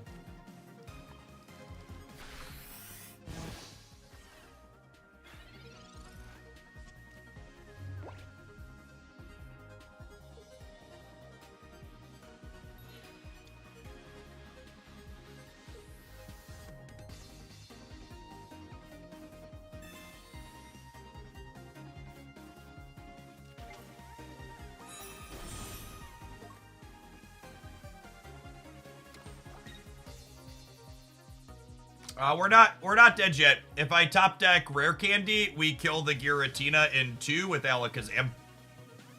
And this thing only deals 100, so it doesn't kill Alakazam in 1. So I've got one more 25%er to hit here. Kadabra is no longer an out, but if they don't have healing, the Rare Candy still wins the game. We cannot Cyrus because they have Gengar, excuse me, in the active.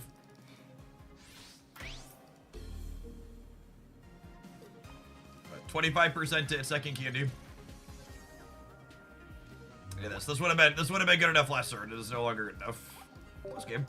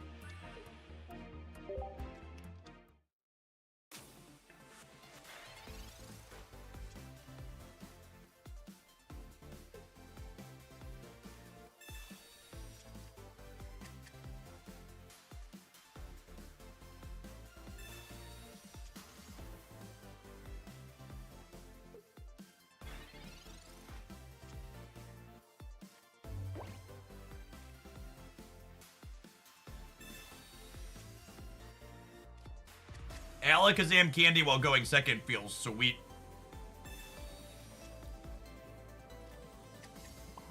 So we get to Psy shot them for 2. And someone had asked earlier why we weren't playing Teleport Ebra. I want to get in chip shots in spots like this. You do 20, and then we just get to evolve right on up into dealing 80. Really, really clean.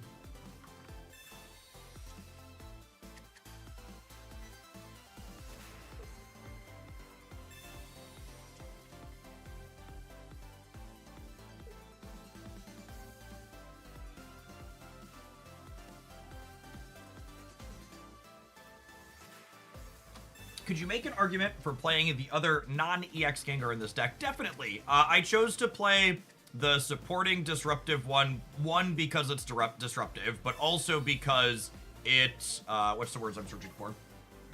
The supporter disruptive one attacks for 1 energy, which makes this a lot better when you're going first.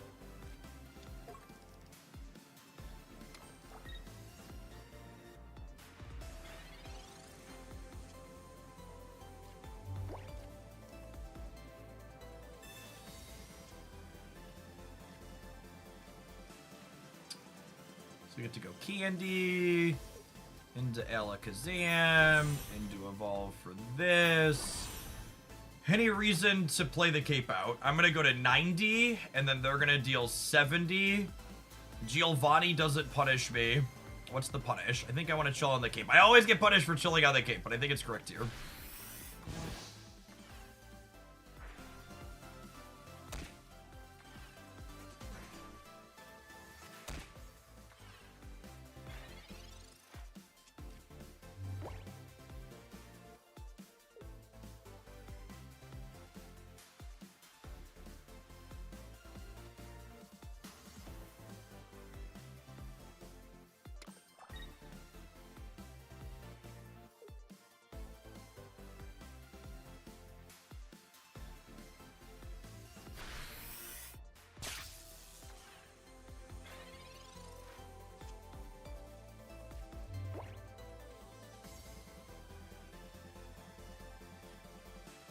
Rare Candy would be a great draw. They'll let me finish with Gengar. Unlucky. That's fine though. They don't have any follow-up, right? So I get to go ahead and clean with this. We die to recoil. I put up Alakazam, and then we're ready to start cleaning them out still.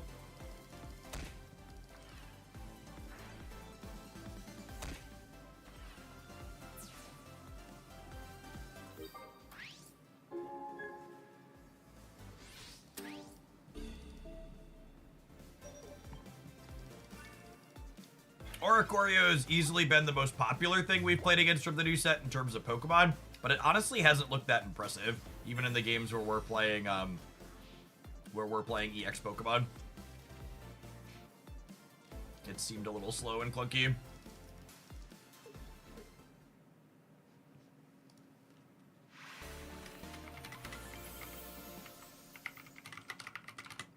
What are your thoughts on Helmet versus Poison Barb? I think Helmet is generally better. I'm sure there's edge cases where you'd prefer Poison Barb, but I think they're edge cases opposed to the defaults.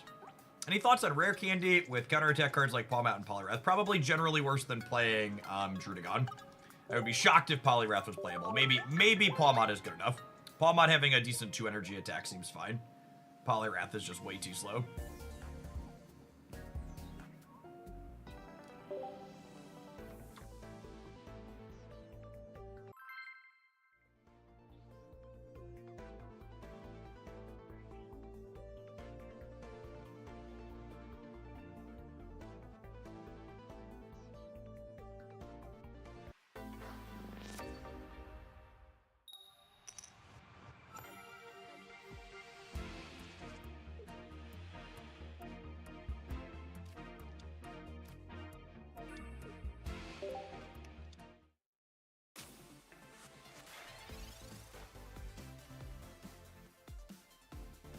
I would currently be surprised if playing 0 stage 1s was correct in Rare Candy decks. I've mostly been playing 1 stage 1, but I have had a couple of decks where I played 2 stage 1s. I think it just kind of depends a little bit.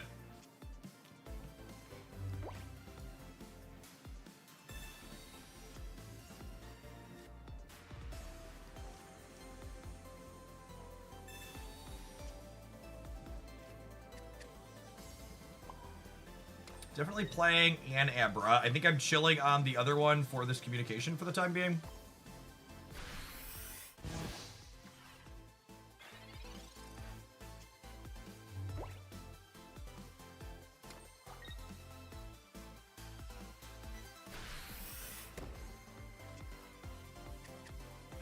Playing 2 stage 1s is for sure not optimal. I think one of the #1 things you do to hurt yourself as a competitive player in games like Pokemon Pocket is lock yourself into the ideas of things being a for sure less than 2 days after new cards released. Take a minute, take a deep breath, acknowledge the reality that, like, hey, we need to take a second to figure this out. It's okay to be like, we don't know. If this finds a copy of Gengar, we get to clear this Sprigatito out. Should be a real big deal. Alakazam, rip. I think finding the Kadabra means I do this, and I do this. Do I retreat this out? Nah, I think I was going to put the cape on here. I'm going to put the cape on here and suffocating gases. I need to put cape on because they can rare candy into a deal 60 next turn. I'm not knocking this out either way. And then evolving organically here means that I can save the candy for a top deck Gengar, which would be nice.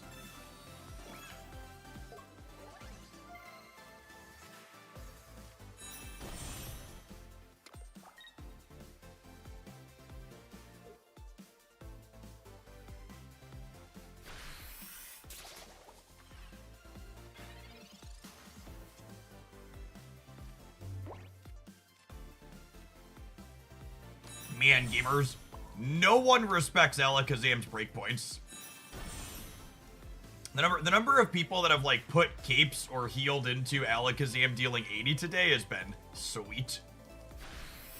They don't know what this card does.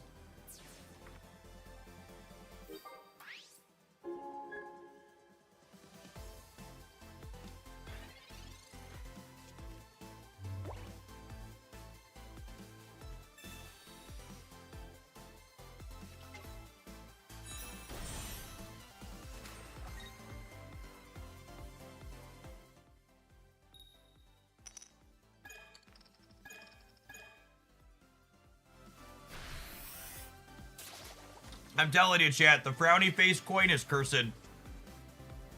She's frowning because she knows she's about to get put in a trash can.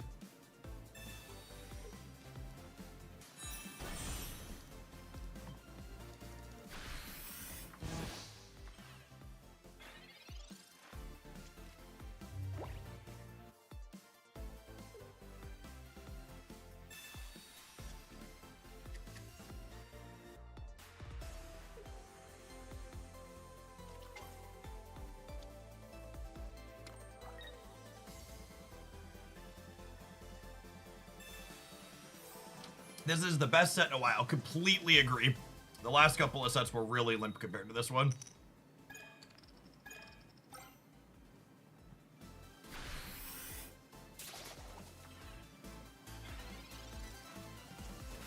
And this is funny. They put the energy on the Sprigatito here because they on the Serena, so the Sprigatito, because they didn't want it to take damage. And now I get to retreat to Gengar and lock them out of healing supporters next turn.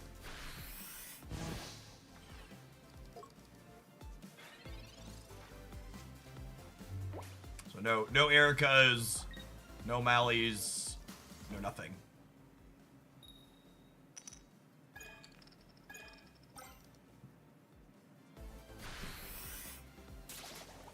So obviously their coins were not particularly kind to them here, but, like, also I feel like they were in trouble even if their coins were closer to average. We just, like, would only have one Alakazam instead of 2.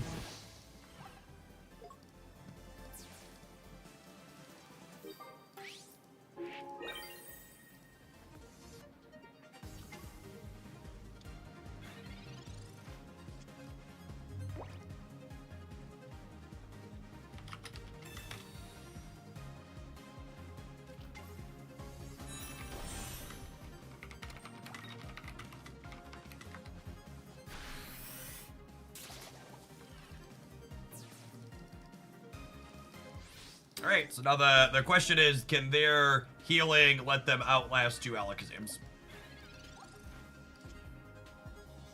Oh, I forgot we have healing of our own. I'm so lame. They're already down in Erica. Single Erica leaves them dead in 3 suppression still.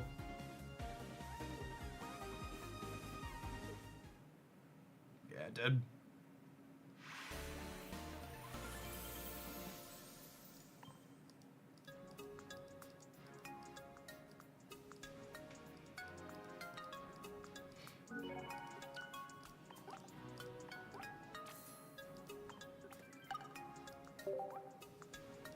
Is it worth exploring a genetic Apex Alakazam as a one-of? I don't think so. I think you just want 4 aggressive attackers.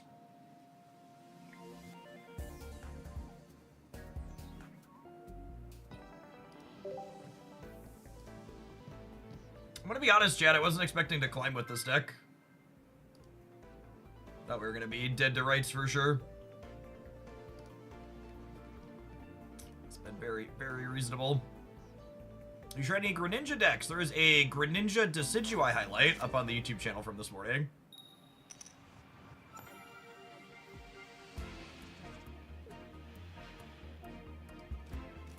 I don't have Alakazam or Haunter here, so I'm going to lead on Abra, because while going second, Alakazam has potential to be a little bit better.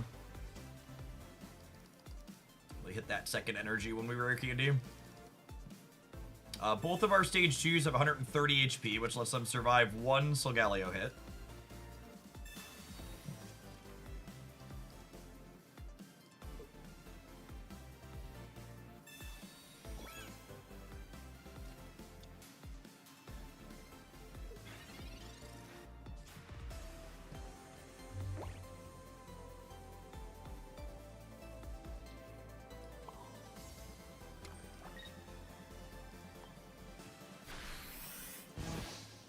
I've been playing games with their Garchomp deck, and it seems pretty good. Yeah, we climbed with that one, too. What was it? We climbed with Incineroar, Monkey. We climbed with Chomp Aerodactyl. We're climbing with this. We spewed points with the Crab deck. It was not good for us.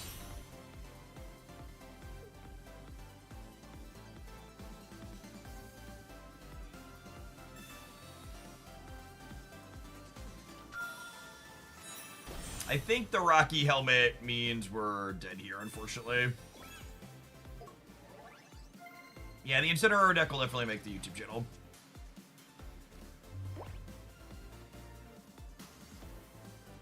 And I don't know how we win from here.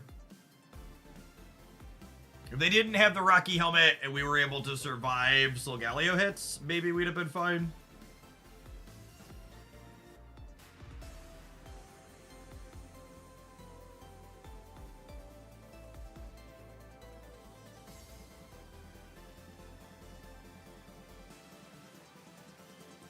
Let's try to think if there's any room to maneuver here. I feel like there's not. We're checkmated.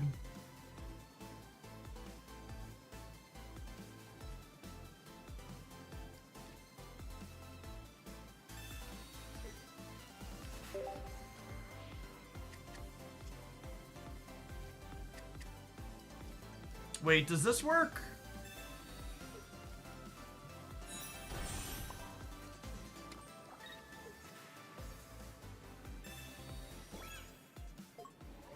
And then I Lily as a potion.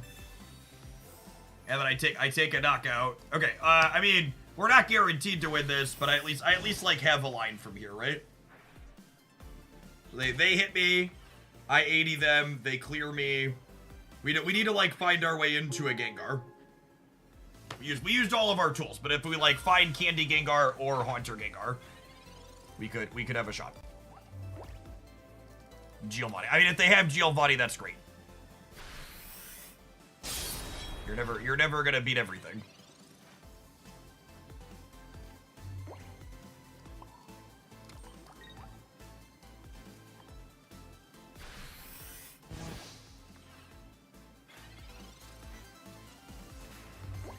Two Gengars, 2 research, and a dream.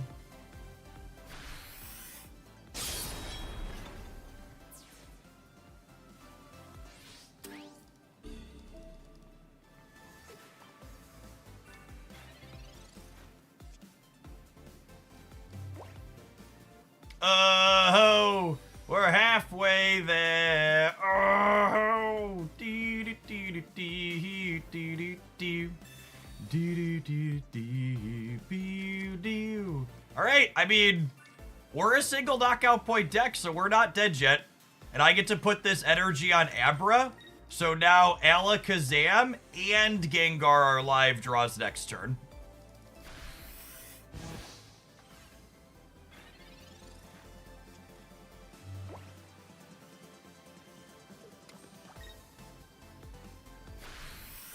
I need to put Abra up to the active slot. Because if I put this one up, I can't retreat it if I draw Alakazam. What an incredibly close game, despite it all. 50%? That's so sad. I honestly think, like, I know we lost this game, but I think it was a really impressive showing for our deck, right? Like, on this last turn, we had 2 Gengars, an Alakazam, and a Research at redraws and 8 cards, and their draw was very good, right? Like, they had Solgaleo on curve and started crunching right away. I think that was a cool one.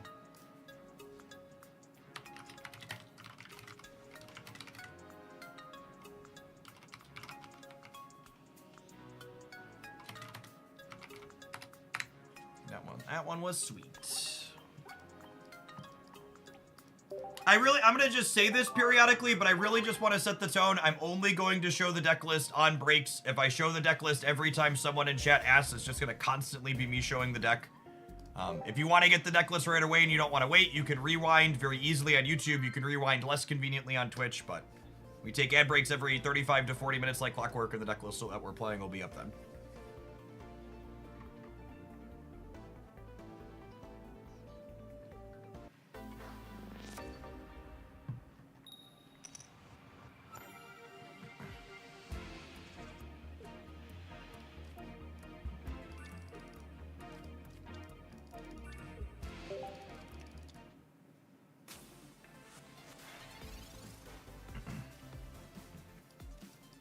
Candy Kazam going second has felt really good.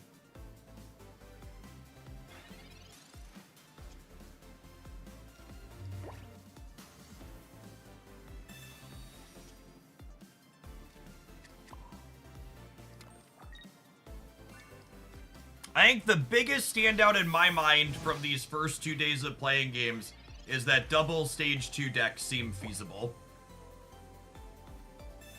Which is awesome. It opens up so many more deck building combinations if playing 2 stage 2 Pokemon in the same deck is reasonable.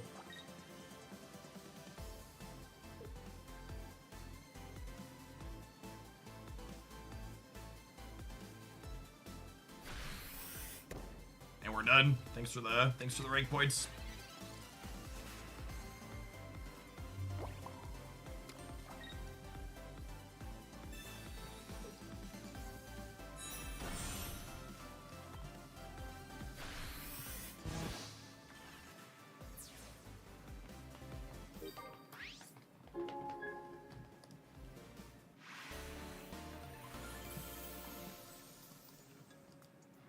Kinda, the Alakazam with the rare candy is kind of like old Starmie EX vibes, only it's at a single pointer.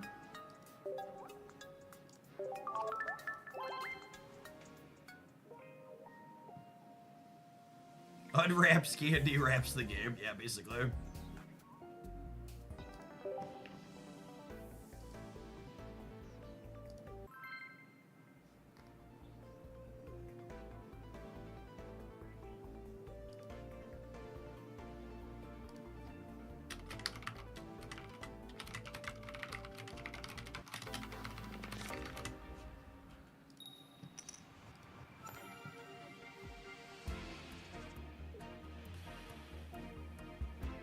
We're going second. When I don't have either of my evolutions, I prioritize leading on the card that's better based on going first or second. Gengar is better when going first. Kadabra or Abra is better when going second. Which is nice. Incineroar is scary.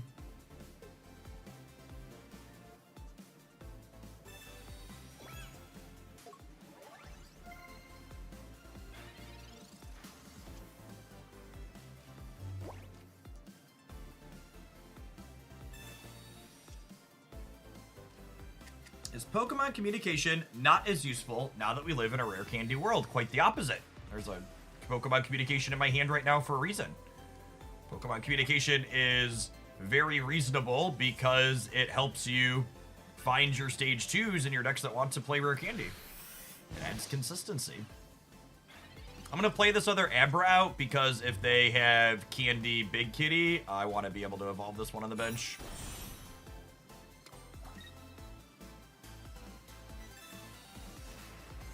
That's worse against Iono. Come on, Candy Kazam, end the game. Candy Kazam, end the game.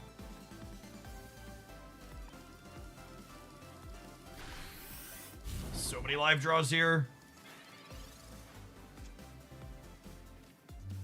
Keep the dream alive. It'll do. It's just another one. Just absolutely dead to rights. Someone asked about splitting our Alakazams 1-1. I think that's super wrong. I think the appeal of this deck is running people down very quickly when they stumble.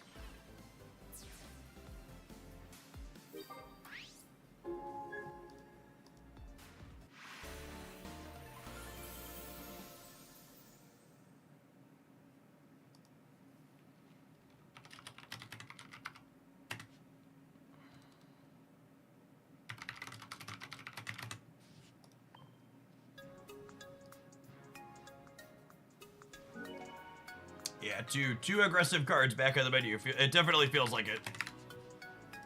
We played Serena Beedrill. It's actually going to be a highlight up on the YouTube channel today after I sign off. I just uploaded it, got it from the editor, and it follows this. That's what encouraged me to try this, is Serena Beedrill. Is Florges worth a try now? So I looked at Florges when I was putting this together, but I think the fact that she only has 120 life, meaning she dies in one to Solgaleo layout, makes her not good enough. But it could be worth testing, but my gut says not good enough. Has Gallade been tried by Jeff with Rare Candy? I'm usually not a best decks person. I expect the sweaty gamers will test out previous best decks with new cards.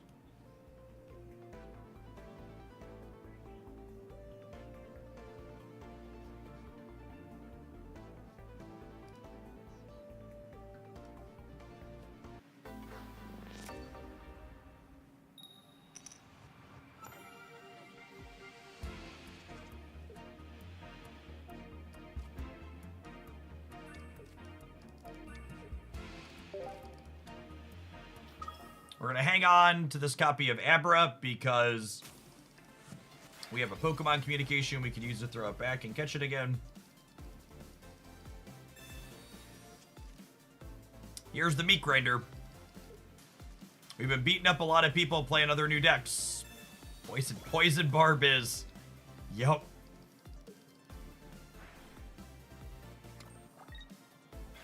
Need a candy in our first couple of draws to have a real shot here, I think.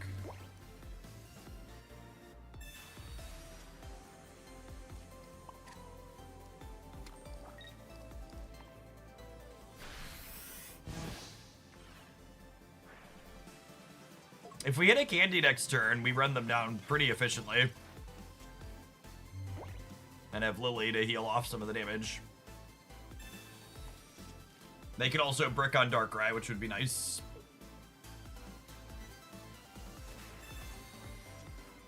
Yeah, I think Togekiss is a second stage 2 you could consider in this deck for sure. I don't know though. The deal 80 on Alakazam right away has been really relevant to a lot of the games that we've played. You think Dark Tino will still be strong? I'd be pretty surprised if the deck wasn't still good. I said that about Arceus Dialga last time though, and then we got surprised, so we'll see. We'll have a better report on Sunday, like we always do after the weekend tournaments happen. If you want a data-driven look at the Pokemon Pocket metagame, make sure you've got the bell on for the YouTube channel. It'll go up Sunday afternoon for sure.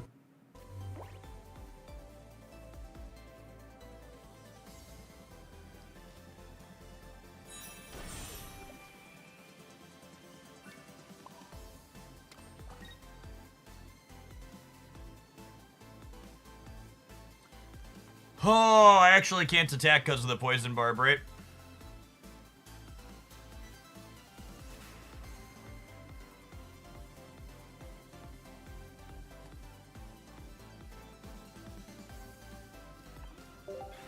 I'd take 20 and then 20.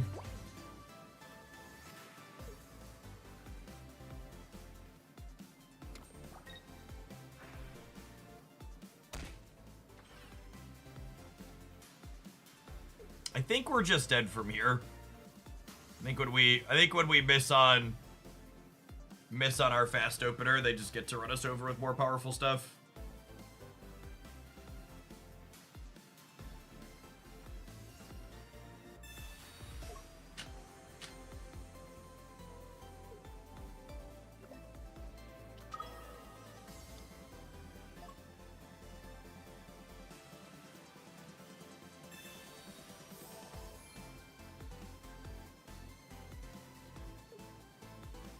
I'd actually like to offer up a thought that I think enough people don't consider, is when it comes to talking about decks that are good, bad, or otherwise, people often like to offer up, well, good player XYZ is playing deck ABC and they're doing well with it, so that deck must still be good.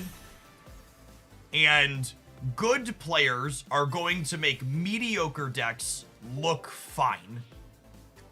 A good player is going to carry a deck that's not very good. So the true measure of is a deck good or not isn't really can good player win with it. It's how do the masses do once they pick it up.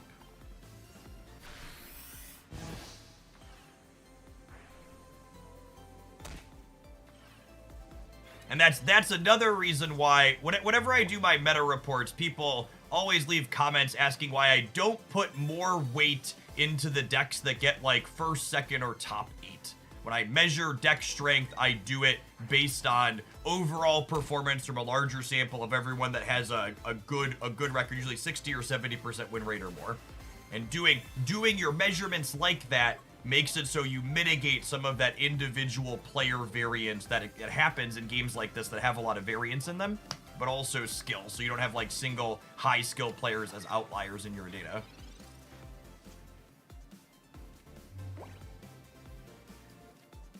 All right, this could be a game that we maybe end up pulling through here on the back of being a bunch of single knockout points if we can assemble another stage 2 here. Hey Righty, thank you for the 5 months. I appreciate that.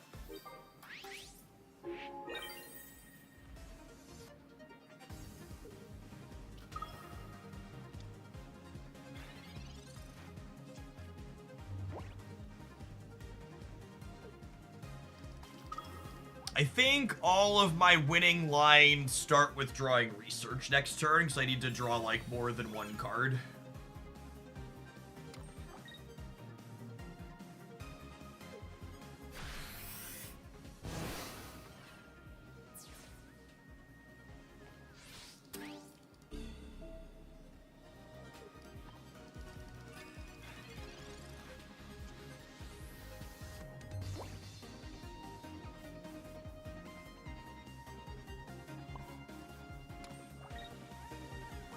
And the problem here is with this Poison Barb, giving them a third Rocky Helmet, basically. They get to switch, and then this with type advantage gets us cleaned out.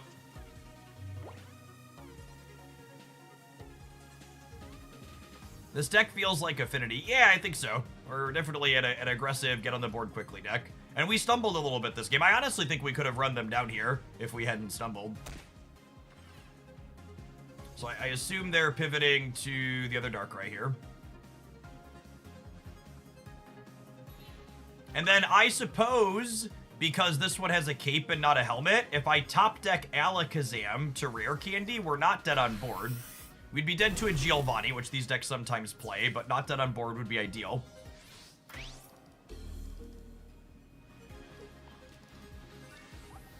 So 2 research and 1 Alakazam here.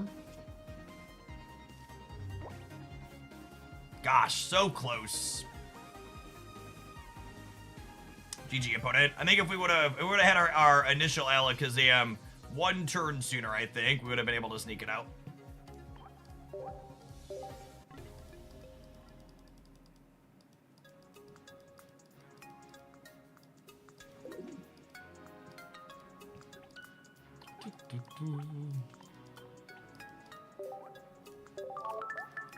Rough? I don't know. That felt pretty good.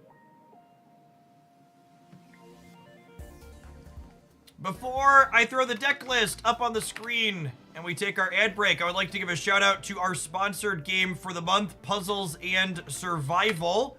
And this sponsorship is being run through a really neat website where if you install Puzzle and Survival or any of the other games up here and you complete various tasks in the games, you earn coins on their site and you can cash these coins in to get for gift cards for places like Apple, Google Play, Amazon, Lego, and lots of others on here. It's a great way for you to support my content with a little bit of your time while also getting a little bit of something back for yourself. Appreciate all of the folks that have checked them out already. You just click on that link there in chat to take you to the Grab Tap website. It'll give you all the instructions on how to install the game on your mobile and start hitting goals to both support what I do here and earn some gift cards for yourself. One of our community regulars, Not Ben Brode, said they've cashed out over $100 worth of gift cards on Grab Tap since we started working with them, which is sweet to hear. All right, I think we're gonna play something else after the ad break, so we've been playing this one for about an hour now, based on my notes, but I was pretty happy with this one. I think the double stage 2 decks with 2 rare candy is something I want to explore in a lot of different forms. We've had a number of them that felt pretty good already, and this seems like another one for that list. I don't think I'd change anything after that said. I was pretty happy with all of our bits and pieces here. We'll see you in a couple of minutes after the Twitch ads are done for some gameplay with another deck. If you're watching on the YouTube side, consider tap the like button on the live stream. It doesn't cost you anything, and it helps the content reach some more people. You enjoy me streaming Pokemon Pocket Monday through Friday. Helping it reach more audience is a great way to make it sustainable and allow me to do that more frequently.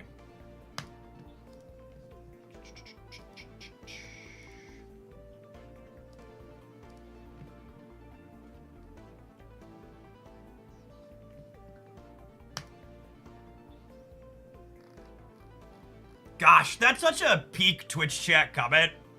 How, like, we had an awkward start, and we still had a bunch of draws at the end to beat the Darkrai Giratina deck when they had a really good draw. And then we end up losing it after missing, and then someone's like, man, you can never beat the Tina deck. And that's just, like, the super results-based type things that people focus on, right? You're just like, ignore all of the details, just like, lost one time, can never beat it, rip.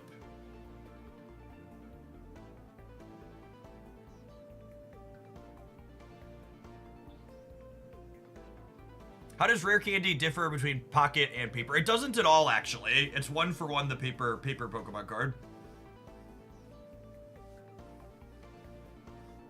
I would be really surprised if EX Gengar was a playable card, which is why I started with this aggressive build for Gengar enjoyers.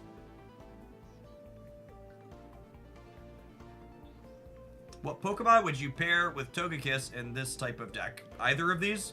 Like, you could literally mix and match which stage 2s you're playing here in the Psychic Core. Like, there's Togekiss, there's technically Florges, there's Gengar, there's Alakazam, there's probably some other ones I'm not thinking of, but like any of the stage 2 Psychic Pokemon that attack for 1 to 2 energy, I think you could mix and match in here and try out. Crowd rare candy when? My wallet says please not soon. Oh, I should check my Wonder. Should check my Blunder picks here. We're still missing a couple of cards. Wilt, thanks for the third of a year. Welcome back. I do love my Team Dragon jersey.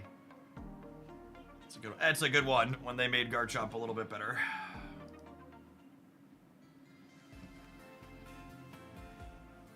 Can you reiterate on why you were initially against rare candy being imported to Pocket? I was against rare candy being imported to Pocket because when Pocket launched, rare candy would have been an immense amount of power creep. However, Pokemon Pocket's last 2 sets with Giratina, Arceus, and others, they had an immense amount of power creep anyways, so Pokemon rare candy's feeling good because they power crept the stage 2s kind of to match the basics that they power crept. Which is why power creep happening so quickly is kind of obnoxious, right? Because like once you do it for one thing, you have to do it for the others too. So it's felt good because it's put a bunch of these 2-stars feels like they're finally back on the map because they were so firmly pushed out by how pushed all of the all of the basics had been in the last 2 sets.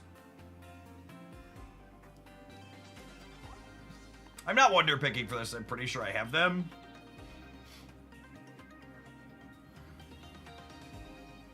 Is this card playable?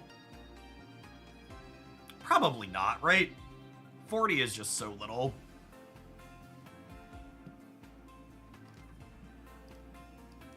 Well, maybe we'll lose points with that at some point.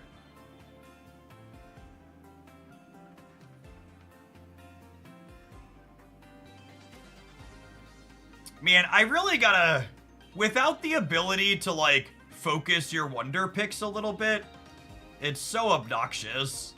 Like when there's B-roll in my wonder picks, just, like, don't remotely want that, right? Do I have any of this?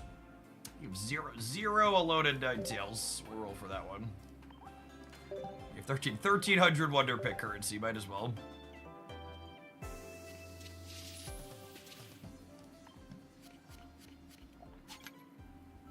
Hey, we're about to get one eventually. I don't know if this card is good, but we'll probably give it a try at some point. The baby accelerating itself is kind of nice.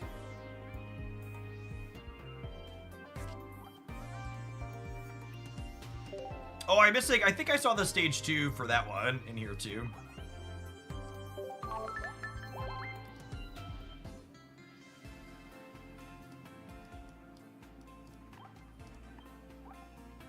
Once during your turn, you may heal 30 damage from each of your water Pokemon.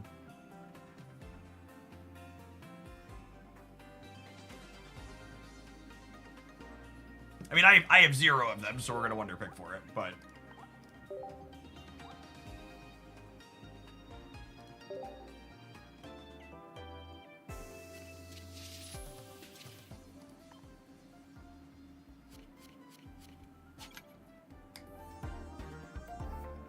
The wishy-washies haunt my dreams, chat. I see them when I close my eyes. I cannot escape my 3 rainbow 2-star wishy-washies. I can't say thank you. It would be wrong, I don't believe it.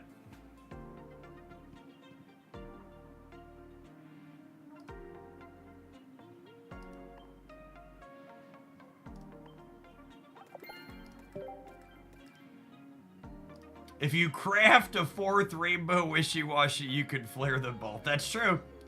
Just the facts.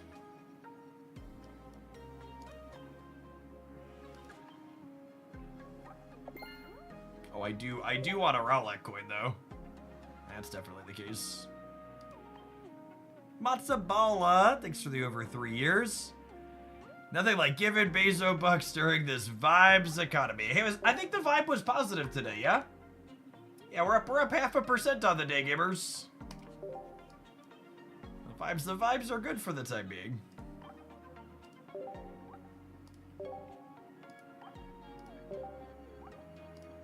All right, what should we build next?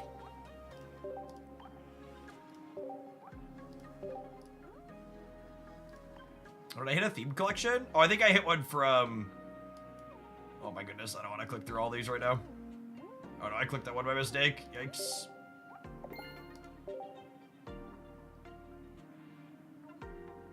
Try, Benete. I think that card's trash.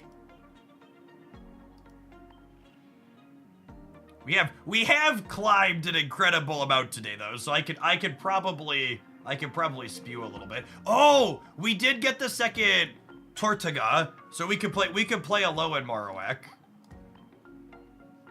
Let's do that. Assuredly we lose points with that one, yeah?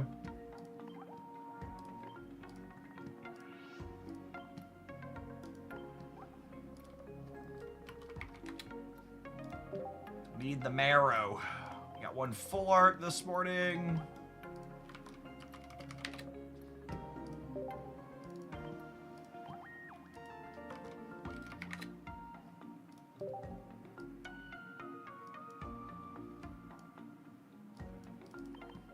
Look at this. Look at this glorious card.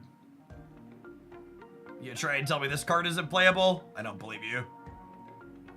I I don't believe you for a minute, chat. Look at. Do you think they would give this killer piece of art to a card that wasn't an absolute metagame crusher?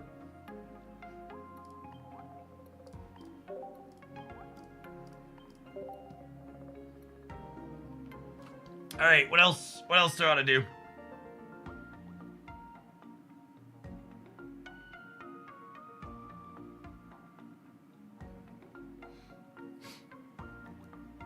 Probably we could finish on an EX, but we could also just go full one pointers. Moltres is not a finisher. Stop it. Get some help.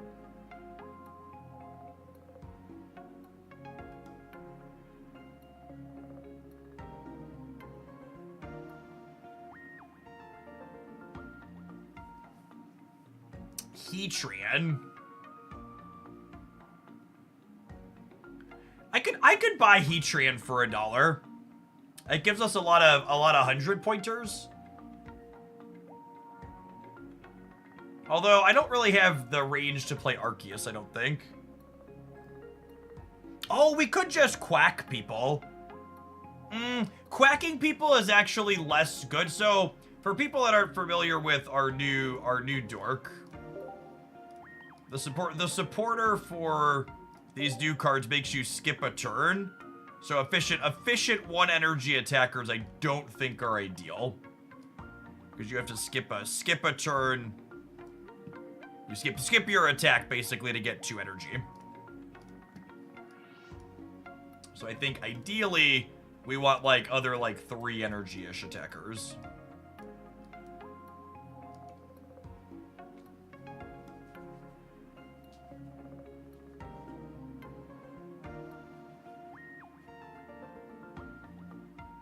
Heatran doesn't sound terrible, honestly. Because he doesn't attack on 1.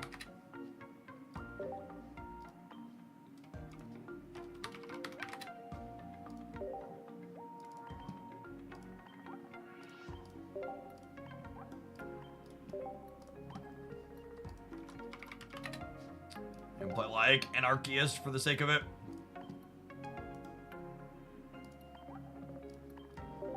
Barry Snorlax could be an alright one as well. Because you like energy on the Snorlax and then bury the follow-up. You have a lot of pretty big hitters. I don't hate the idea of Berrylax, because then we kind of don't mind who we start on.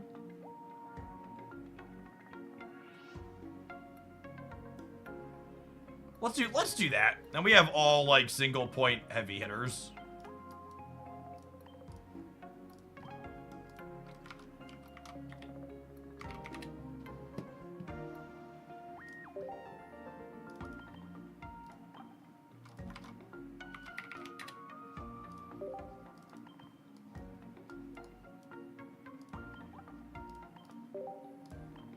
Is that a Rocky helmet deck?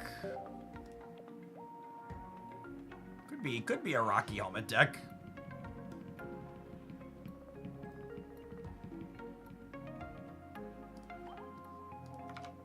Need Pokeballs.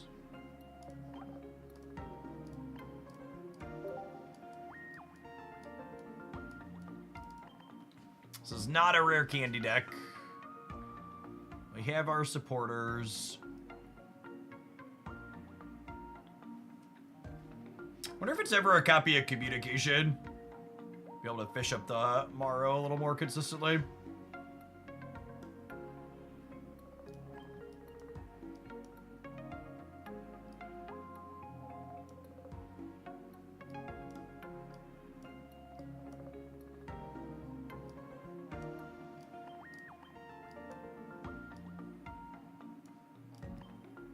Let's just spread out some what-ifs and see how things feel. Hey, Doug Pie, thank you for the 20 months. Appreciate that. Welcome back. Good afternoon. You played any Lunala decks yet? We've not. We should do that at some point.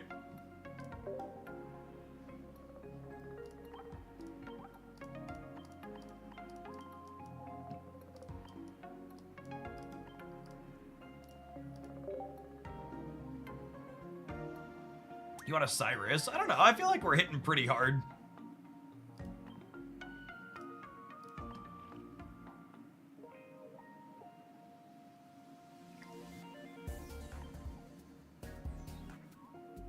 You have a lot of cool cards. How much have you spent to be at your level?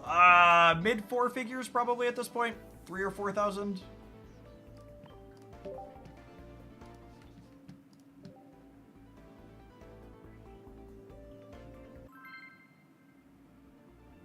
I have Lunala already, Chloe. I haven't been playing with Lunala because she's probably just a Giratina card. I think people are probably sick of seeing Giratina at this point. So it's just not high on my priority list to brew.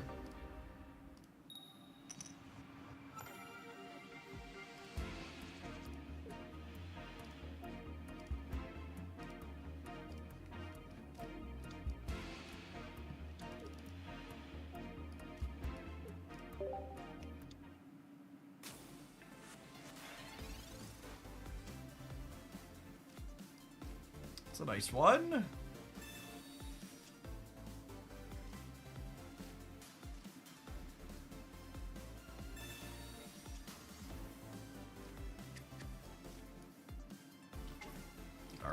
Our large gamers. All of our gorgeous full arts.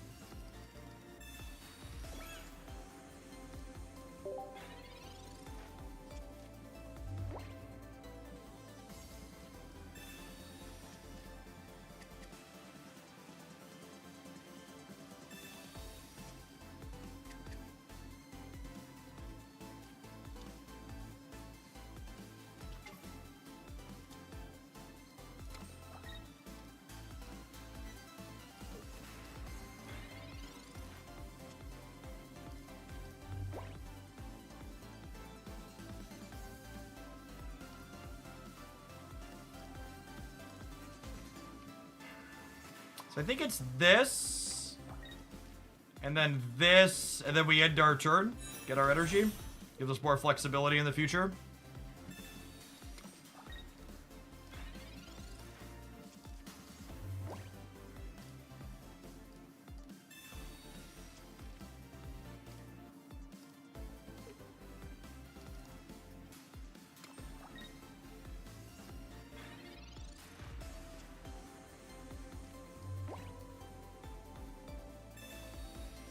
Four retreat cost is brutal. Retreating's for cowards. Maybe you're a coward, but my Snorlax isn't.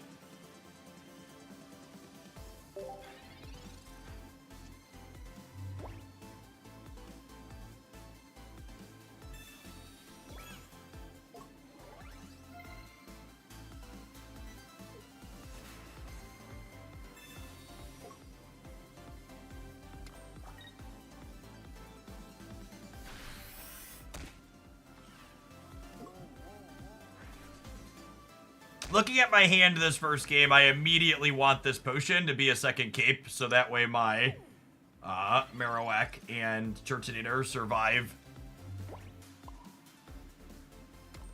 So that way my Marowak and Turtonator survive hits from Solgaleo.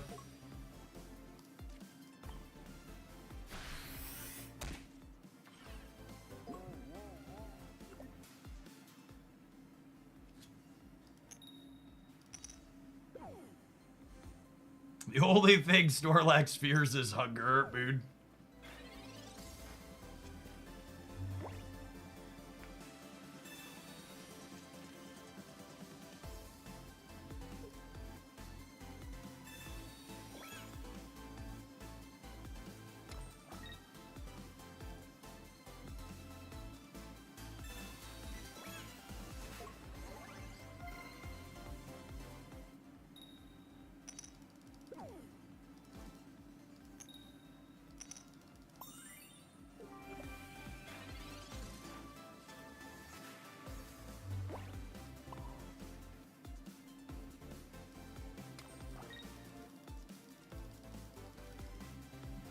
Is this the ranked push?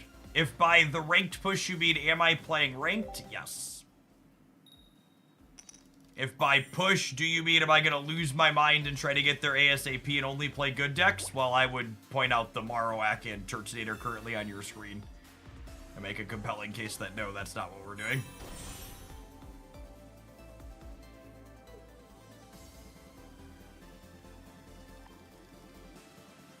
Our lack of cape for these two is really unfortunate. Probably means we're cooked. Wait, they're putting Solgaleo in? That's gotta be a mistake, yeah? I mean, I'll take it, but... Yeah, this potion is turning into a cape, for sure. But, like, I would like to burn the lion, please. If we... Yeah, buddy. There's our one cape. If we hit 2 heads here, they actually die due to weakness, right? It would do 160 and then the burn finishes.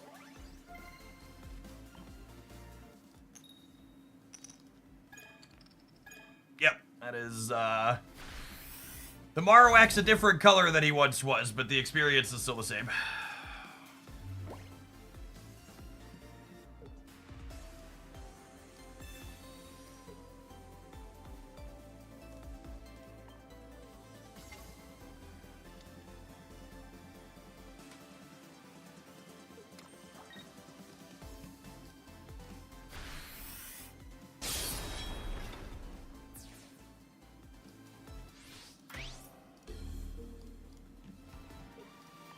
Our lack of a second cape here could be the end of us. In combination with our coin variants, obviously.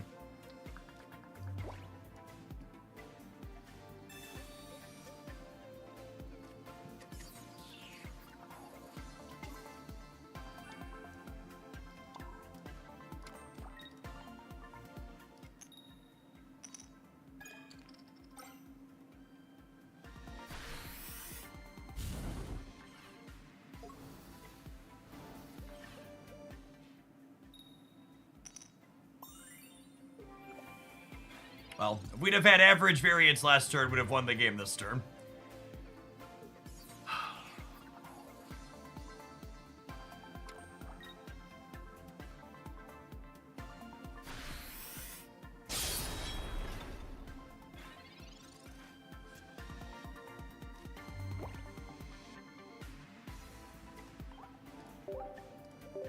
I guess if I would have put the energy on the Snorlax, the Berry top deck would have let me finish there, but then I think we lose to their Lax, right? I'm gonna swap the potion for the cape here. That 120 breakpoint seems like a good one to hit, and then we'll try again.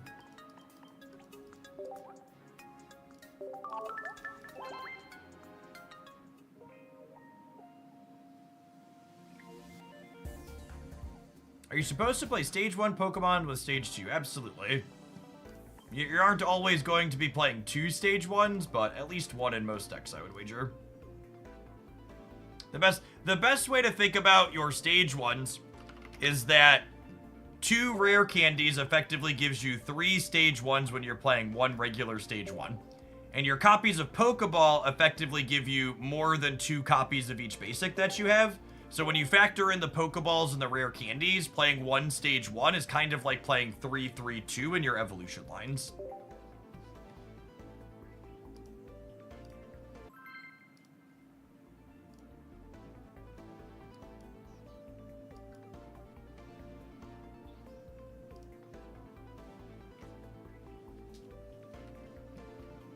Yeah, it depends on how many basics you have. I say 2 Pokeballs gives you 3 of your basic, because usually you have more than 1 basic to reach from, right?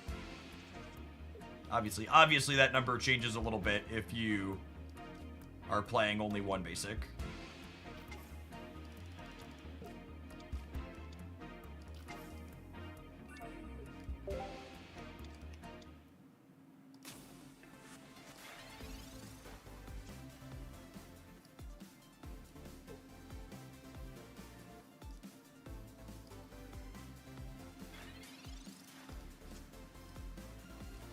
Yeah, the supporter that lets you pick Snorlax up out of the active might be worth trying in this type of deck too. I can see that for sure.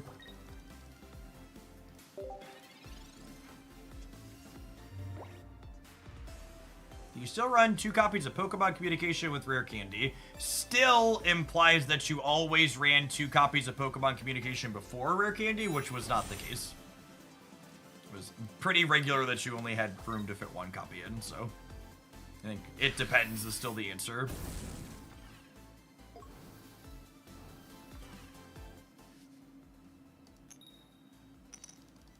I'm greedy. I've been running 2 stage 1 still and 2 Pokeballs and 2 candies. I mean, I guess it depends on what your definition of the word greedy is, but my understanding of the way greedy is applied in games like Pokemon Pocket is making sure to run that many things is the opposite of greedy.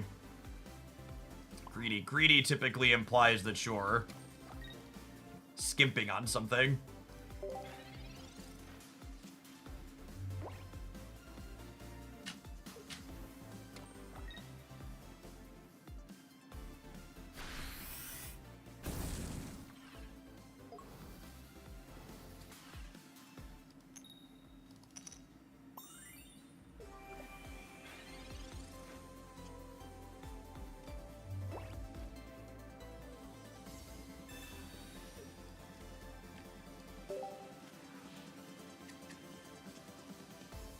Okay.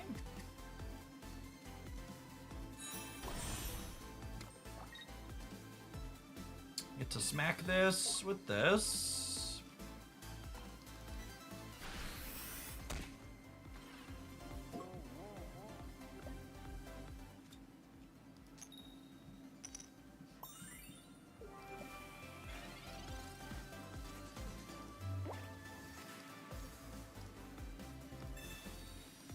If they assemble another stage 2, we're probably up a creek, but if they don't assemble another stage 2, we might be fine.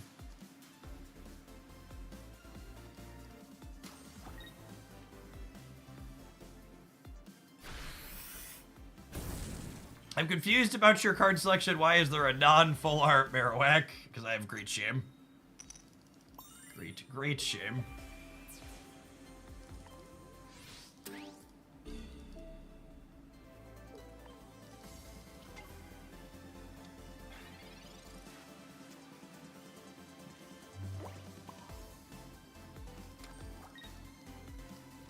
Play out the other Turninator to play around to Sabrina for the turn, I think.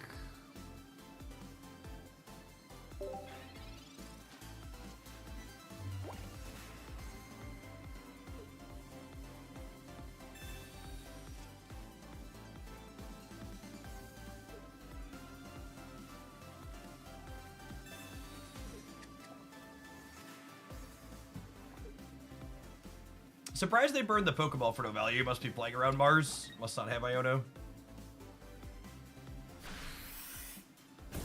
Alright, Singleton heads here. The Marowak clears the Incineroar. Because it gets 70 plus a burn.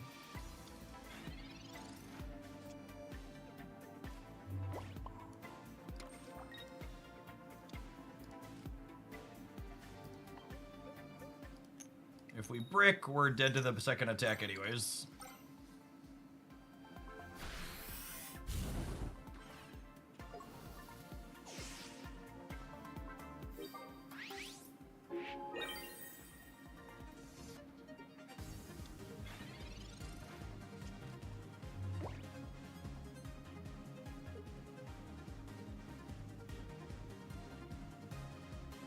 Alright, do you have Candy plus your second stage 2? There's only 5 cards left in their deck, so they could.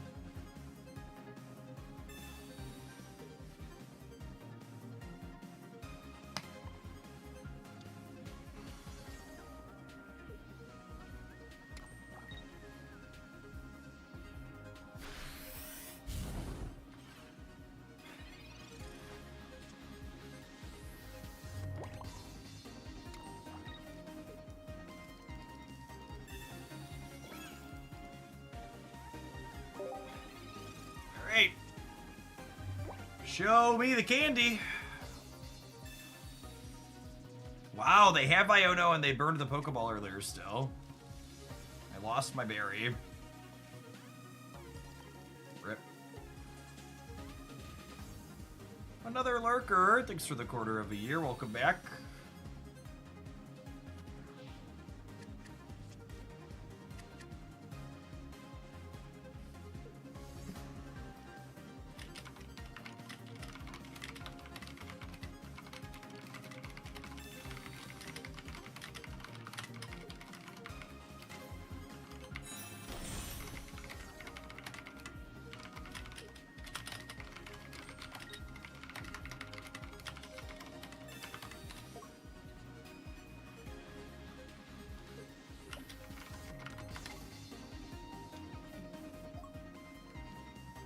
That one means we're dead. I think I've got 7 more points for this deck.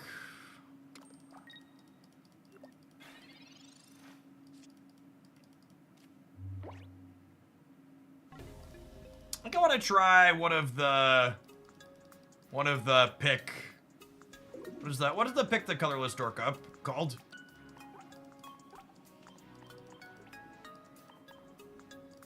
Anyone know? Linny?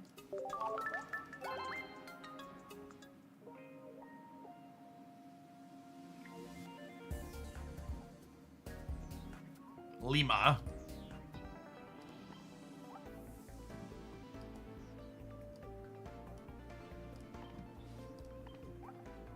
Did we open a Lima?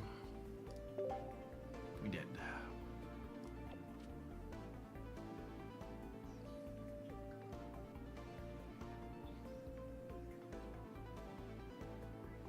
Give up my Rocky helmet, maybe? I give up the Rocky helmet or the communication. Either of those seem fine.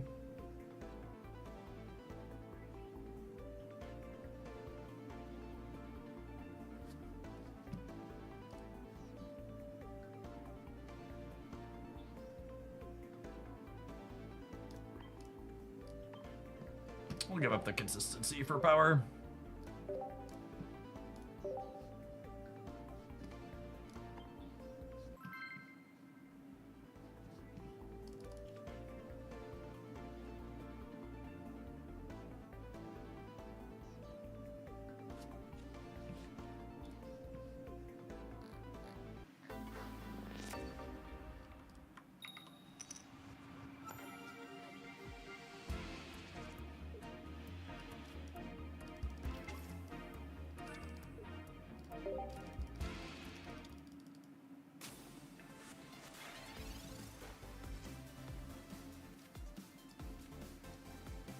Our basic not being weak to water is nice.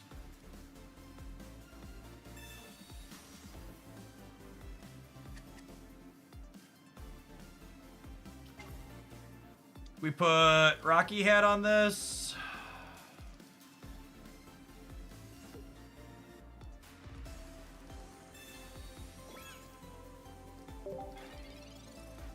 This puts 2 fire energy on either Turtonator or Alolan Marowak. And then it ends our turn.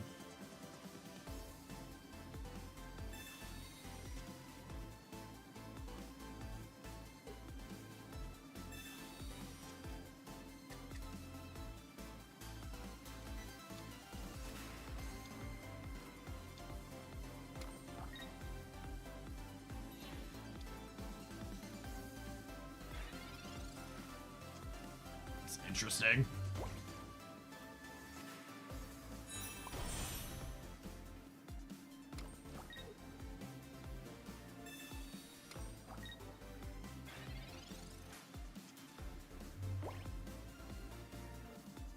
Yeah, you could technically play this Marowak with just the supporter and no fire energy, but old Marowak's also not very good, and there's a good chance this one's not good either, so...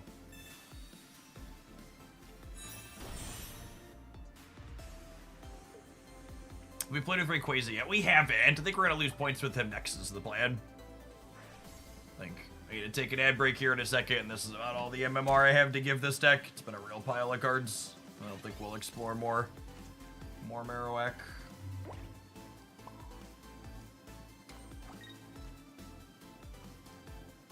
I forgot this needed a 3rd energy to attack. LOL. That's so bad. We're never winning.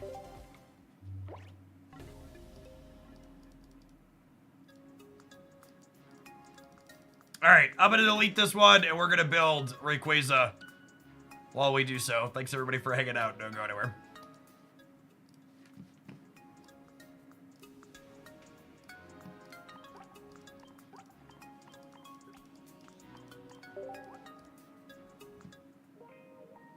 Is Rayquaza bad? Probably.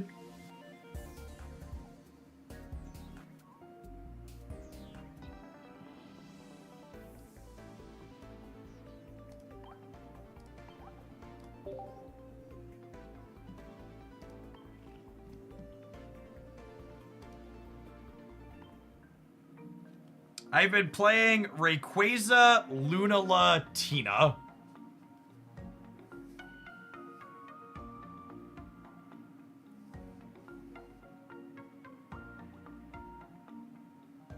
Okay.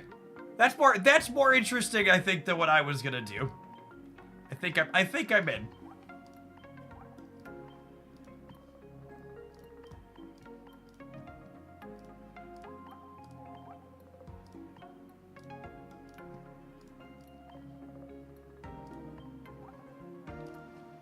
What was I gonna do? Just some Dialga trash?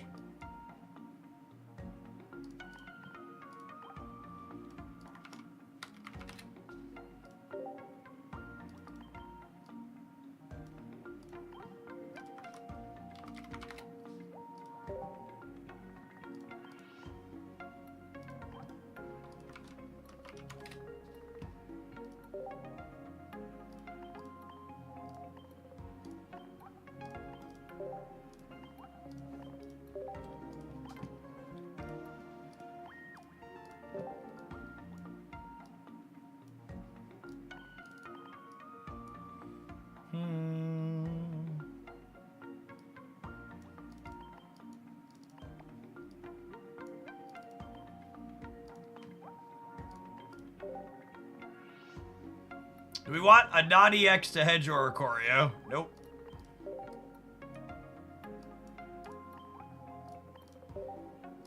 Just bottom right and go next. Bottom left and go next is bottom left and go next, yeah?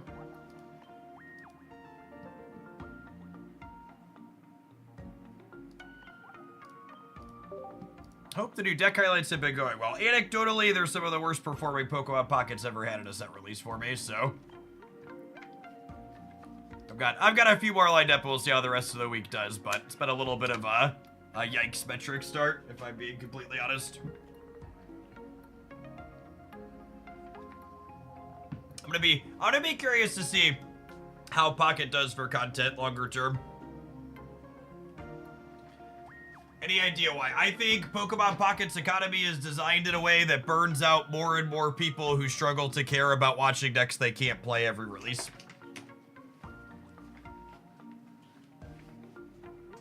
I think this set is easily the most interesting of the last 3 sets. There's lots of things to do, but the economy makes it hard for people to engage with. Just typical mobile game problems.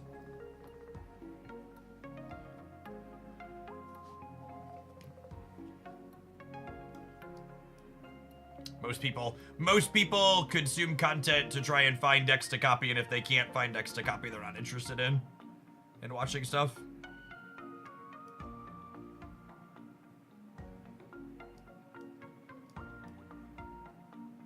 All right, I got a couple extra slots in here. I don't think I want. Is this good enough to play Lily with? Do you want a copy of Leaf? Is there a retreat cost 2 as well? Yeah, Leaf might be good. I don't hate that. Maybe I feel like I want extra sustain. Past the capes.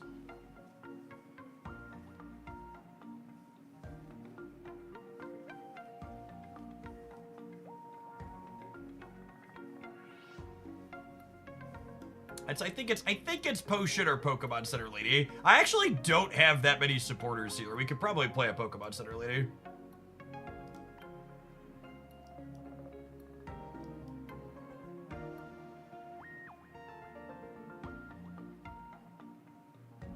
Let's do this.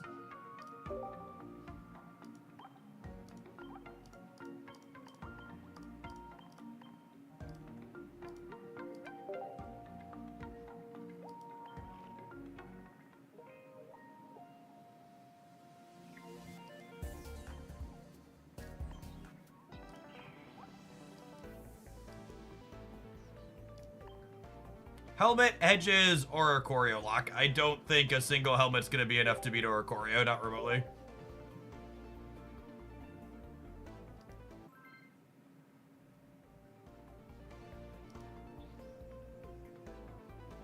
I have played a bit of Alolan Raichu. I think it's very reasonable.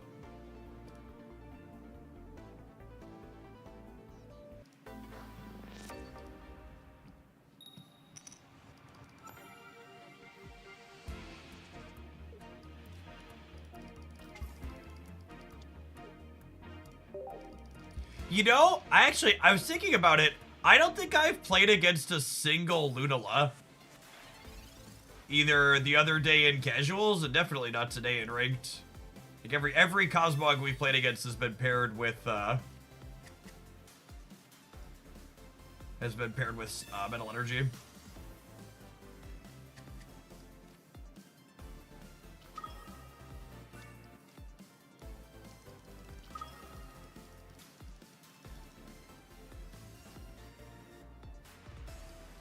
Am I playing you? Yeah, I think so.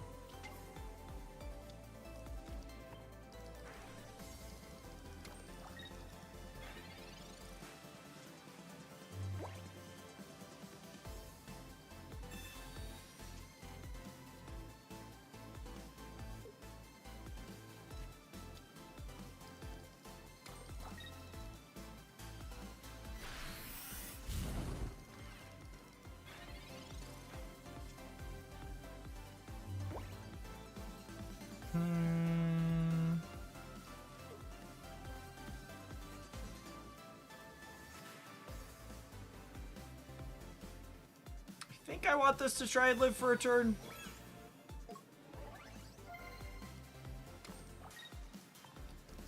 If we draw Lunala, I can candy into it and then push our energies onto Rayquaza and attack, yeah?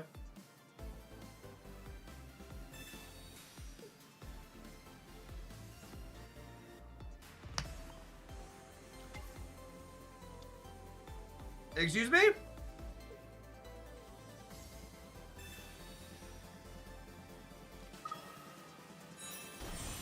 It's a big boy. It's a big boy.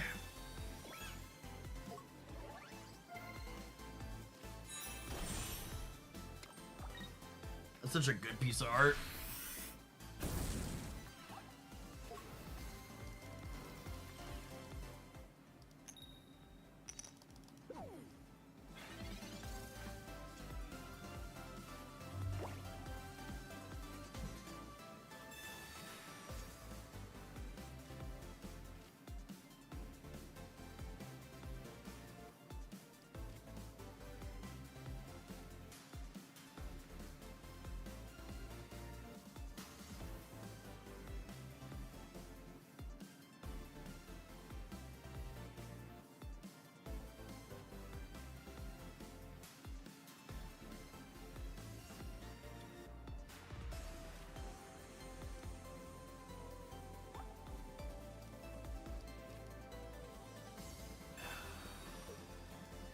How does this work? I do this.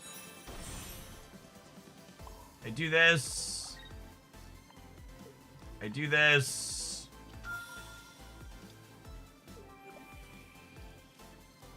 I do this. I blast. Technically are clearing them before they clear me. I do need to figure out a way to get... Rip.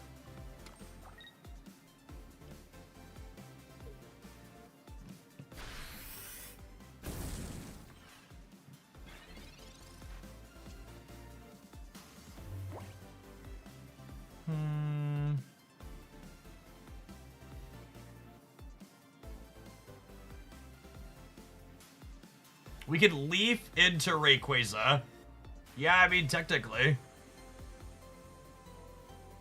God, it's a shame. 60 is so much healing, so we could have also leafed into Giratina. I guess this lives through its attack, though, too, right, though? So this is fine, maybe? I don't know if this is good, but it's kind of neat and tricky.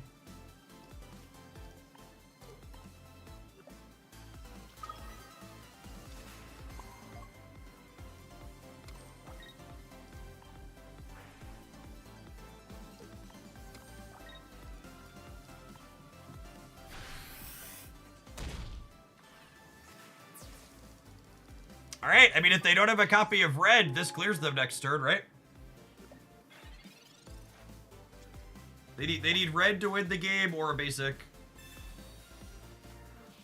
They need a basic, or they're dead.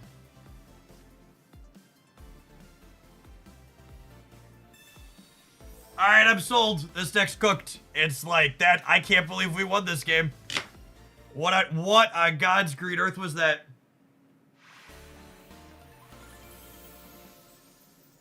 All in, chat. All in. I can't. Can I play another game?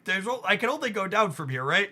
Like there's no. That was just like textbook perfect. Exactly what you wanted it to do, right?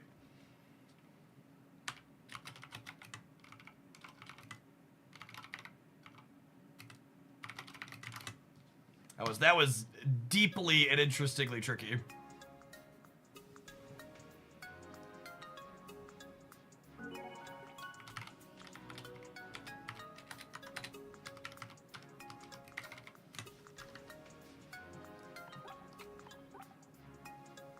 God, do I want a second copy of Leaf?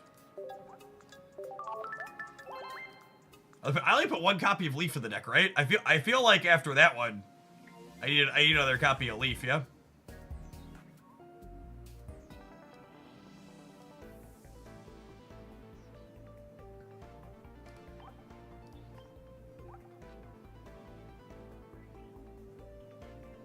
Is it over the Pokemon Center, lady?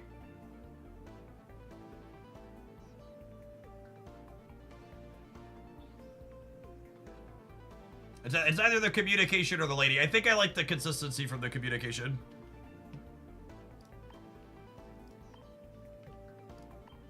She's also not full art, so she brings shame to my family.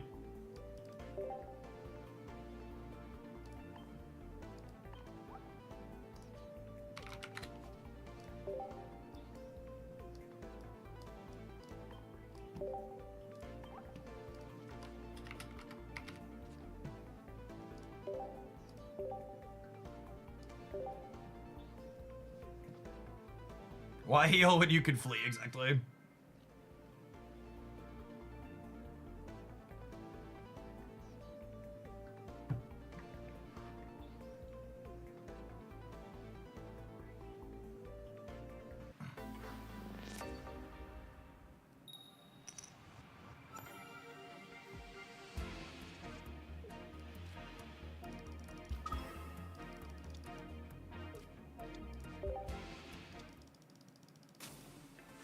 Oh, you're gonna brick wall me. Not today, Satan.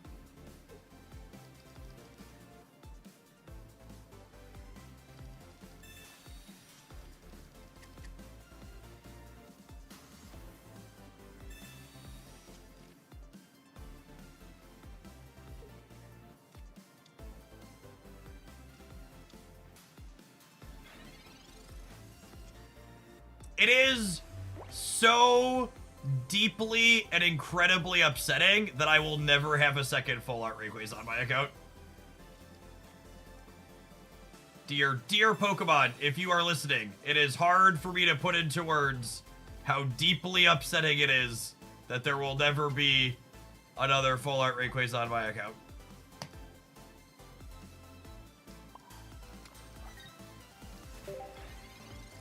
This is the promo reward for winning 50 games right now. That is not in the booster packs. You get your second copy of Rayquaza from playing the solo missions event. So we're playing 2 Rayquazas. It's just one is not a full art.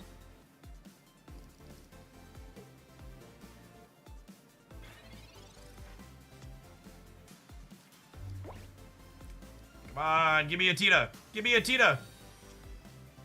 So lame. If we would have hit Tita there, we would have been able to attack with Rayquaza next turn.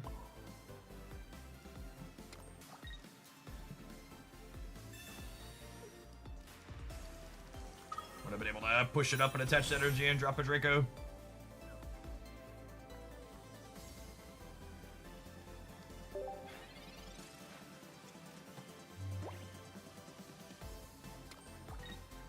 Do the 50 games have to be PvP? They do not.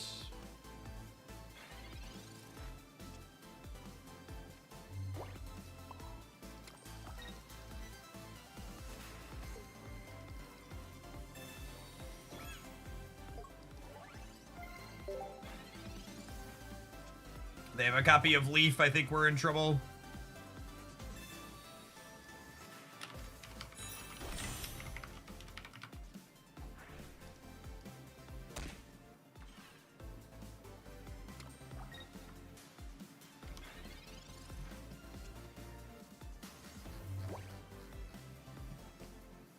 If they don't have a copy of Leaf, we potentially still play a game here.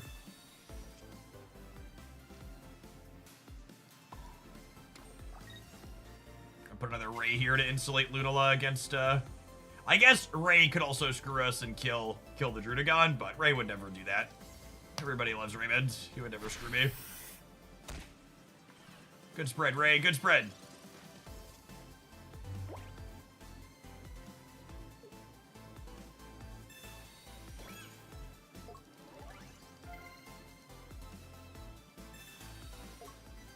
I think we're just cooked, yeah?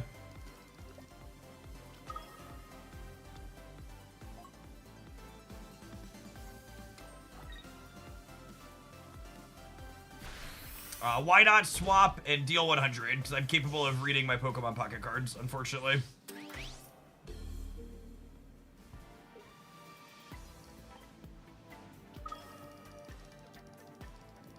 Alright, if I hit Tina this turn, maybe we have a shot. So Tina this turn means that I can attack with Lunala next turn.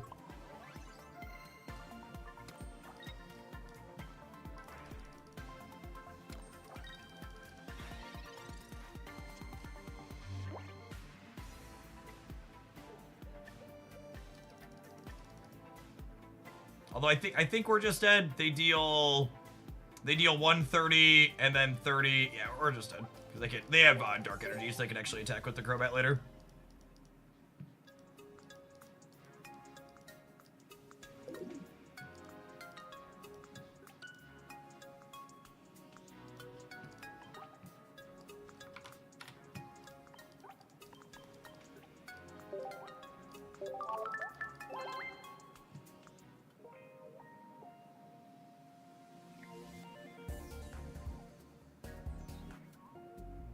Seeing how that played out, what do we think of Iono versus communication in here? Because Iono is better at finding us Tina on one, yeah?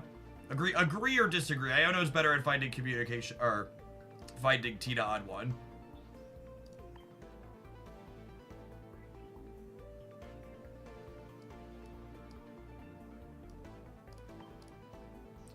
I think I really need Tina as my engine piece on one.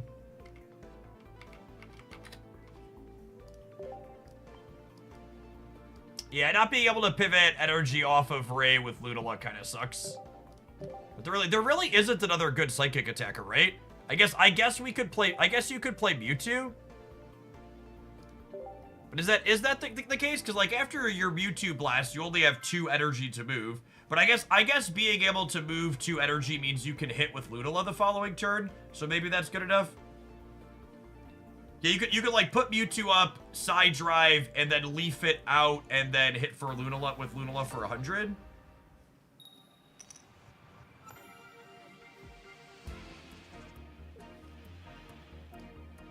It's technically possible.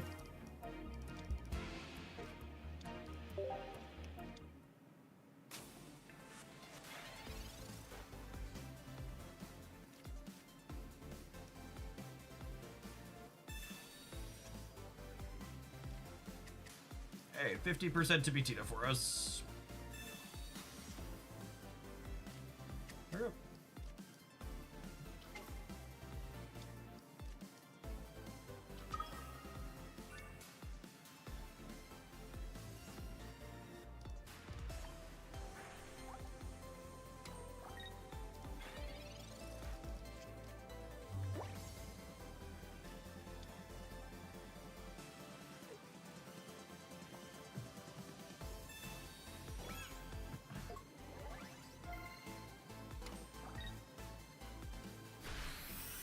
So the Rockruff deals 100 for 2 to things that have more HP than it, right? We could also Iono them to potentially take it away.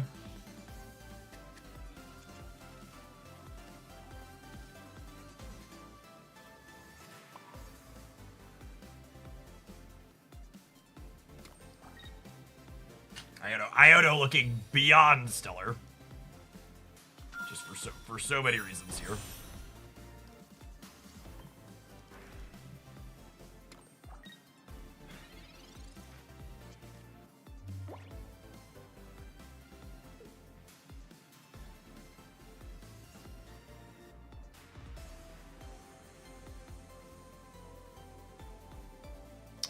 Should I have Cape Tier to play around Rampardos Red? Although I guess if they Rampardos Red, I just clear with Tina, right?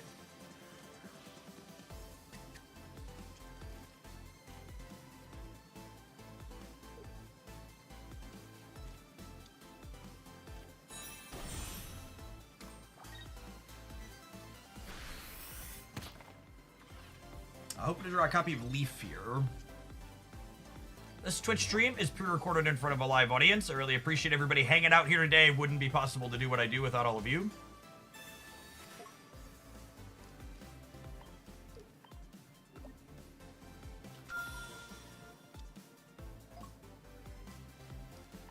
You go ahead and connect. Energy. Blast 'em.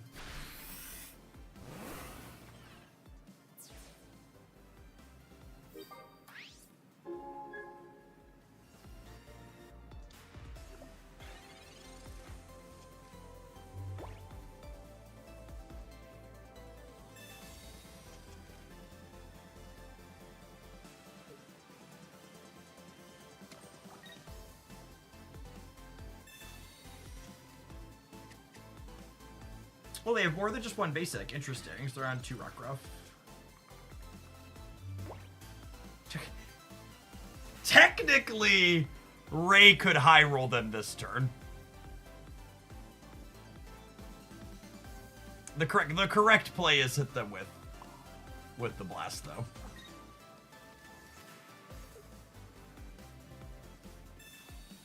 We don't have the energy to Ray. Yeah, I do. I have an energy for the turn. Coward. Yep. Oh, we can only loot enough from one Pokemon. Oh, that's a good call. You're right. I can't. It's not washout. It's not washout. Good shout.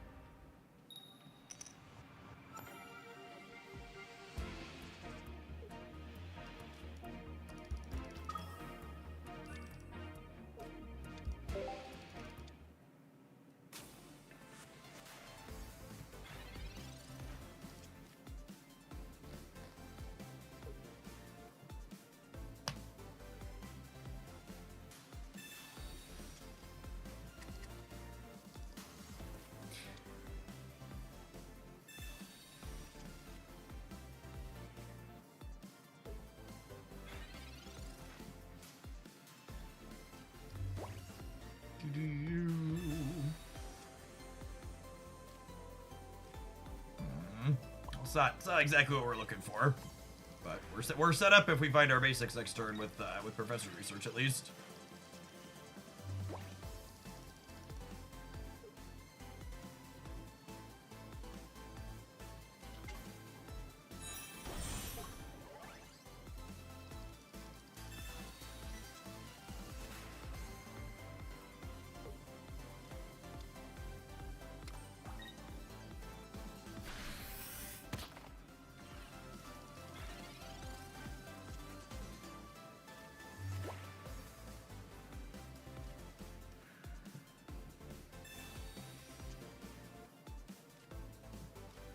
Okay. So this is maybe okay.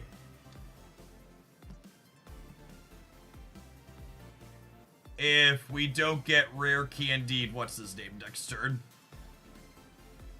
We found the Cosmog, yeah.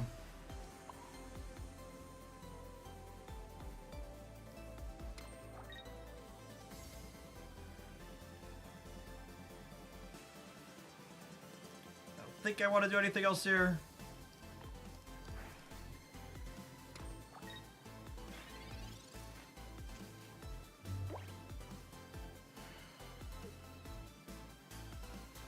Does Rare Candy work with fossils? Fossils count as basic Pokemon in every way, shape, and form while they are in play. Rip.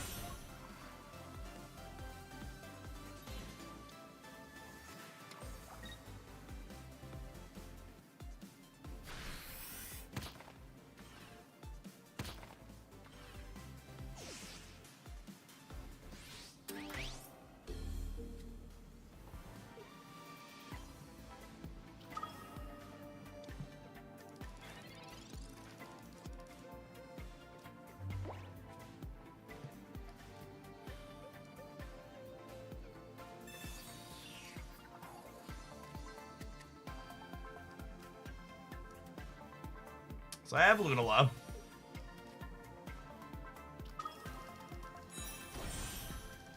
This is currently taking 150. I like how everyone's been like, stage 2s are finally playable with Rare Candy, and just like, Rampardos is sitting over here like, have I been a joke to you this entire time, gamers?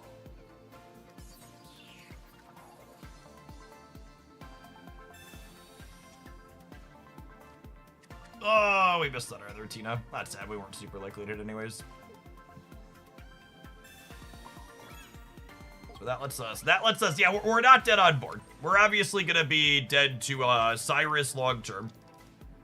But can't play around that.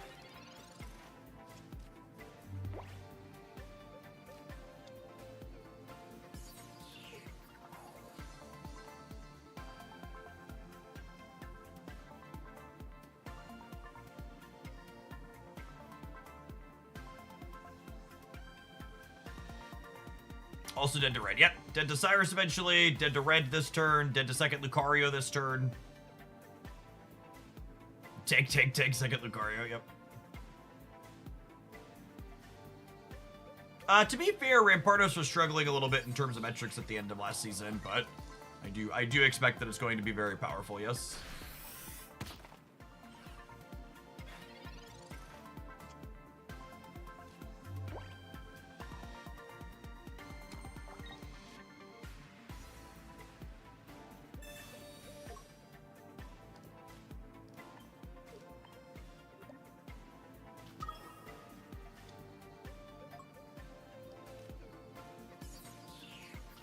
And then Ray with a cape means that I don't lose to Rare Candy things Sabrina, which is nice.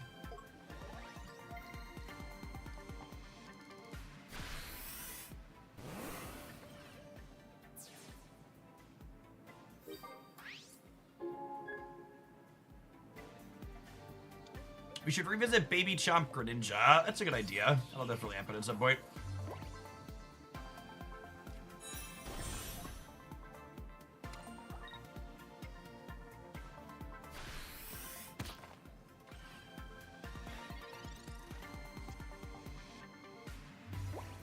Oh, you know what? I should have held the cape. If I would have held the cape, the Lunala survives the second Rampardos next turn. Rats, I threw the game. They didn't have the Cyrus that I threw. See, the one time I don't hold my cape, gamers, we would have won the game if I held my cape. The one time I don't hold my cape. This is a neat close game, honestly. We had a really clunky start. Their start was very good, and I made a small mistake here to not have a chance to win it. We wouldn't have been 100%. But I would have been able to retreat this into Ray and then push the energy up. And then I would have been able to have Ray potentially high roll our last knockout point. It was a really neat close game.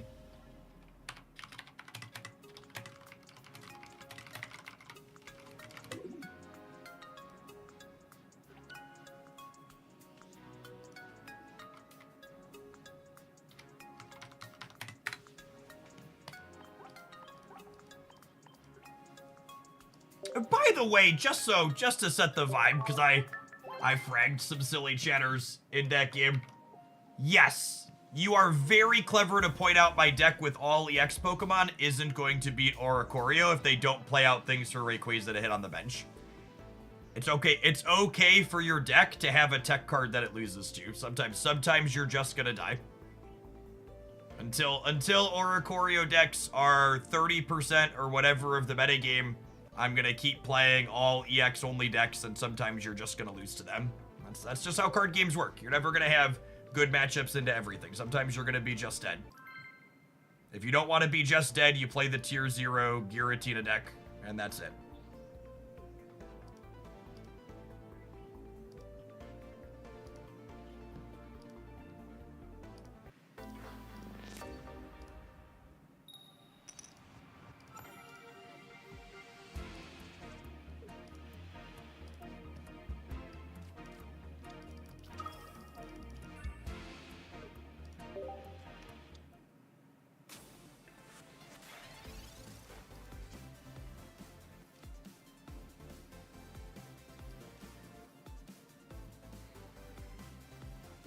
I think I'm looking for a Ray and a Cosmog here, so I'm going to research before I Pokeball to make it more likely that we hit 2 basics.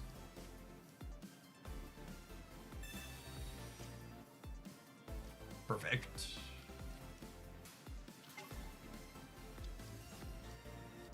There's a rare candy away from getting to run him down here.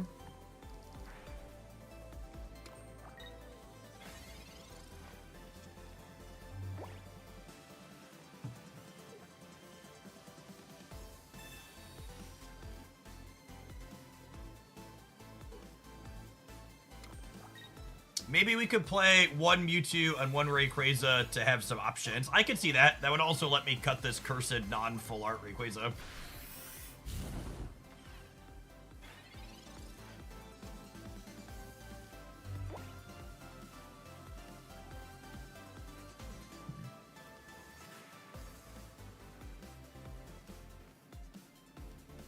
I don't know if this Iono is right, because like I have half of what I'm looking for, but I don't have the other half.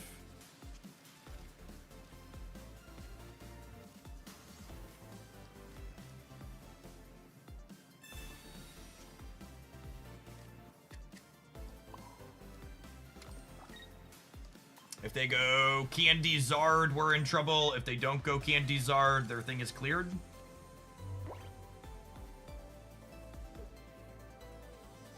That's how I deck build. Only one 2-star. Gotta run the split. Exactly.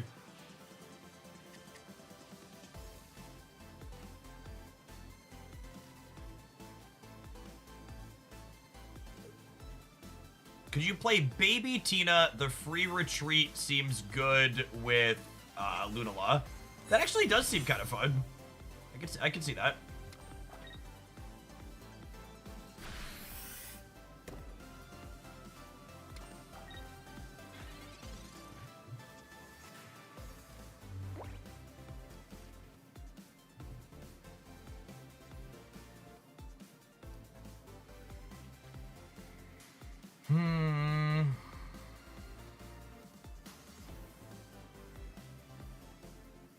How do I win from here? I don't know that I can.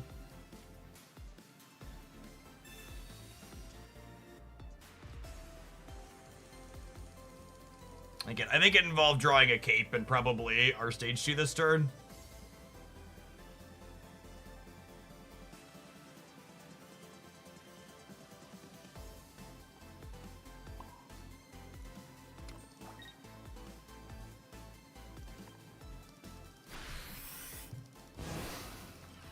I think our line to win is like cape next turn so we can survive a hit into cape next turn so we can survive a hit into.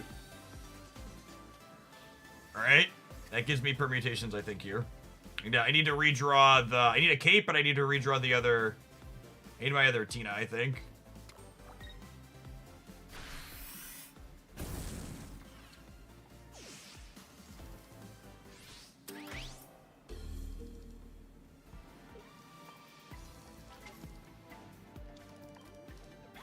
Yeah, I need my other Tina.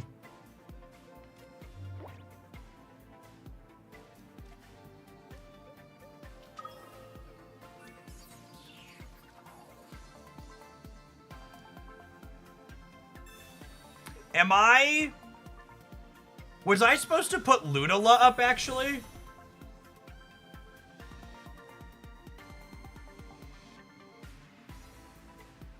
To play around red? Am I supposed to play around red here? I lose to Sabrina, though, if I play around red. I should have put Lunala up to start. I don't think I can play around red with the line I took.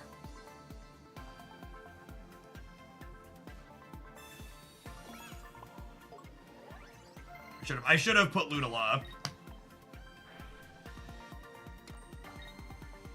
Yeah, I messed this up. If we lose, it's my fault. This deck is tricky, chat. There's a lot of lines.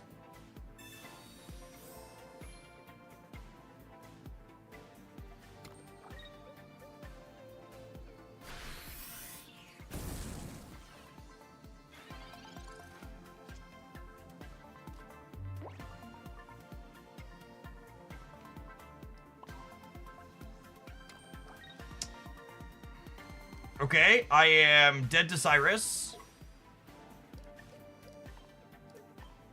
But I can cape Tina to play around Sabrina.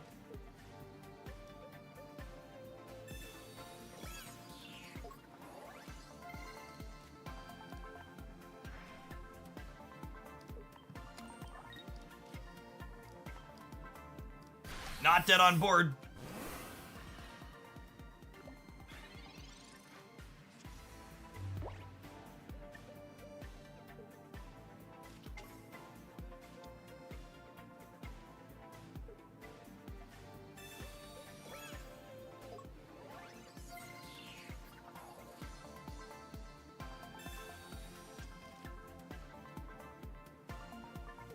Oh my goodness, if this Charmander murders me with Cyrus, I'm gonna be so sad.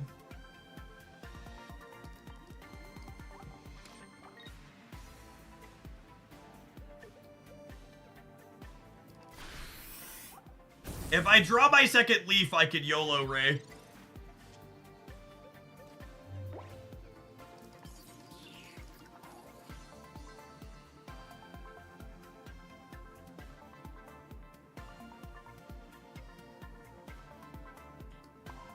Mama didn't raise no coward.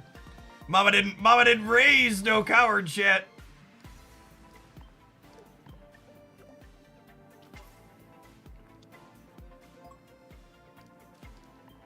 Everybody wanting to cut Ray for a copy of Mewtwo. Let's see your Mewtwo do this! No! Mewtwo, why? No! Mewtwo, why? I think this is the correct play. I think this is the correct play. They have Charmeleon. I guess I could have. They're playing Pokeflute. LOL.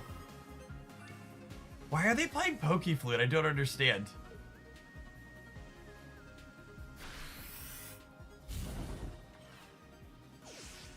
Yeah, so I could have put up Tina, but the reason why I was putting up Tina doesn't leave me dead on board, but it leaves me dead to Cyrus and Sabrina, and I think there's an incredibly likely chance they have one of those two cards. So I think that's a great example of, I know we lost that, but I'm really happy with the decision that I made, and I think it was correct, and I would make it again, even reflecting on it.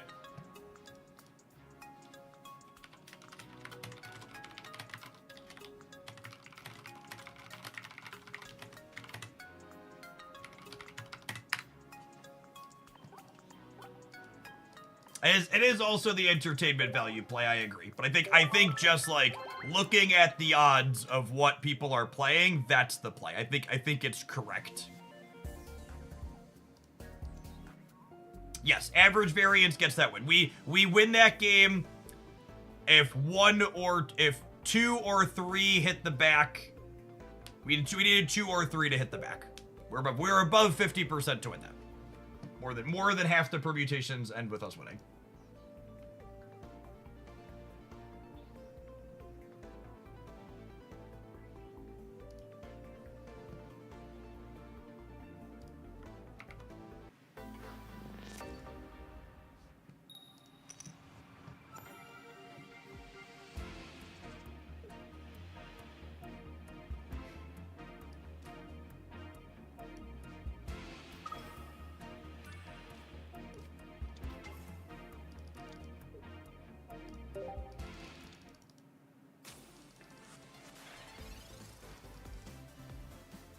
I agree, this deck has been very fun. Am I charging up the Tina in front? I think the answer is no. I think lead Tina's just taking some hits here. And worst case, we can leaf it out. Or we can use our Bat Buddy to push energy up.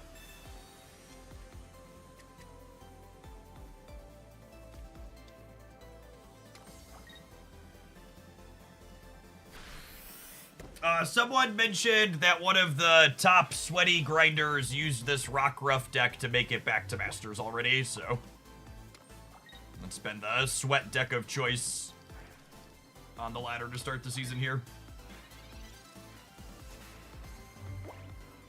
As far as new things are concerned.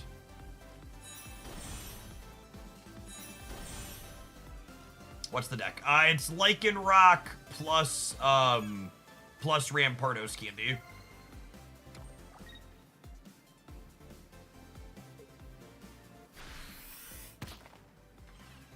If we hit this, I think we win the game on the spot. Not quite what we're looking for, sad.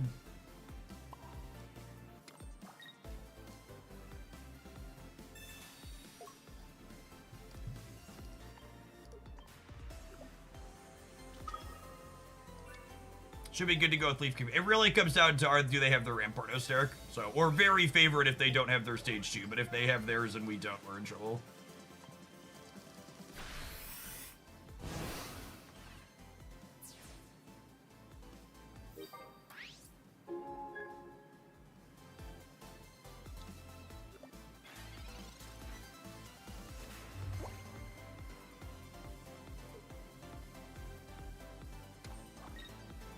Would still really like to draw my stage 2 this turn.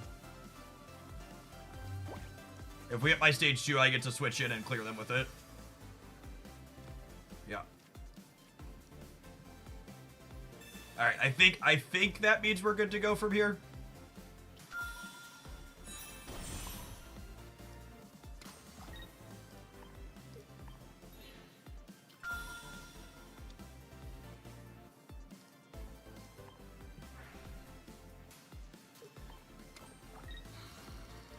I'm trying to decide if I keep something.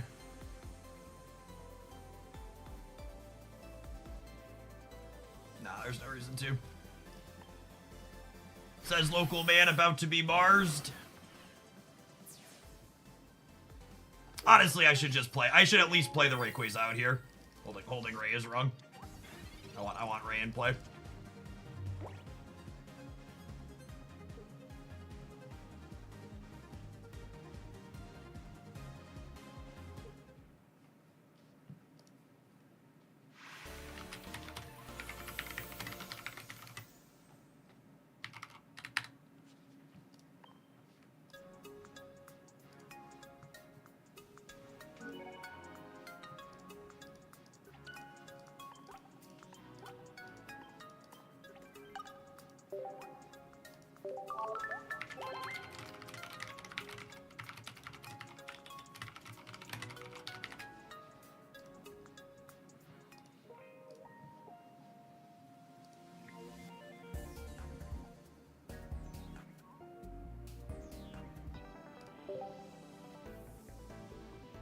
This is a sweet suggestion. Shout out to the person in the chat that was like, hey, how about we try it with Ludala? This has been fun.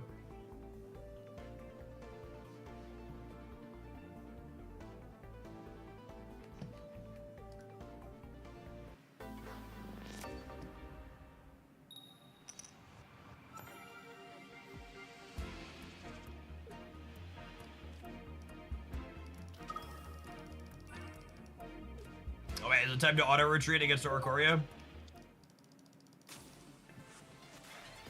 Might be about that time, gamers.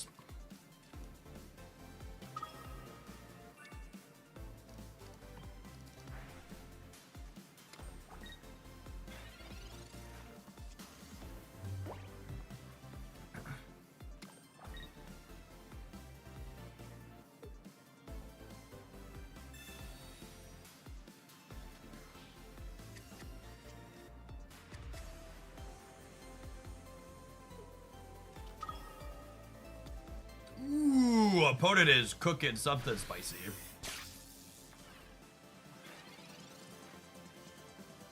Them giving me other targets, though, means we're not just cooked if they have Oricorio. Just sweet.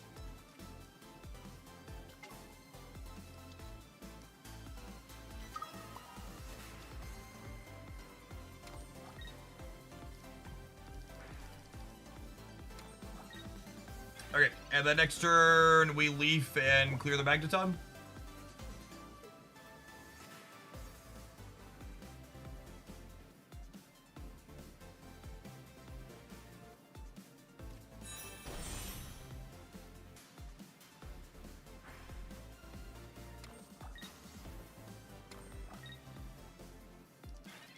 Oh my goodness, they didn't put their energy on the Pikachu. Absolutely, brutally, and savagely wrecked. The copies of Leaf have been so good.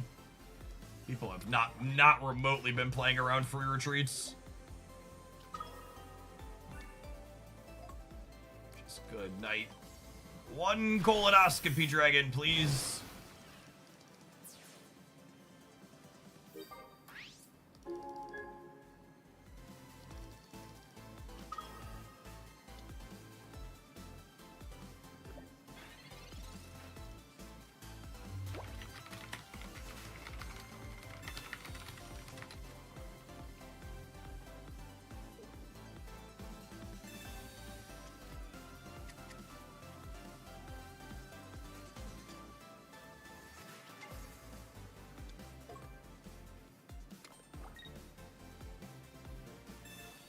All right, there's the bird.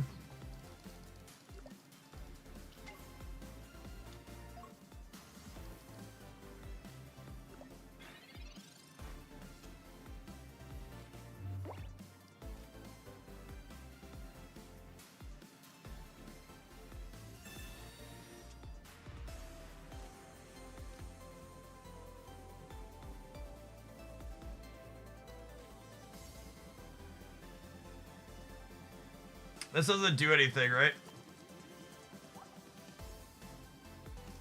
It does not.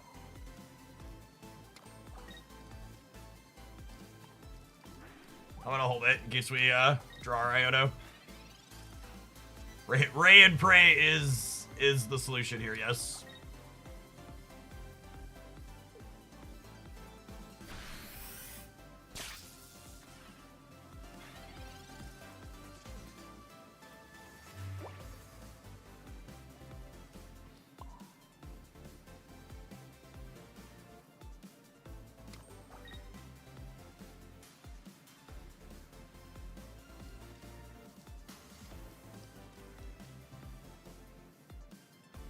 I think I'm putting an energy on this one, right? Yep.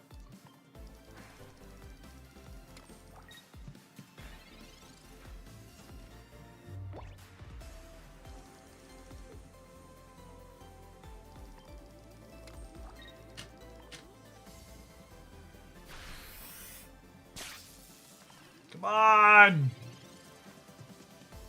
There she is. There she is.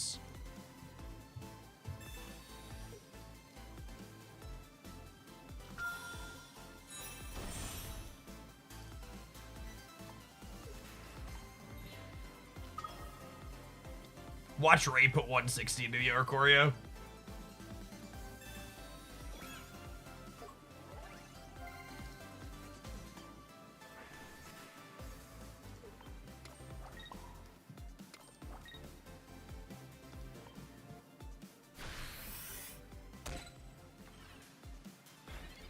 All right.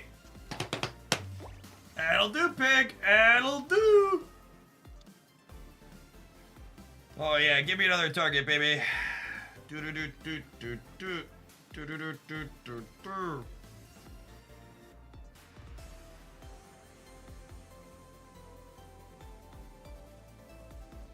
All right, Angry Dragon Snake, time to make a YouTube highlight. That's what I'm talking about.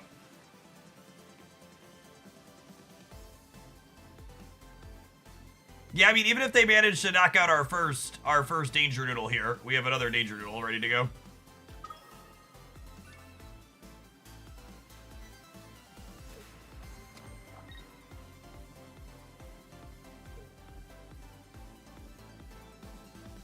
Yes, Rayquaza can target Oricorio here.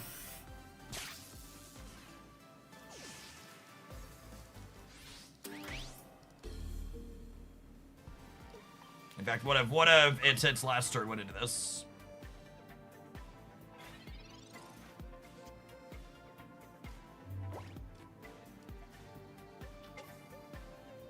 All right, Danger Noodle, I believe. I believe, Noodle. And it'll do, pig, and it'll do.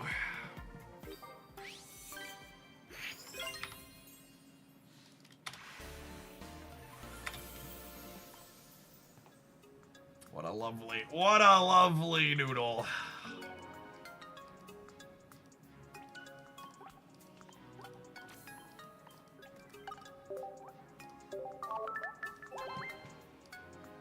You know, it's a little bit of a shame there's less hype around this set than the last one, because this card pack is so much better than what Shining Revelry was. Shining Revelry was just utter trash in comparison. So many interesting things we found to do here. We're going to take a brief pause for the cause to let some adverts roll. I appreciate everybody hanging out here today. Don't go anywhere. We're going to play a little bit more of this when we get back, and then we're going to kick along to brew and some other things, because there's lots to explore still in this new pack. Don't go anywhere. If you're watching on the YouTube side, consider tap the like button. It doesn't cost you anything. It helps the content reach some more people. Appreciate the almost 800 folks that have done that already.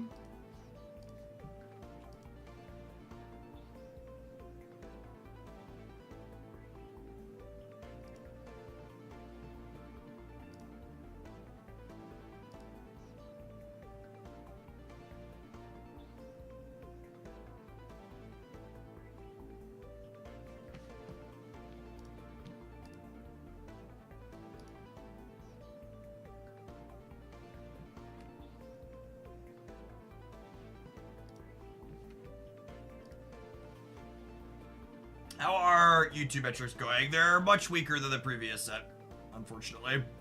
I'm having fun. I'm gonna play Pocket as long as I'm having fun, but the expected bump on new cards hasn't really hit like it hit in the previous set.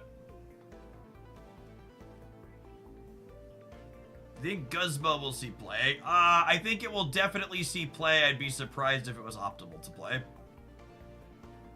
Did Second Editor confirm what they are doing with Spotlight variants? Well, Spotlight variants won't exist anymore.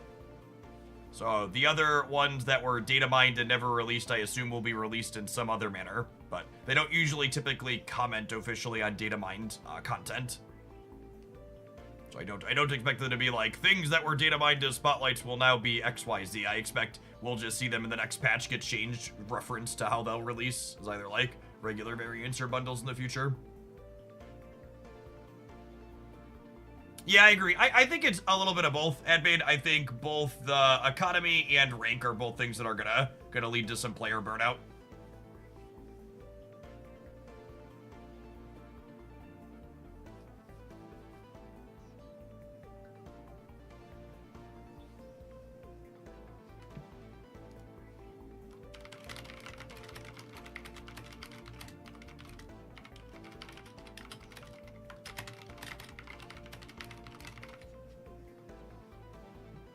Where do you get the non-full art rate EX? From the solo missions that are going on right now.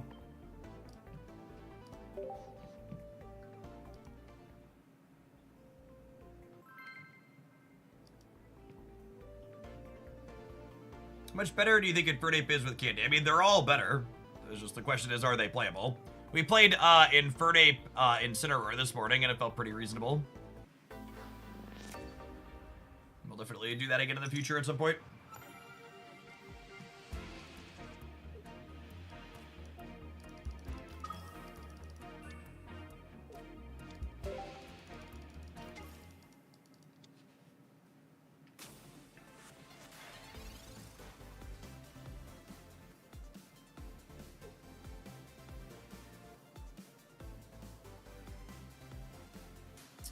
So what does this curve look like? If I hit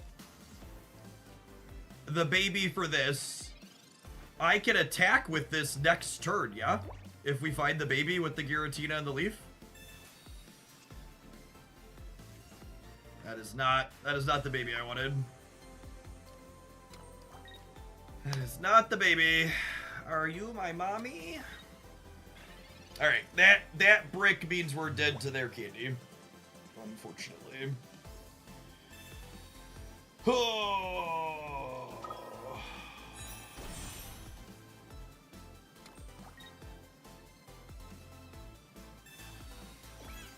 That's a shame we don't run him down.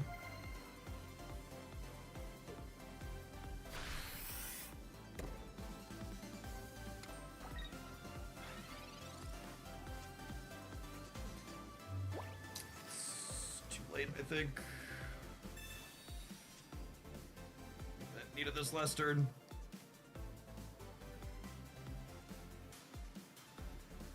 Oh, I have a cape. I have a cape. Are we okay because of cape? Maybe. Maybe.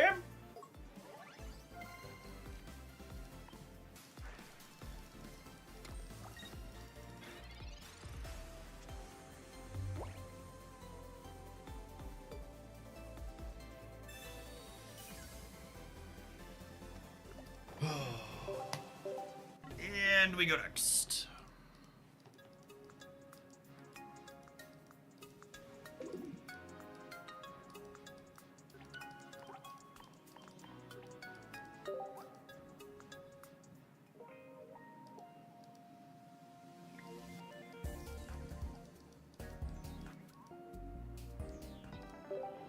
It was a different red. It was a little bit newer. It was.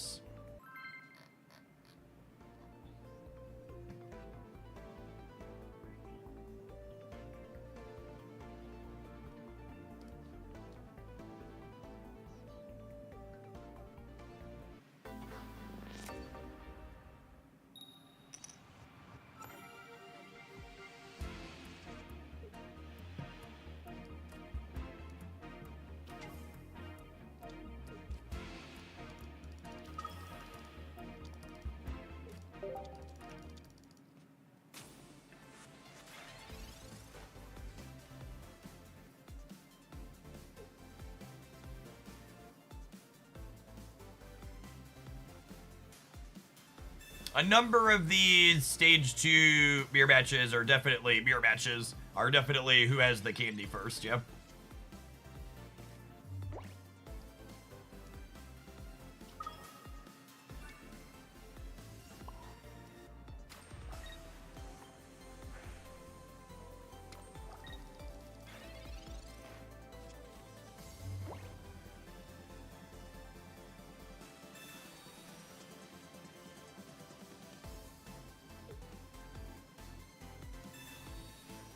It's never me. Me is never the answer to who has the candy first.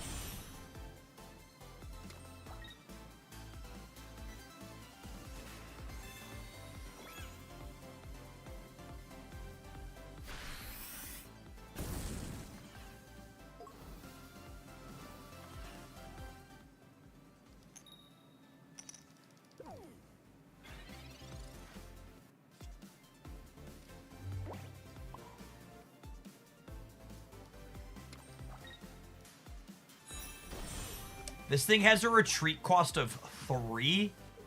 That's so much. Holy.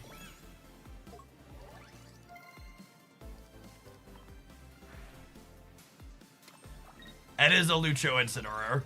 Yeah. Bring the pain.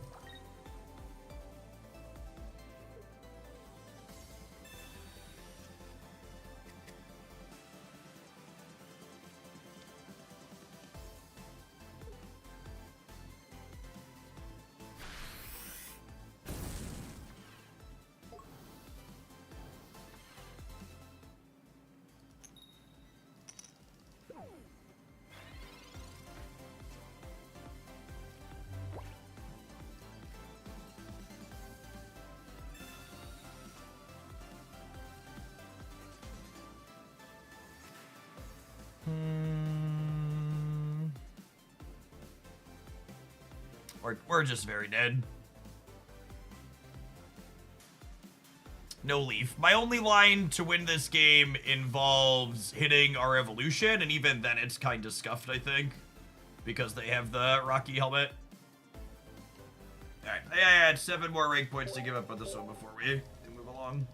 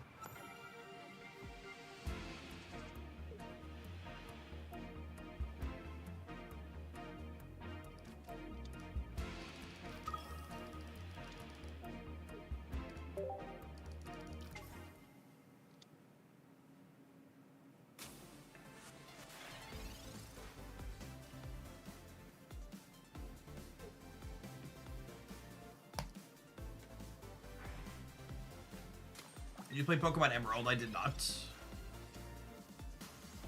Cosmog is nice. If we could find our copy of Tina here, we're in a pretty solid spot. Okay.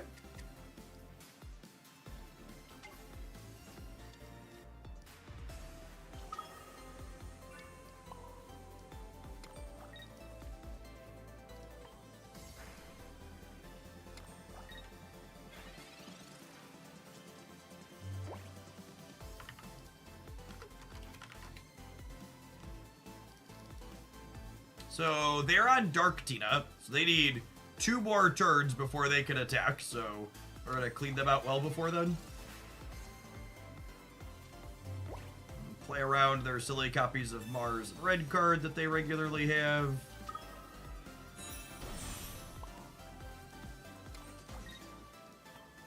And then next turn, we push the Tina energy up to Ray and we crunch them.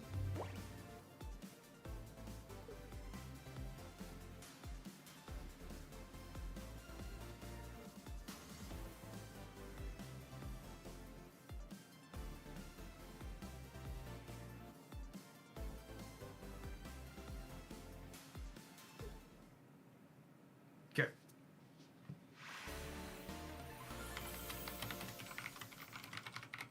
Easy come, easy go.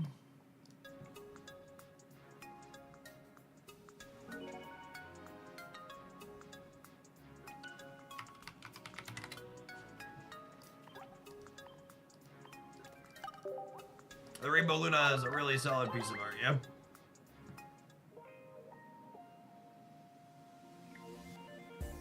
Is there a better pack to focus on opening first? They both have rare candy in them, so I think it really just comes down to what EX Pokemon you want to play with.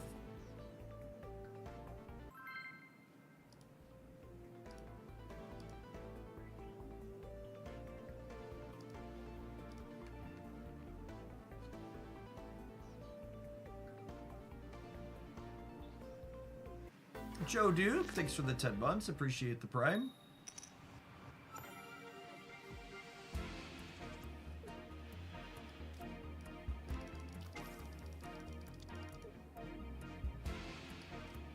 Alright, if we find a Tina, this hand's real good.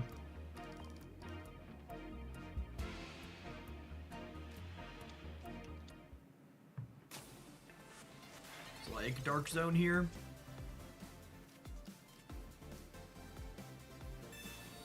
Are there any EXs that you changed your opinion on from your initial review video? Nope.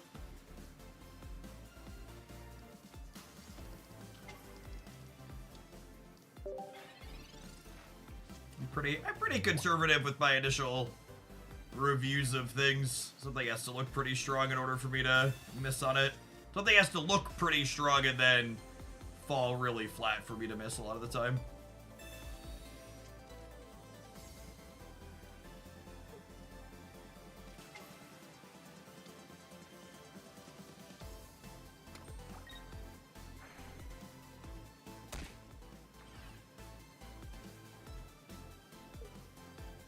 Solgaleo and Incineroar might edge out Lunala. I disagree with that.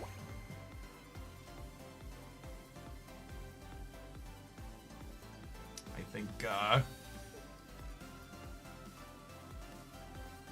Lunala is a very good card, and Decidueye is a very good card, and Incineroar is a very good card, and Solgaleo is a very good card. And it comes down to which ones do you want to play games with.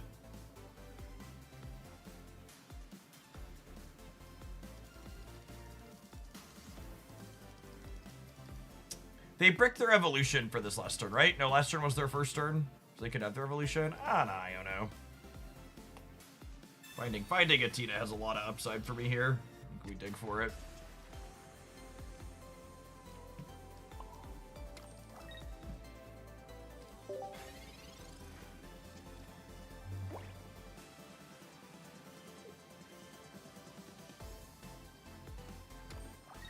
My problem with Lunala is that it's mainly good because Giratina is so good. That's such a weird statement to me. It's like saying, my problem with Solgaleo is it's good because Rare Candy is good. Yes, cards are good in the context of the metagame in which they're being played. Is a accurate statement.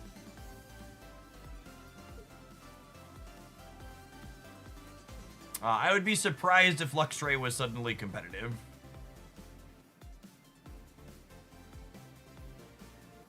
I think is my early take.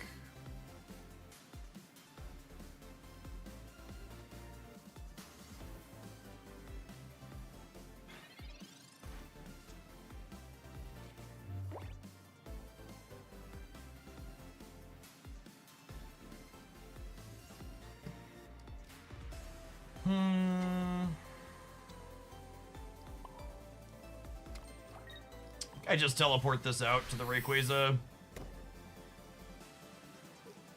Our games where we don't have Tina definitely feel pretty limp in this deck.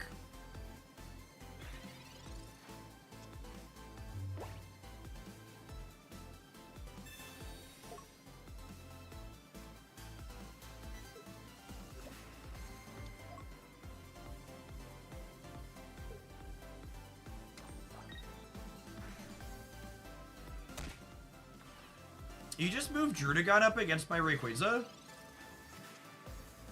Excuse me? Have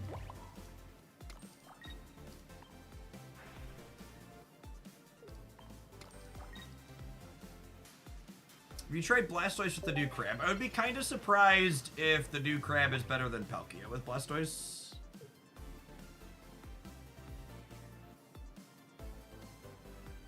Stage 2s take so many deck slots. Especially with Rare Candy now.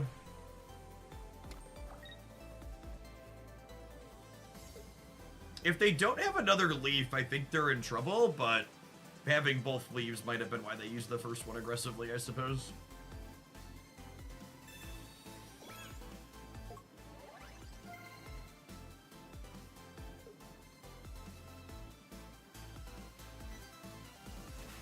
I guess they could put their energy on the Drudagon this turn, and they could retreat to the Darkrai next turn just by attaching another energy.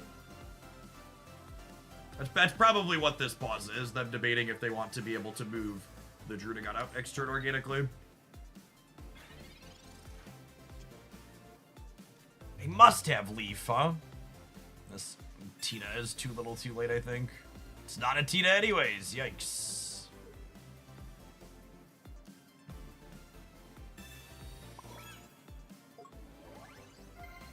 Alright, I think the hope from here is that we just like high roll to all get out with Ray.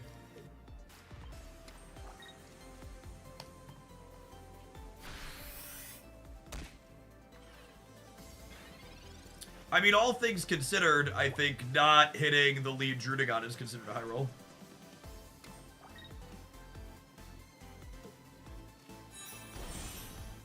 Do you have Leaf? Do you have Leaf? You do not. Okay.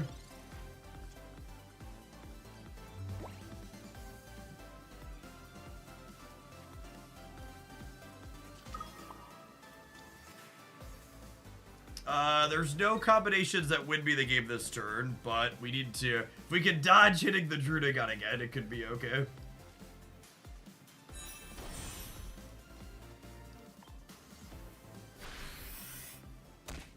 Oh my goodness! Oh my goodness! He cannot keep getting away with it! What a content monster. What an absolute content monster. Holy. Ray has taken no prisoners, gamers. He has had enough of Dark Rise nonsense. Giga Chad Rayquaza here. Before anyone suggests it, Lunala's psychic connectability cannot remove energy from Ray. It's only off of psychic, so I can't retreat here. They're still probably cooked though. What a good beat.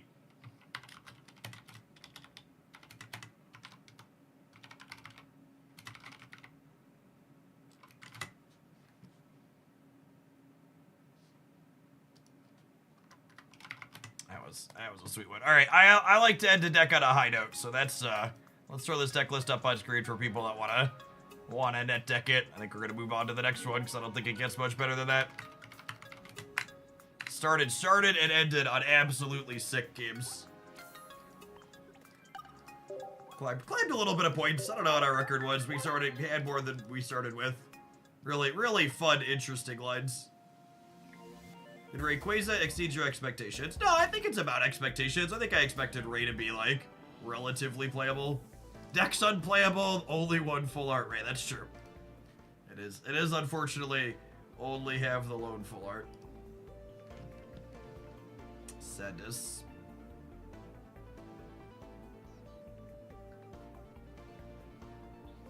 All right, I'm going to run an ad. I'm going to run to the restroom while that ad runs. When we get back, we're going to build and play something else. Thanks everybody for hanging out. It's been super fun exploring lots of stuff in Pocket today.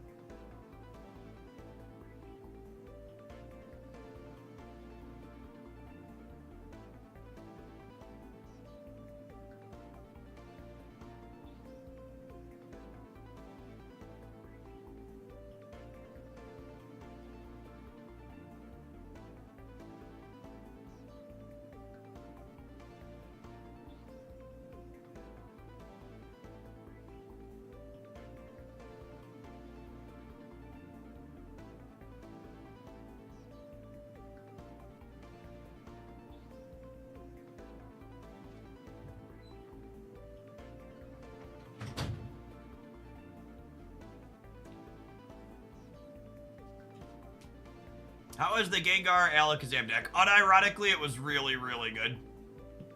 I think the double stage 2 aggressive decks that are all single pointers have a lot of promise. Serena, Beedrill, and the Gengar, what's it called? Both really reasonable. Shall we check the blunder picks?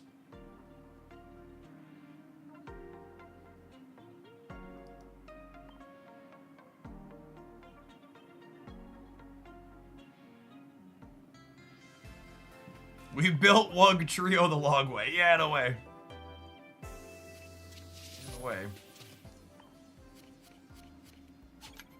I wish Gengar EX worked for the bench. Well, Gengar EX is bad. The Gengar Alakazam deck we're talking about is playing both the one-pointers. One point bother Gengar was real solid.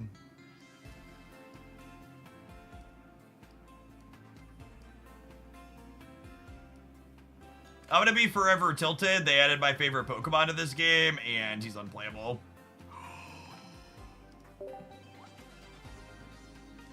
Please, Blunder Picks! Please! I've been so good, Blunder Picks! Fuck you. I hate this game. It's awful.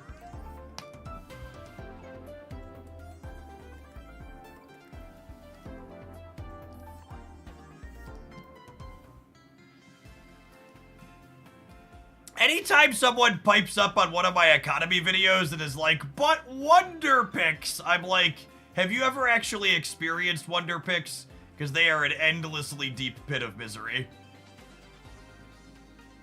Endlessly deep pit of misery.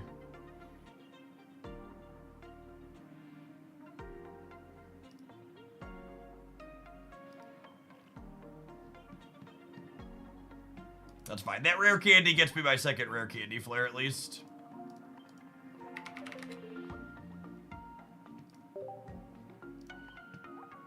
God, I've got that going for me, I suppose.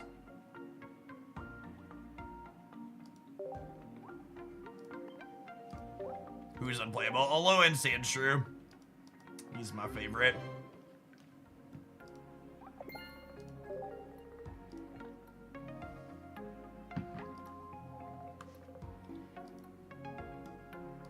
Is it wishy-washy time? It's never wishy-washy time.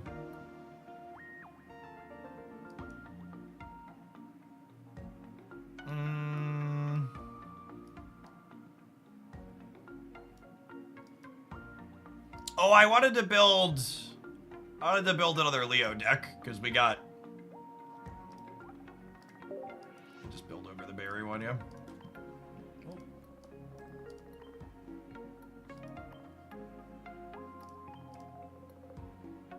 I got two shiny Leos.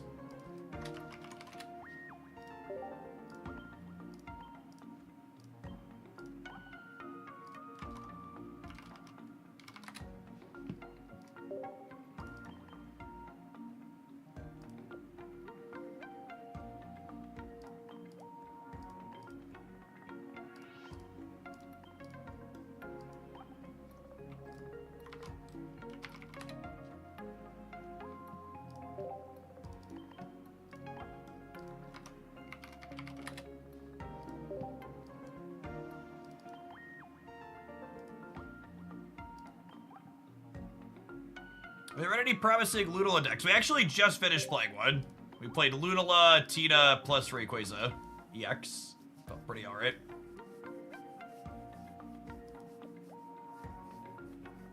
Is it Kangamama or Drudagon? I think I like all one energy attackers. You've been lucky with your openings. My cosmetics have been above average in my packs. For sure. Alright, let's do it.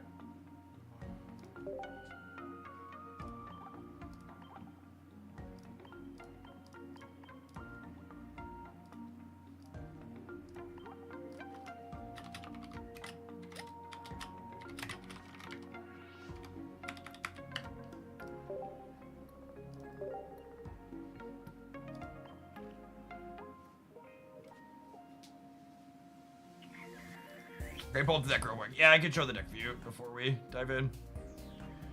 Whew, if all these menus weren't slow as trash. There is not a lot of Oricorio in the ranked queue in my anecdotal experience. I would wager in large part because there's been a lot of fighting decks.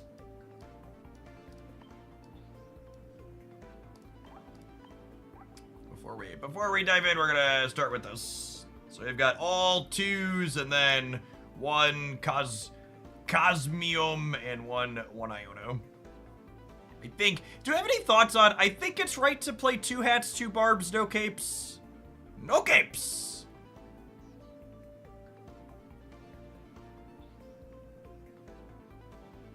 I think I just want all the beatdowns.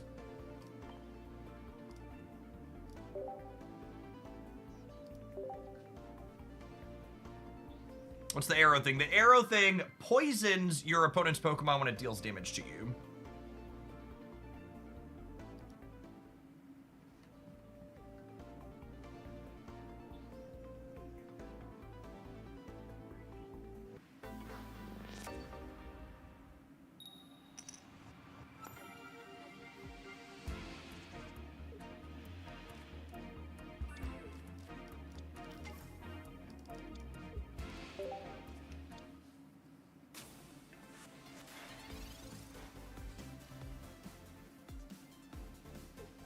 Ready to step out of bug, gamers? Do you have a grass cape?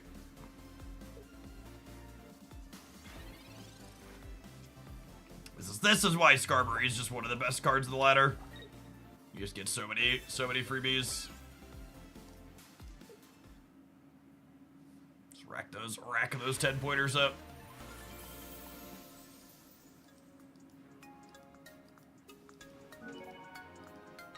So I can for my next trick.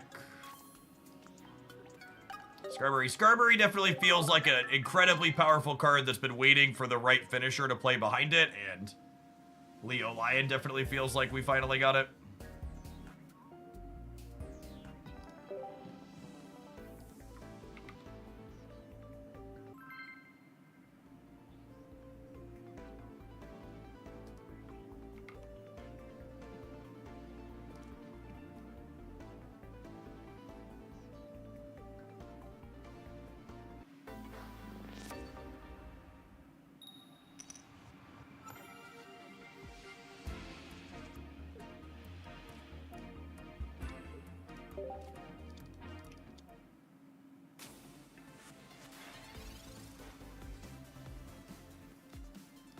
Alright, I'm looking for Candy plus Lion, so we'll Pokeball first here so we can go dig in.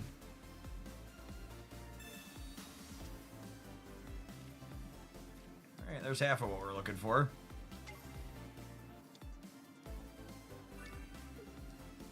Put a barb on here.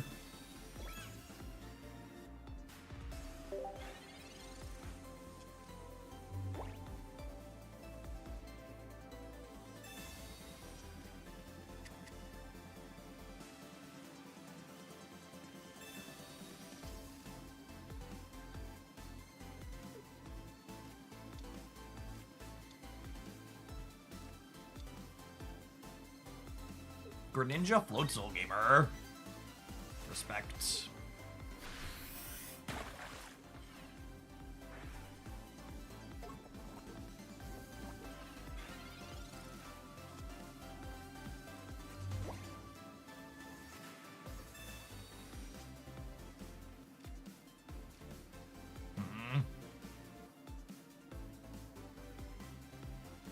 If they have Candy Ninja plus their stage 1, they clear Kanga next turn, but I think I want her to be able to throw hands here. I'm gonna leave these extra cards in my hand because we are an Iono deck, so. We could also just absolutely murder this thing, yep. Thank you, mama.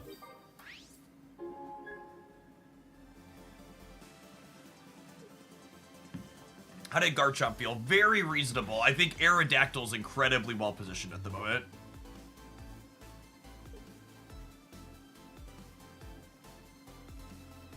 Aerodactyl Chomp will definitely have a highlight before this weekend. We're gonna be posting 2 highlights a day in the short term. I thought about playing the other helmet out to play around Sabrina here too.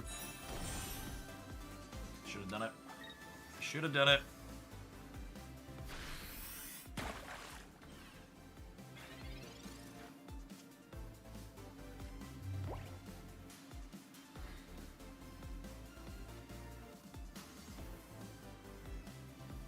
Kinda don't want to give them a redraw, but like my Leo is so much more powerful than anything else they have. If I find it, like we run them down so hard.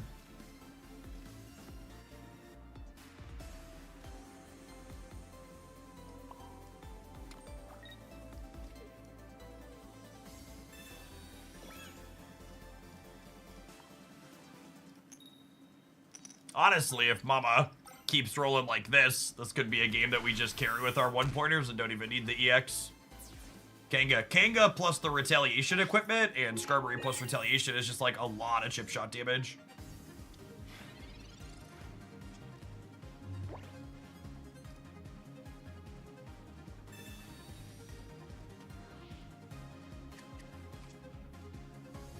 Got me.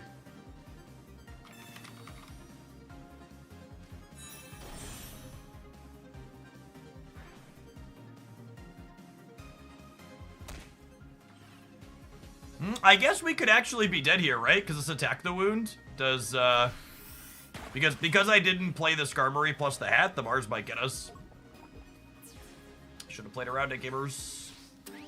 If I had Skarmory plus hat and play here, they'd be up a creek. But now Kenga could low roll a little bit.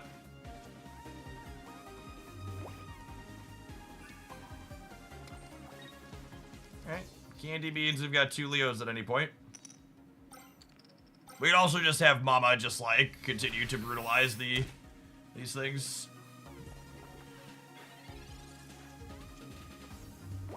Failed to play around Mars. It's fine. Just flip 6 for 6 on Kenga. Mama is reminding us that she should never have been benched.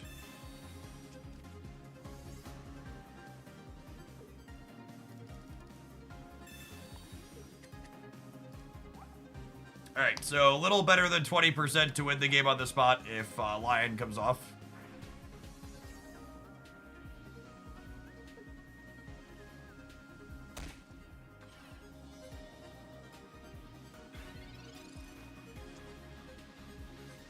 Dead.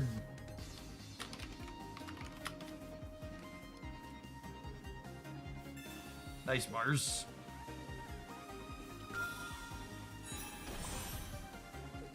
Imagine if their Mars had been a good card instead.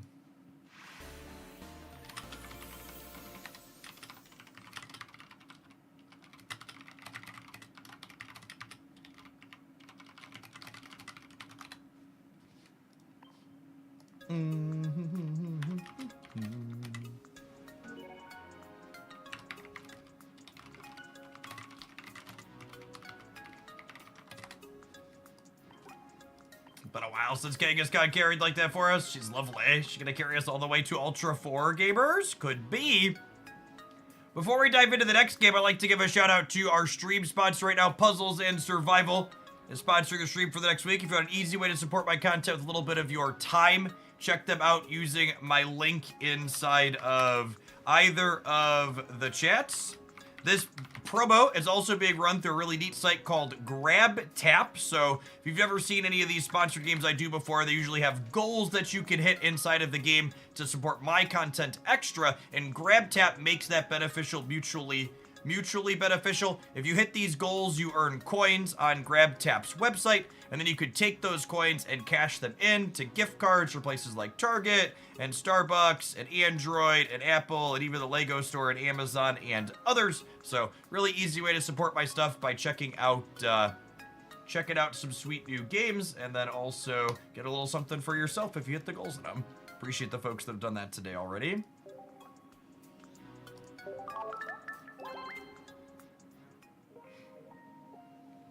Was it bad to play the Candy before Iono? People don't seem to... When you play Candy, you have to play the stage 2 right away. You can't, like, play Candy and then redraw your hand and then play the thing out after. It's not how the card works. That's been a somewhat common suggestion that's been confusing.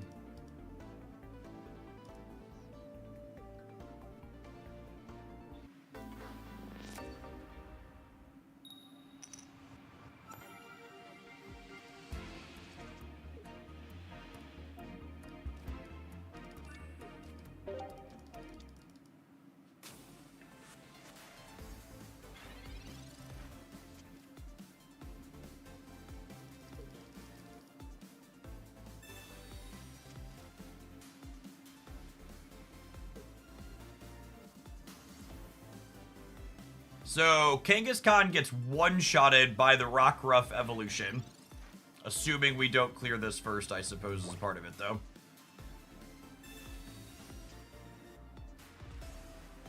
I was gonna say, if we draw Baby, we actually just, like, power up Baby and then hit them with Leo Lion next turn, yeah? Alright, we need 2 heads and 4 coins here, but Kanga might be tired after the last game. She carried really hard.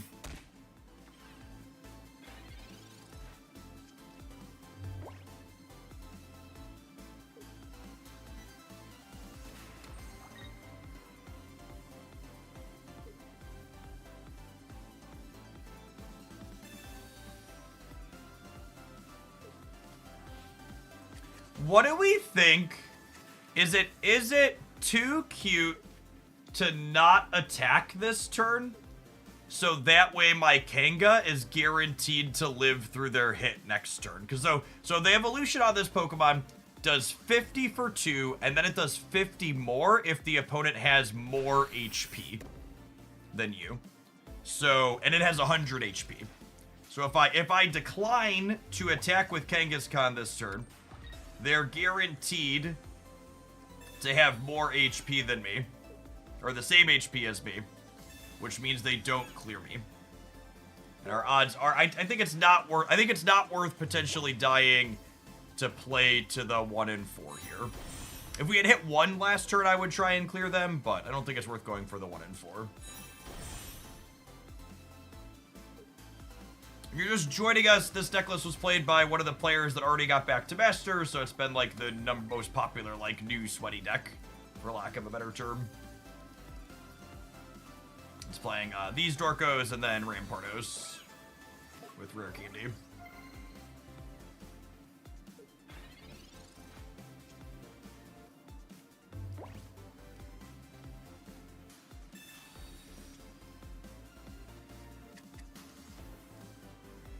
For a deck to be tier 1, you need to be able to answer Charizard with Rare Candy on curve. Not necessarily. Depends on how popular that deck is and how often it's able to do that. Generally speaking, your deck doesn't need to always beat a good deck's absolute best draw. It's okay. It's okay to, like, be only okay into their best draw sometimes.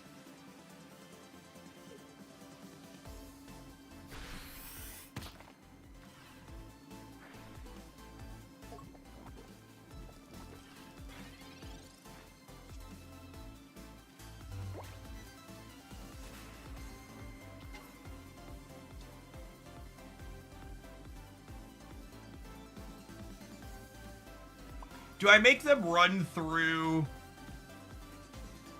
I think I try and make them run through 2 lions, right? I think is the plan with the second draw. So we go Candy into this one, and then put it up in clear. And then I assume they have Rampardos to get through this one, and then we hope to follow up with this one. I should hopefully have time. I'll get to go Cosmome, Energy, and then another Lion next turn.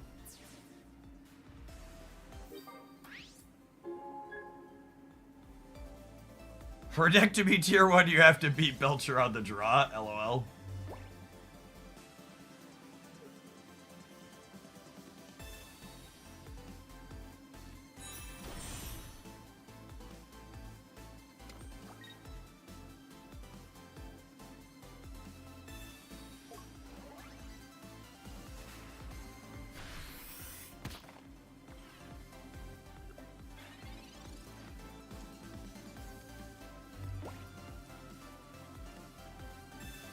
So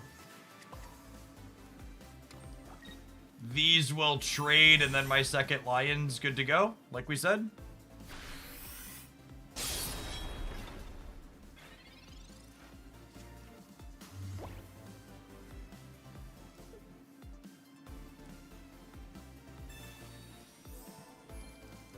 Oh, wow.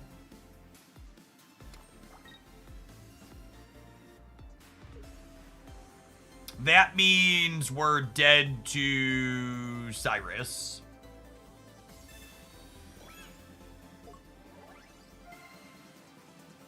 I'm not gonna have a means to play around that.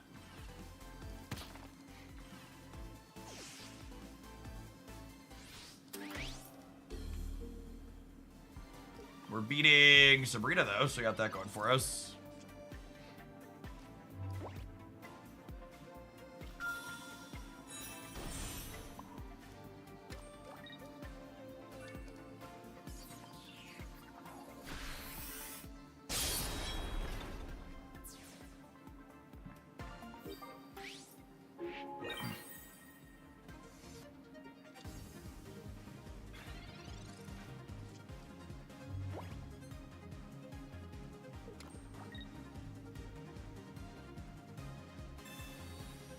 The surefire sign that they had the Cyrus was that they attached their extra energy.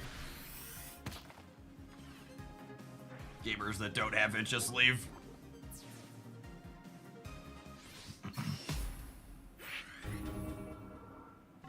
I don't think I understand Lycanroc's text. It does extra damage if the thing you're attacking has more HP than you. The app seems much slower than my phone. Is this an emulator that is somehow faster? I mean, it's an emulator running on a high-end gaming computer. But markedly, the app has been really slow after the latest set dropped. Which is weird, because they didn't even patch, but it's been real clunky and bad since the set dropped.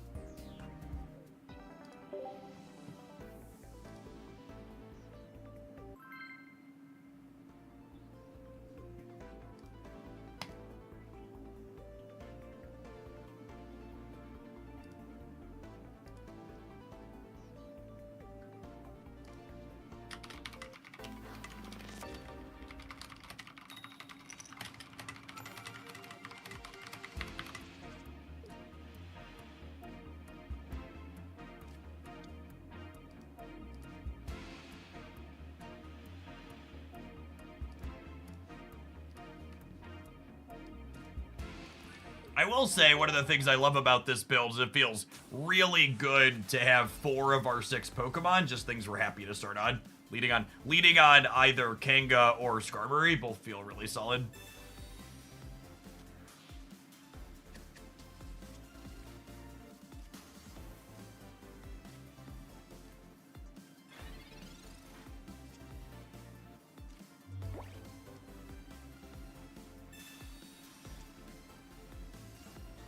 Nice. Put this out here for a little nibble. 25% to win the game on the spot.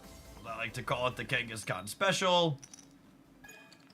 See that right there, chat. 25% to get the Kangaskhan special.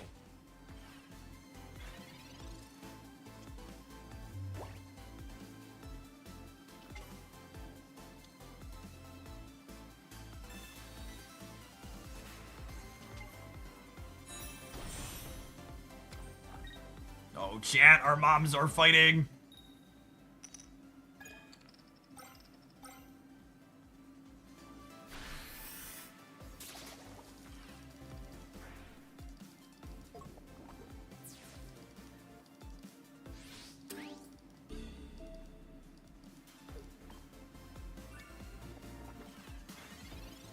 Wishy-Washy is not a competitive Pokemon pocket card.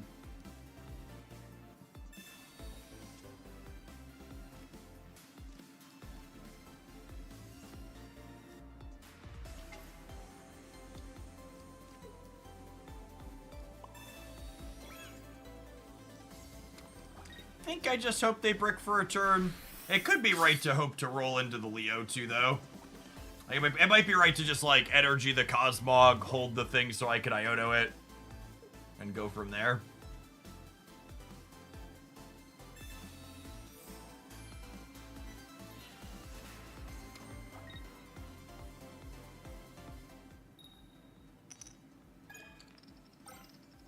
Alright, we get a turn of Breathing Room.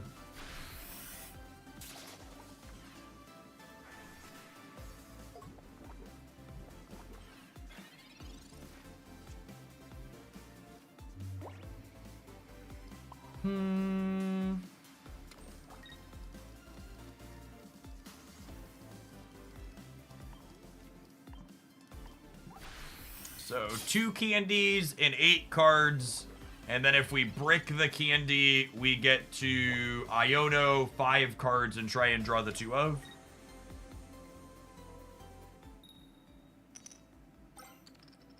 So we're 25%, and then we're a reroll that's probably about 50%. Is Leo Lion more relevant than Lunala currently? Nobody knows what the meta is. The cards released less than 2 days ago. There's been no large major tournaments as of yet. We'll have our first inkling at what the metagame could really look like after this weekend. But until then, who knows? Enjoy the ride.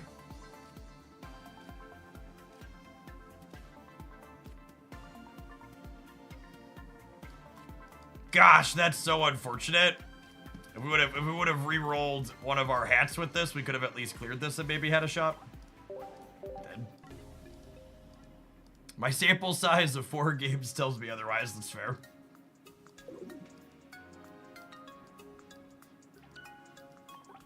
Could it be viable to play Leo Lion and Luna? I would be surprised if playing them in the same deck was good.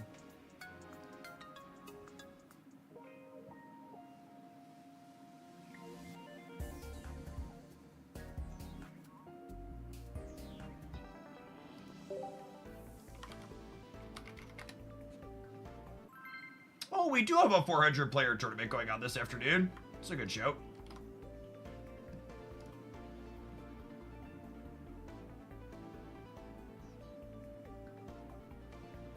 We can pull up the metagame for that. Look at it here in a second.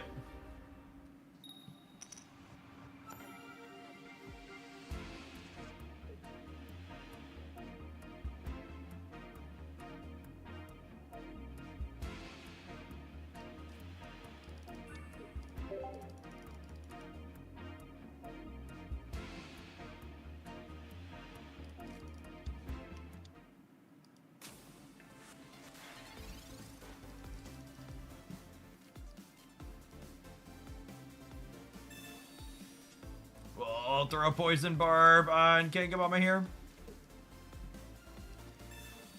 We chill on this to not give them a target for a linear attack if I can avoid it.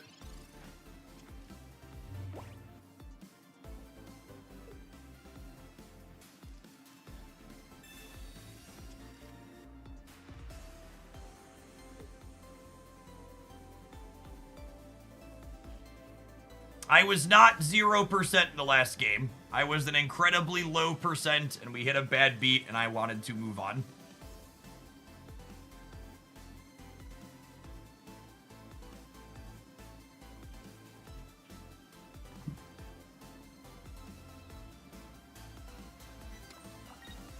We had 0 knockout points, and my opponent had 3 stage 2s. Ready to assemble. I am shocked they did 20 to us for the sake of taking poison. Seems loose. Oh, I would like one Babby Lion. The babbiest of all the lions, please.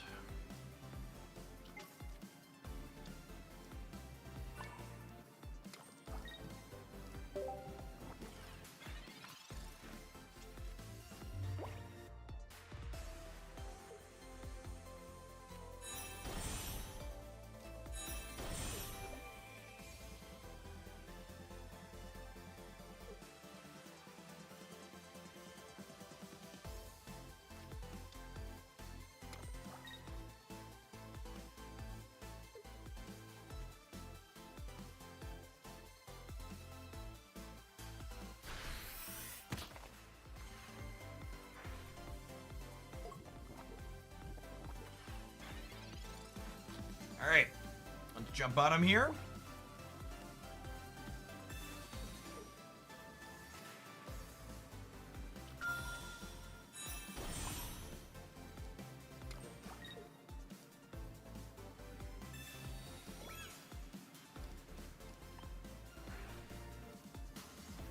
We've got to rise up. Do do do do do do do do do.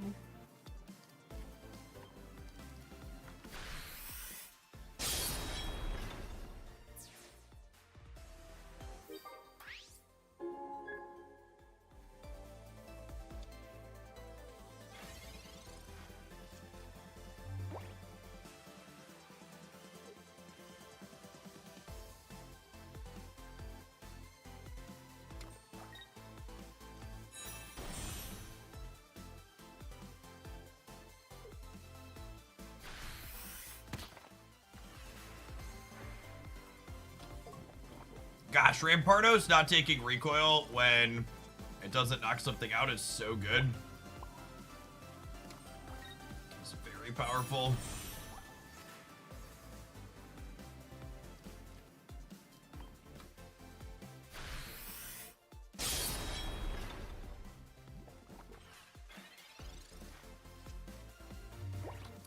10 points shy here.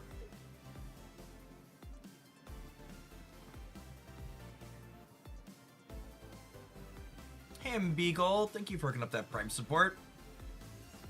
Appreciate you taking a couple of buckaroos from Jeffrey Bezos and sending them my way.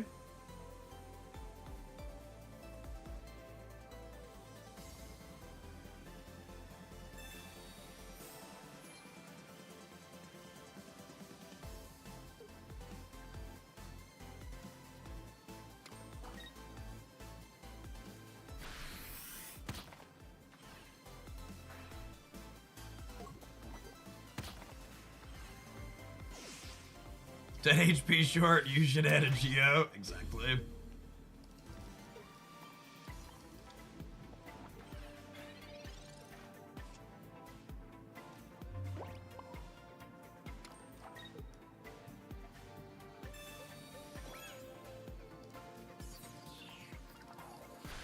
I'm not dead yet. Just a little stiff, gamers.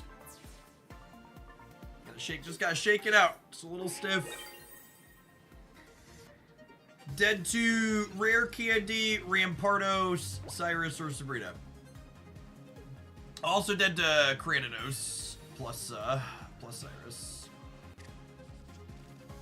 Punish it away for playing my helmet out. Although hitting this is nice. One Leo Lion and 6 cards, so only 50% to have it next turn. Oh baby. Oh baby.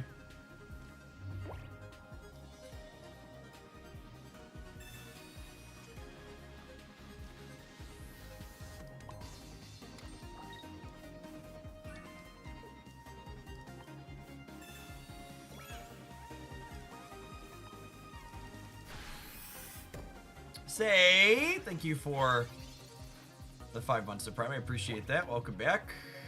Okay, so I mean they're dead on board. They need a thing, or they're dead on board.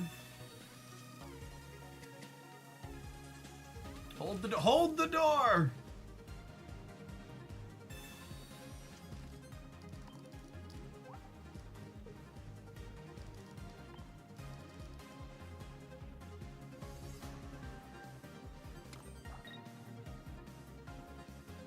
They have to discard the Skull Fossil.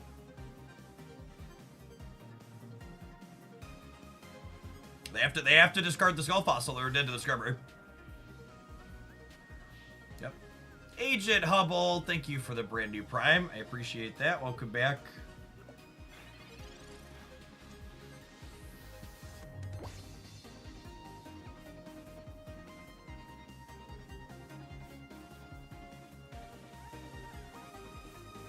This is such a tough choice.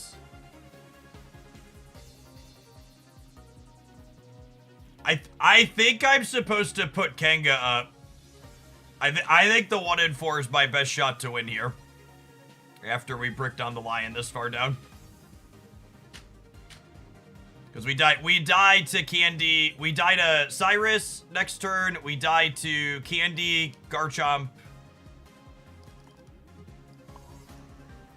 I think I have to take this 1 in 4.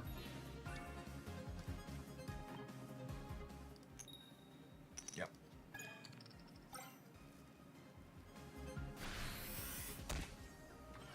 It hurts. It is what it is. Is Skarmory Leo better than Berry Good Leo? Nobody knows the answer to that question, gamer. Cards have been out for less than 2 days.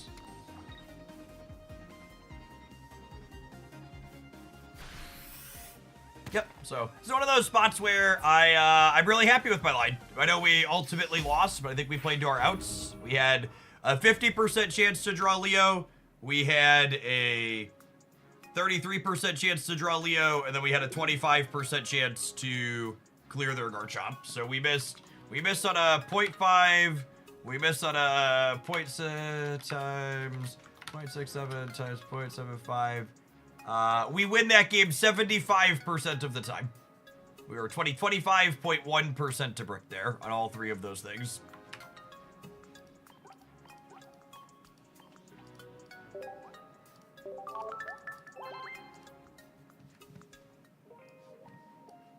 All right, so First tournament with some people in it of the new expansion going on. There's 400 gamers playing. Lion Skarmory, most represented at almost 12%. Dark Tina of the previous format at a little under 5. Charizard, a little under 5. Is this all in Charizard? Yeah, it looks like it. So this is Stoke Boy.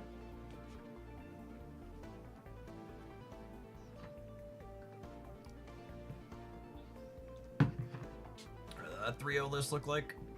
Still ongoing, obviously.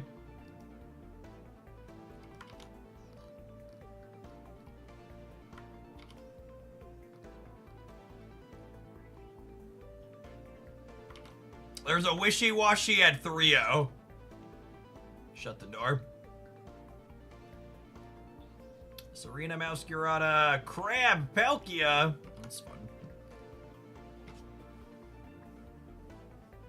No Frogadier Greninja. No zero Teenage Frog Greninja. Charizard Incineroar. Love me a double stage 2 deck. No Teenage Kittens. No Teenage Kittens. It's gonna be interesting to see. There's the wishy-washy. Wishy-washy. Four Pokemon, 16 trainers, a couple of nets, some Pokeballs, some capes. All right, should we do it? I feel like if someone can win 3 games in a row with it in the tournament, we can assuredly lose. We can assuredly lose some points on the ladder, yes. All right, I'm gonna load her up.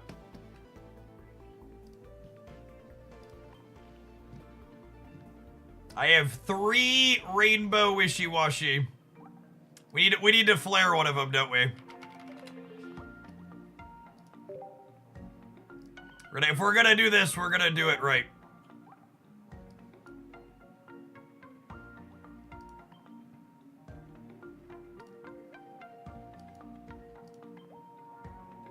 $8,000 Stardust. Ship it.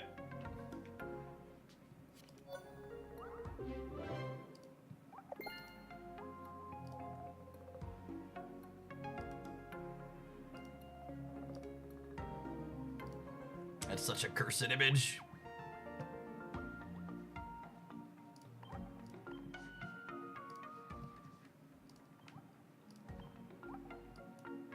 You might pay to win Glaceon coin in here.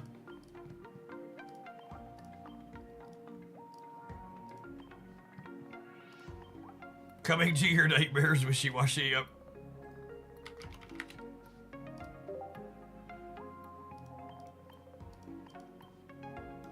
Is there a lore reason for the EX being big and scary and the regular one being really sad? Anybody know? Can you lay some lore on me, gamers? It has 2 forms. Okay. I figured it was something like that.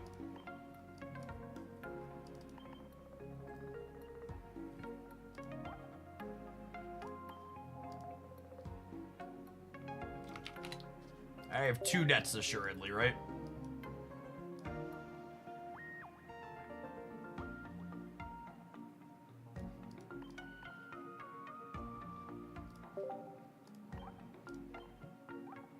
All right, I'm offering up my rank points for your entertainment at home. I hope you appreciate me. I hope you appreciate me. I suffer for the cause.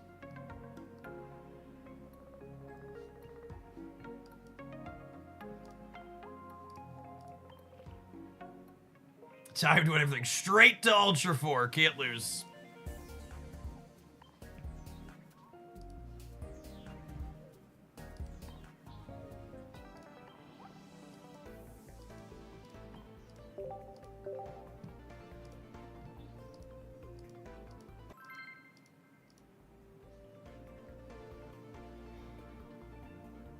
If you appreciate my pain and suffering, chat, check out the Grab Tap promo.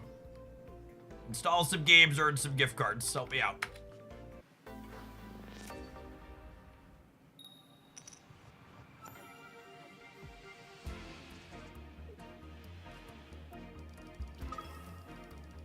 Hey, Caveman, thank you for the gifted subs. It's very generous of you. Appreciate it.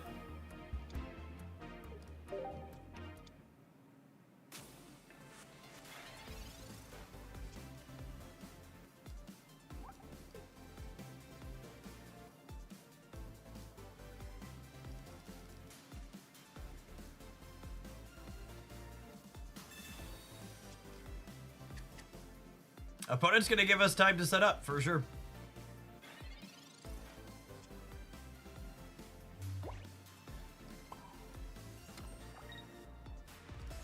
I think I equipped the lead one here. We just need to draw one of our babbies. Get to clear this in one. Oh my goodness, turn 2 Greninja is cheating. Alright, they don't have a Darkrai at least.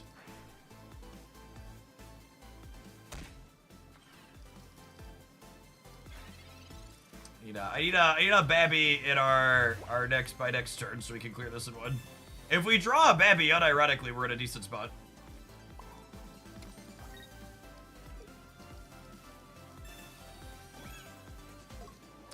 I need to get through this in one shot, not two.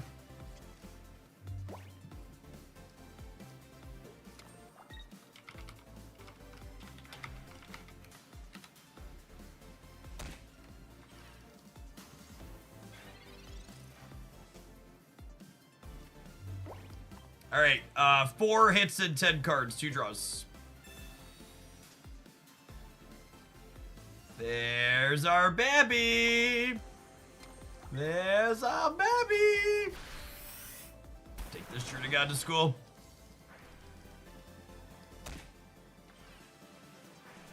I mean, 150 for 3 on a basic Pokemon is a lot of damage, chat. All I'm gonna say is 150 for 3 on 170 HP basic Pokemon. That's a good rate. It's just you gotta get it together, right? Is it Arceus? Oh my goodness, they split their damage. Oh, I understand now. We have Leaf though. We draw a baby fish. They're dead. I think I take the consistency on the Leaf. Just leave them dead next turn.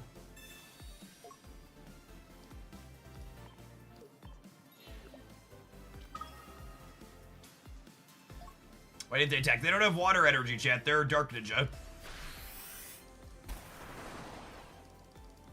They're Dark Ninja without a Darkrai.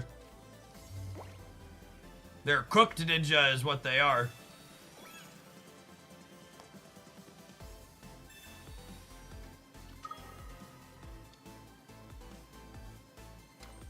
Look at them flail. All these Cyruses. It only makes sense that they have the Cyruses, right? They have nothing else going on. This is the start of an immense wishy-washy win streak.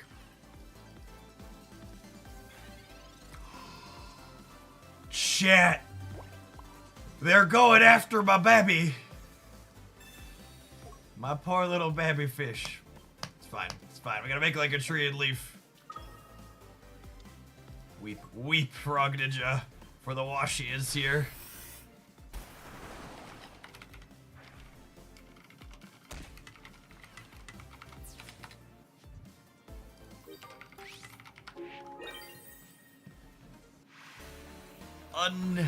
Undefeated.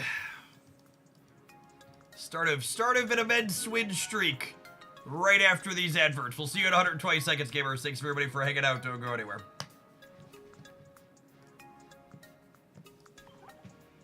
If you're watching on YouTube and you're enjoying the weird decks as we try and climb back up to Masters, make sure you tap the like button. Doesn't cost you anything. It helps the content reach some more people. Appreciate the folks that have done that already.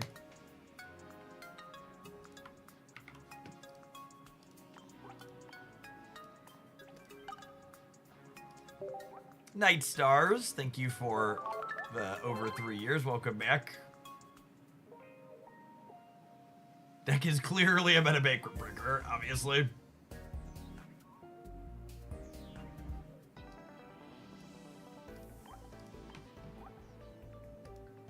Meta breaker. It's going to be the meta. People keep coming in here and asking me what the meta decks are. I'm just gonna point them to the washi from now on. I'll be like, if you didn't open washi EXs, you're gonna have to go scratch. How long did it take you to reach Master Realm from where you are in Ultra currently? The climb that it devotes you is like 60 to 70% of the climb.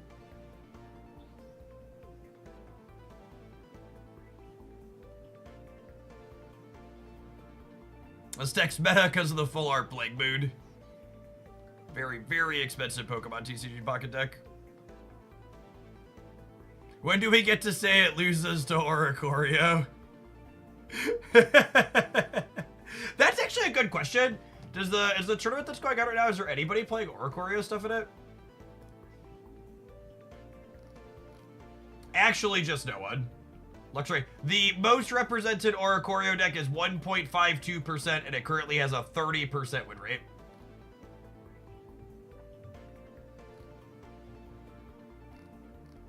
Yikes.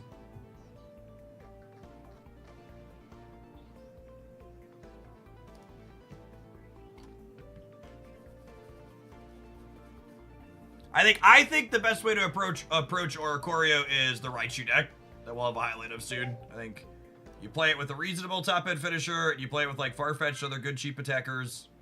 You're not all in on it. You're trying to do a range of things.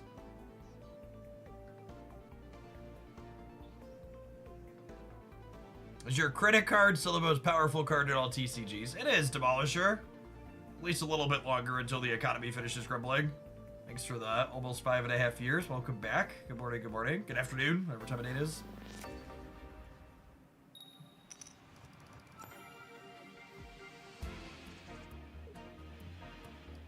Wanted to ask what non-EX cards you think are playable in this latest update. So I have had a lot of fun with Serena Beedrill. And then we've also played a bit of Alakazam Gengar. Both felt pretty fun and sweet.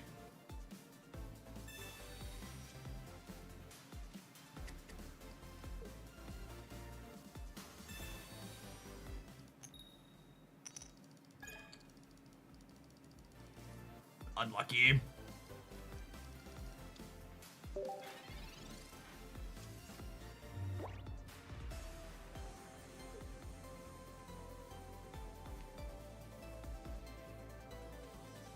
Our darn pay-to-win coin not coming through.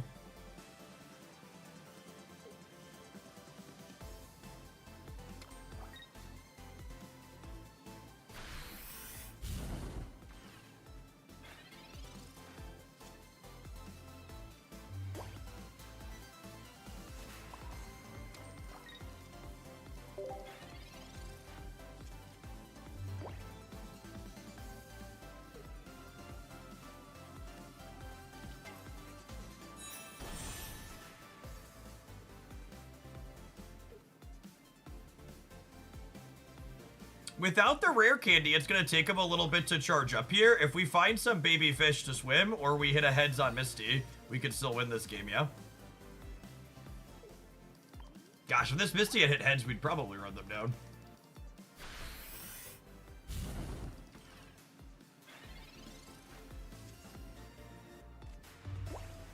Yep.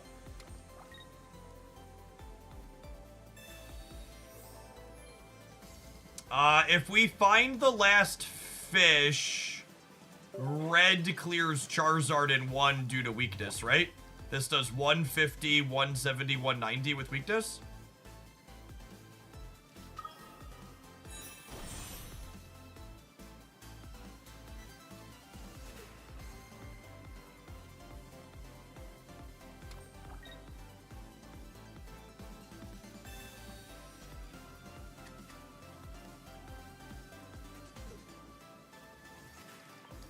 Alright, Pokeball. Unfortunately, research isn't a live draw because I need to red.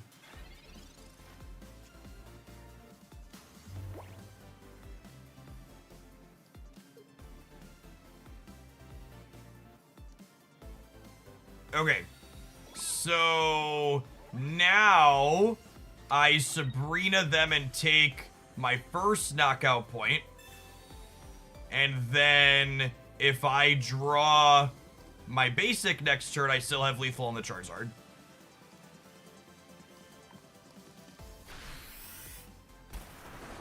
Assuming they don't have a red of their own. Their red from them clears us this turn.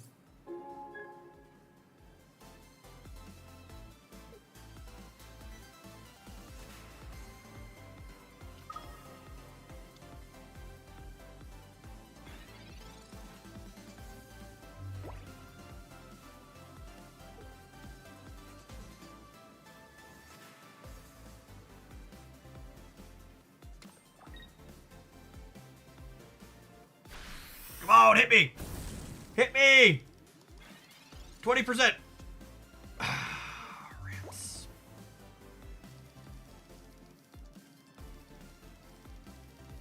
What if I retreat this? What if I retreat and call, and then nets our live draws after they kill the baby?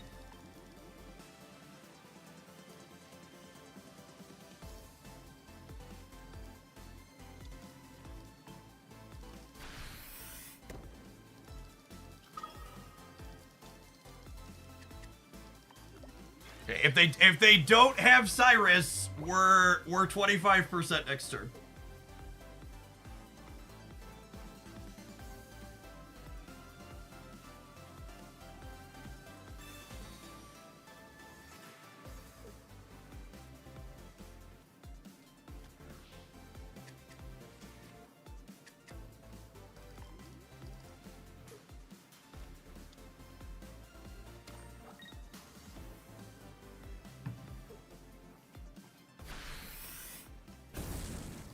All right, 25% gamers.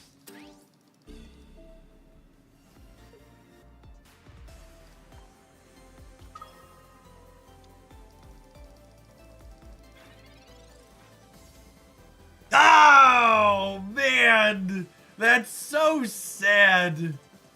It's so sad.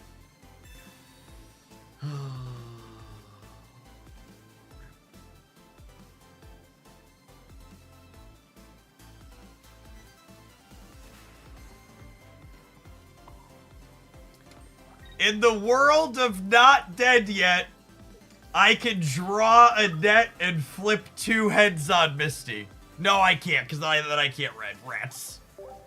God, that was so close. We were so close. Oh my goodness. We had a 20%er and then we had a 25%er.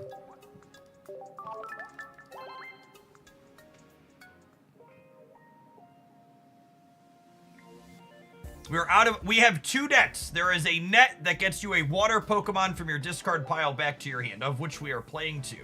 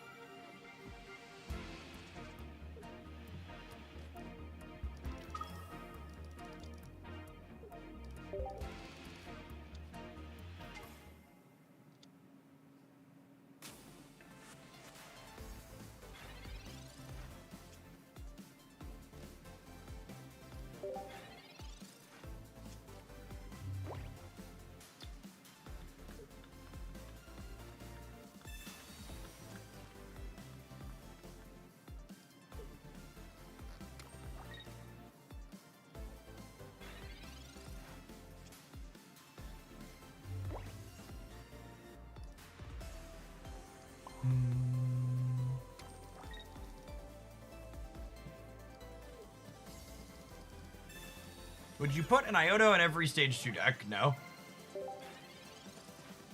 Usually some combination of Iono and Cape.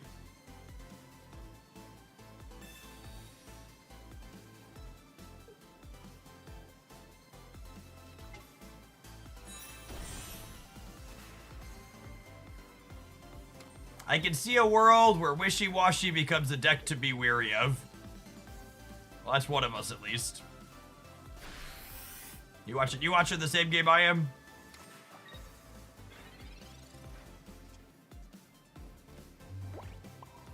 So I'm about to spend 3 energy on a 50 damage attack thanks to weakness.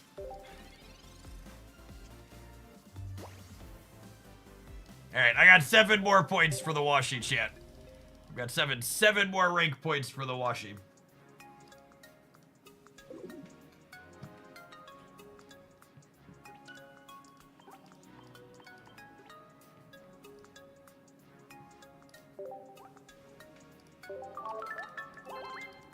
Thank you for cooking my fish.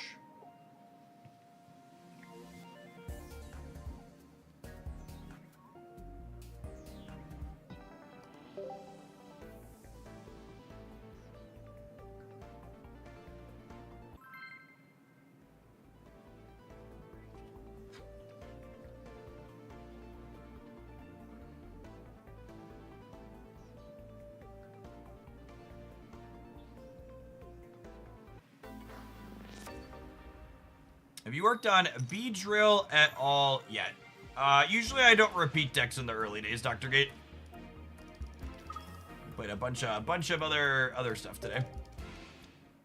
What have we played today? We played Infernape, Incineroar, Garchomp, Aerodactyl, Alakazam, Gengar, Lunala, Rayquaza, and now Wishy-Washy. No, I think there were 2 or 3 other things in there that were bad that aren't on that list. Those 4 are things that I took notes on that'll get highlights at some point.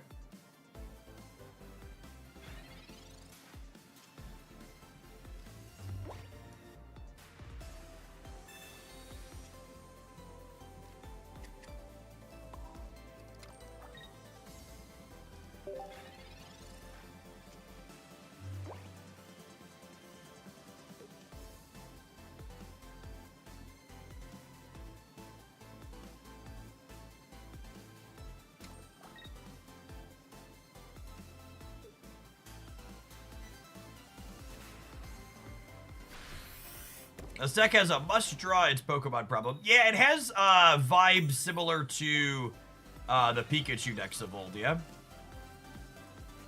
I got here late. How did you like Infernape? I'm not a good person to ask, did you like Infernape? Because I am deeply biased when I tell you I loved it. I enjoy playing Infernape more than any human should. Remotely playable cards with free retreat costs are my kink.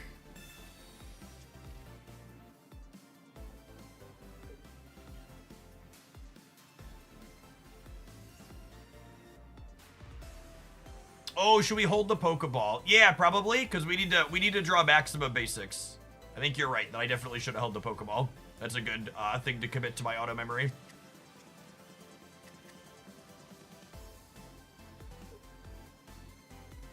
We have not gotten to Crobat yet. I think we'll probably do that tomorrow. My heart really wants to play Greninja Crobat with Arceus. Sounds fun.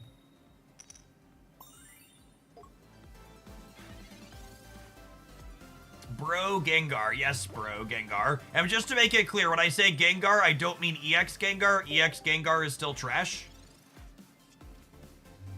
The one energy Gengar is sweet. I think the stage 2s that have very aggressive early attacks seem really solid right now. Okay, so this thing's gonna flamethrower me, and then I'm gonna play a Wishy-Washy, and we'll clear it thanks to weakness, and we'll Irida back up some HP here.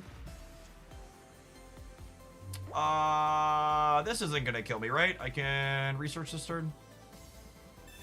I would really love to find my other Washi EX to put an energy on. Sad.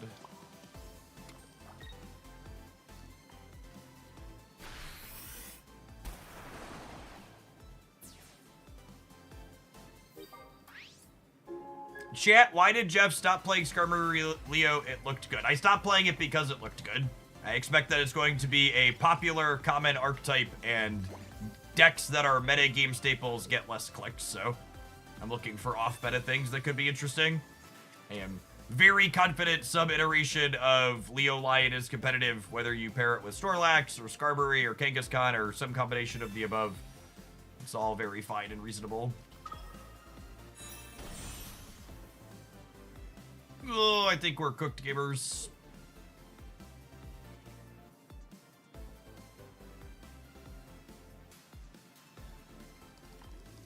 Needed my Washi EX last turn.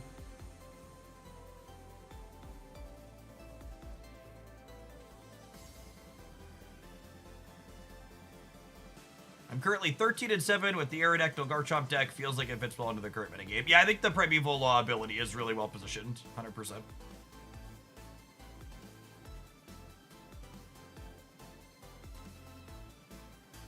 Helmet could be good in this matchup. I could see that.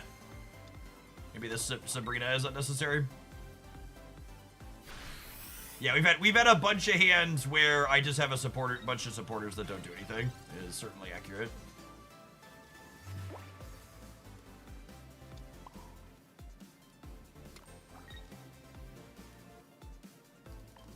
I mean, you know, technically Misty is always an out, yeah?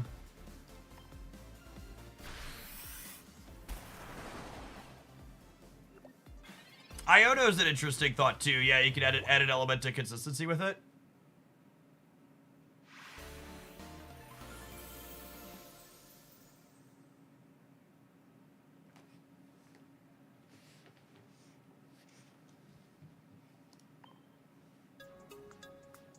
Fish win! Fish win! Opponent's a fan of the stream, and they heard me say I was only losing 7 more rank points with this, and they want to see me play more wishy-washy. Obviously. Obviously.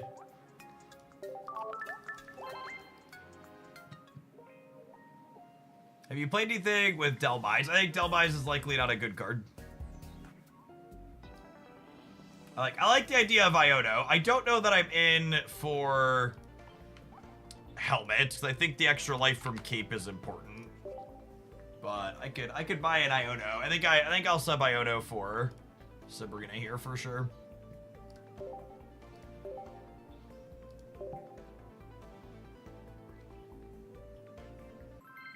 Have you tried Passabin yet? I'm still missing my second copy of Passabin, so that one's gonna have to wait.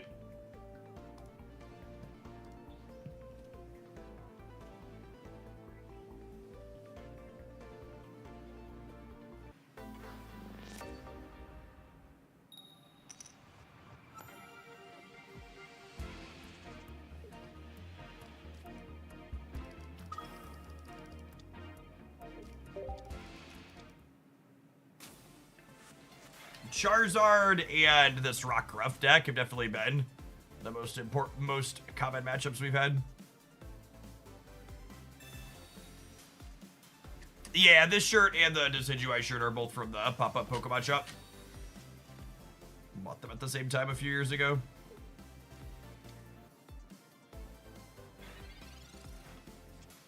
Surely we missed the high roll here, assuredly.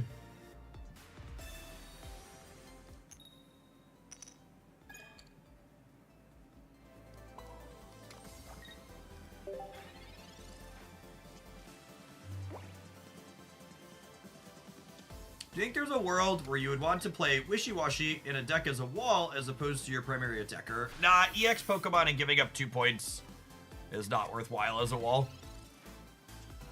If it's gonna be good, it's gonna be because you want to hit with it.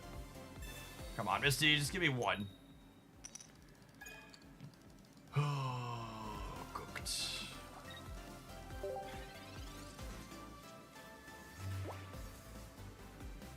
Has 3 crowd rares from this set, but not a second Passabin monkey. Yep. Mood. Alright, we flipped tails on both Misties. Assuredly, we can draw another Wishy-Washy next turn, so we can kill this, yes?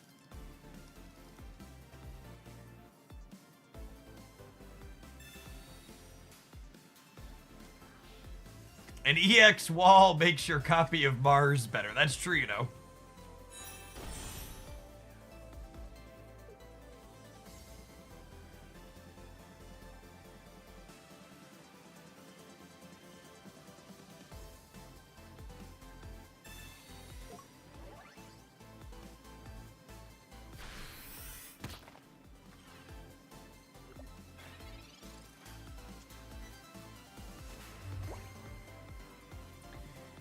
All right, I think that's all the points the rank points I have for the wishy-washy. I think that's all I've got for it.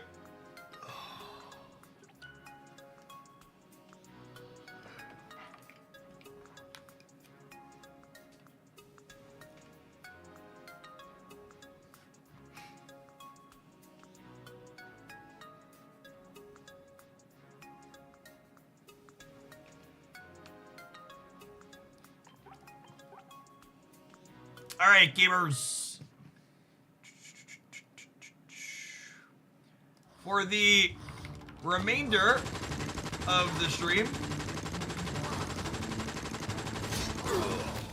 Oh my goodness! It loaded right in. Did my guys just get eaten? If you failed, would you like to try again? I forgot it was gonna jump right in. Jump right in here. I failed at my match 3 game, and I have been eaten by a zombie. If you want an easy way to support my content, you coming out on the Twitch side. The YouTube stream is going to end because of sponsorship just for the Twitch side, but I'll post the link over there before we do. Check out Puzzles and Survival on GrabTap. In addition to supporting my content, you can also earn points to get different things like gift cards to Amazon and Google Play and Apple, so you can unlock stuff for your various games that you're enjoying playing that have microtransactions in them. We're going to dive into playing a little bit of Puzzles and Survival for the last leg of the stream today. Appreciate everybody that's here through the end.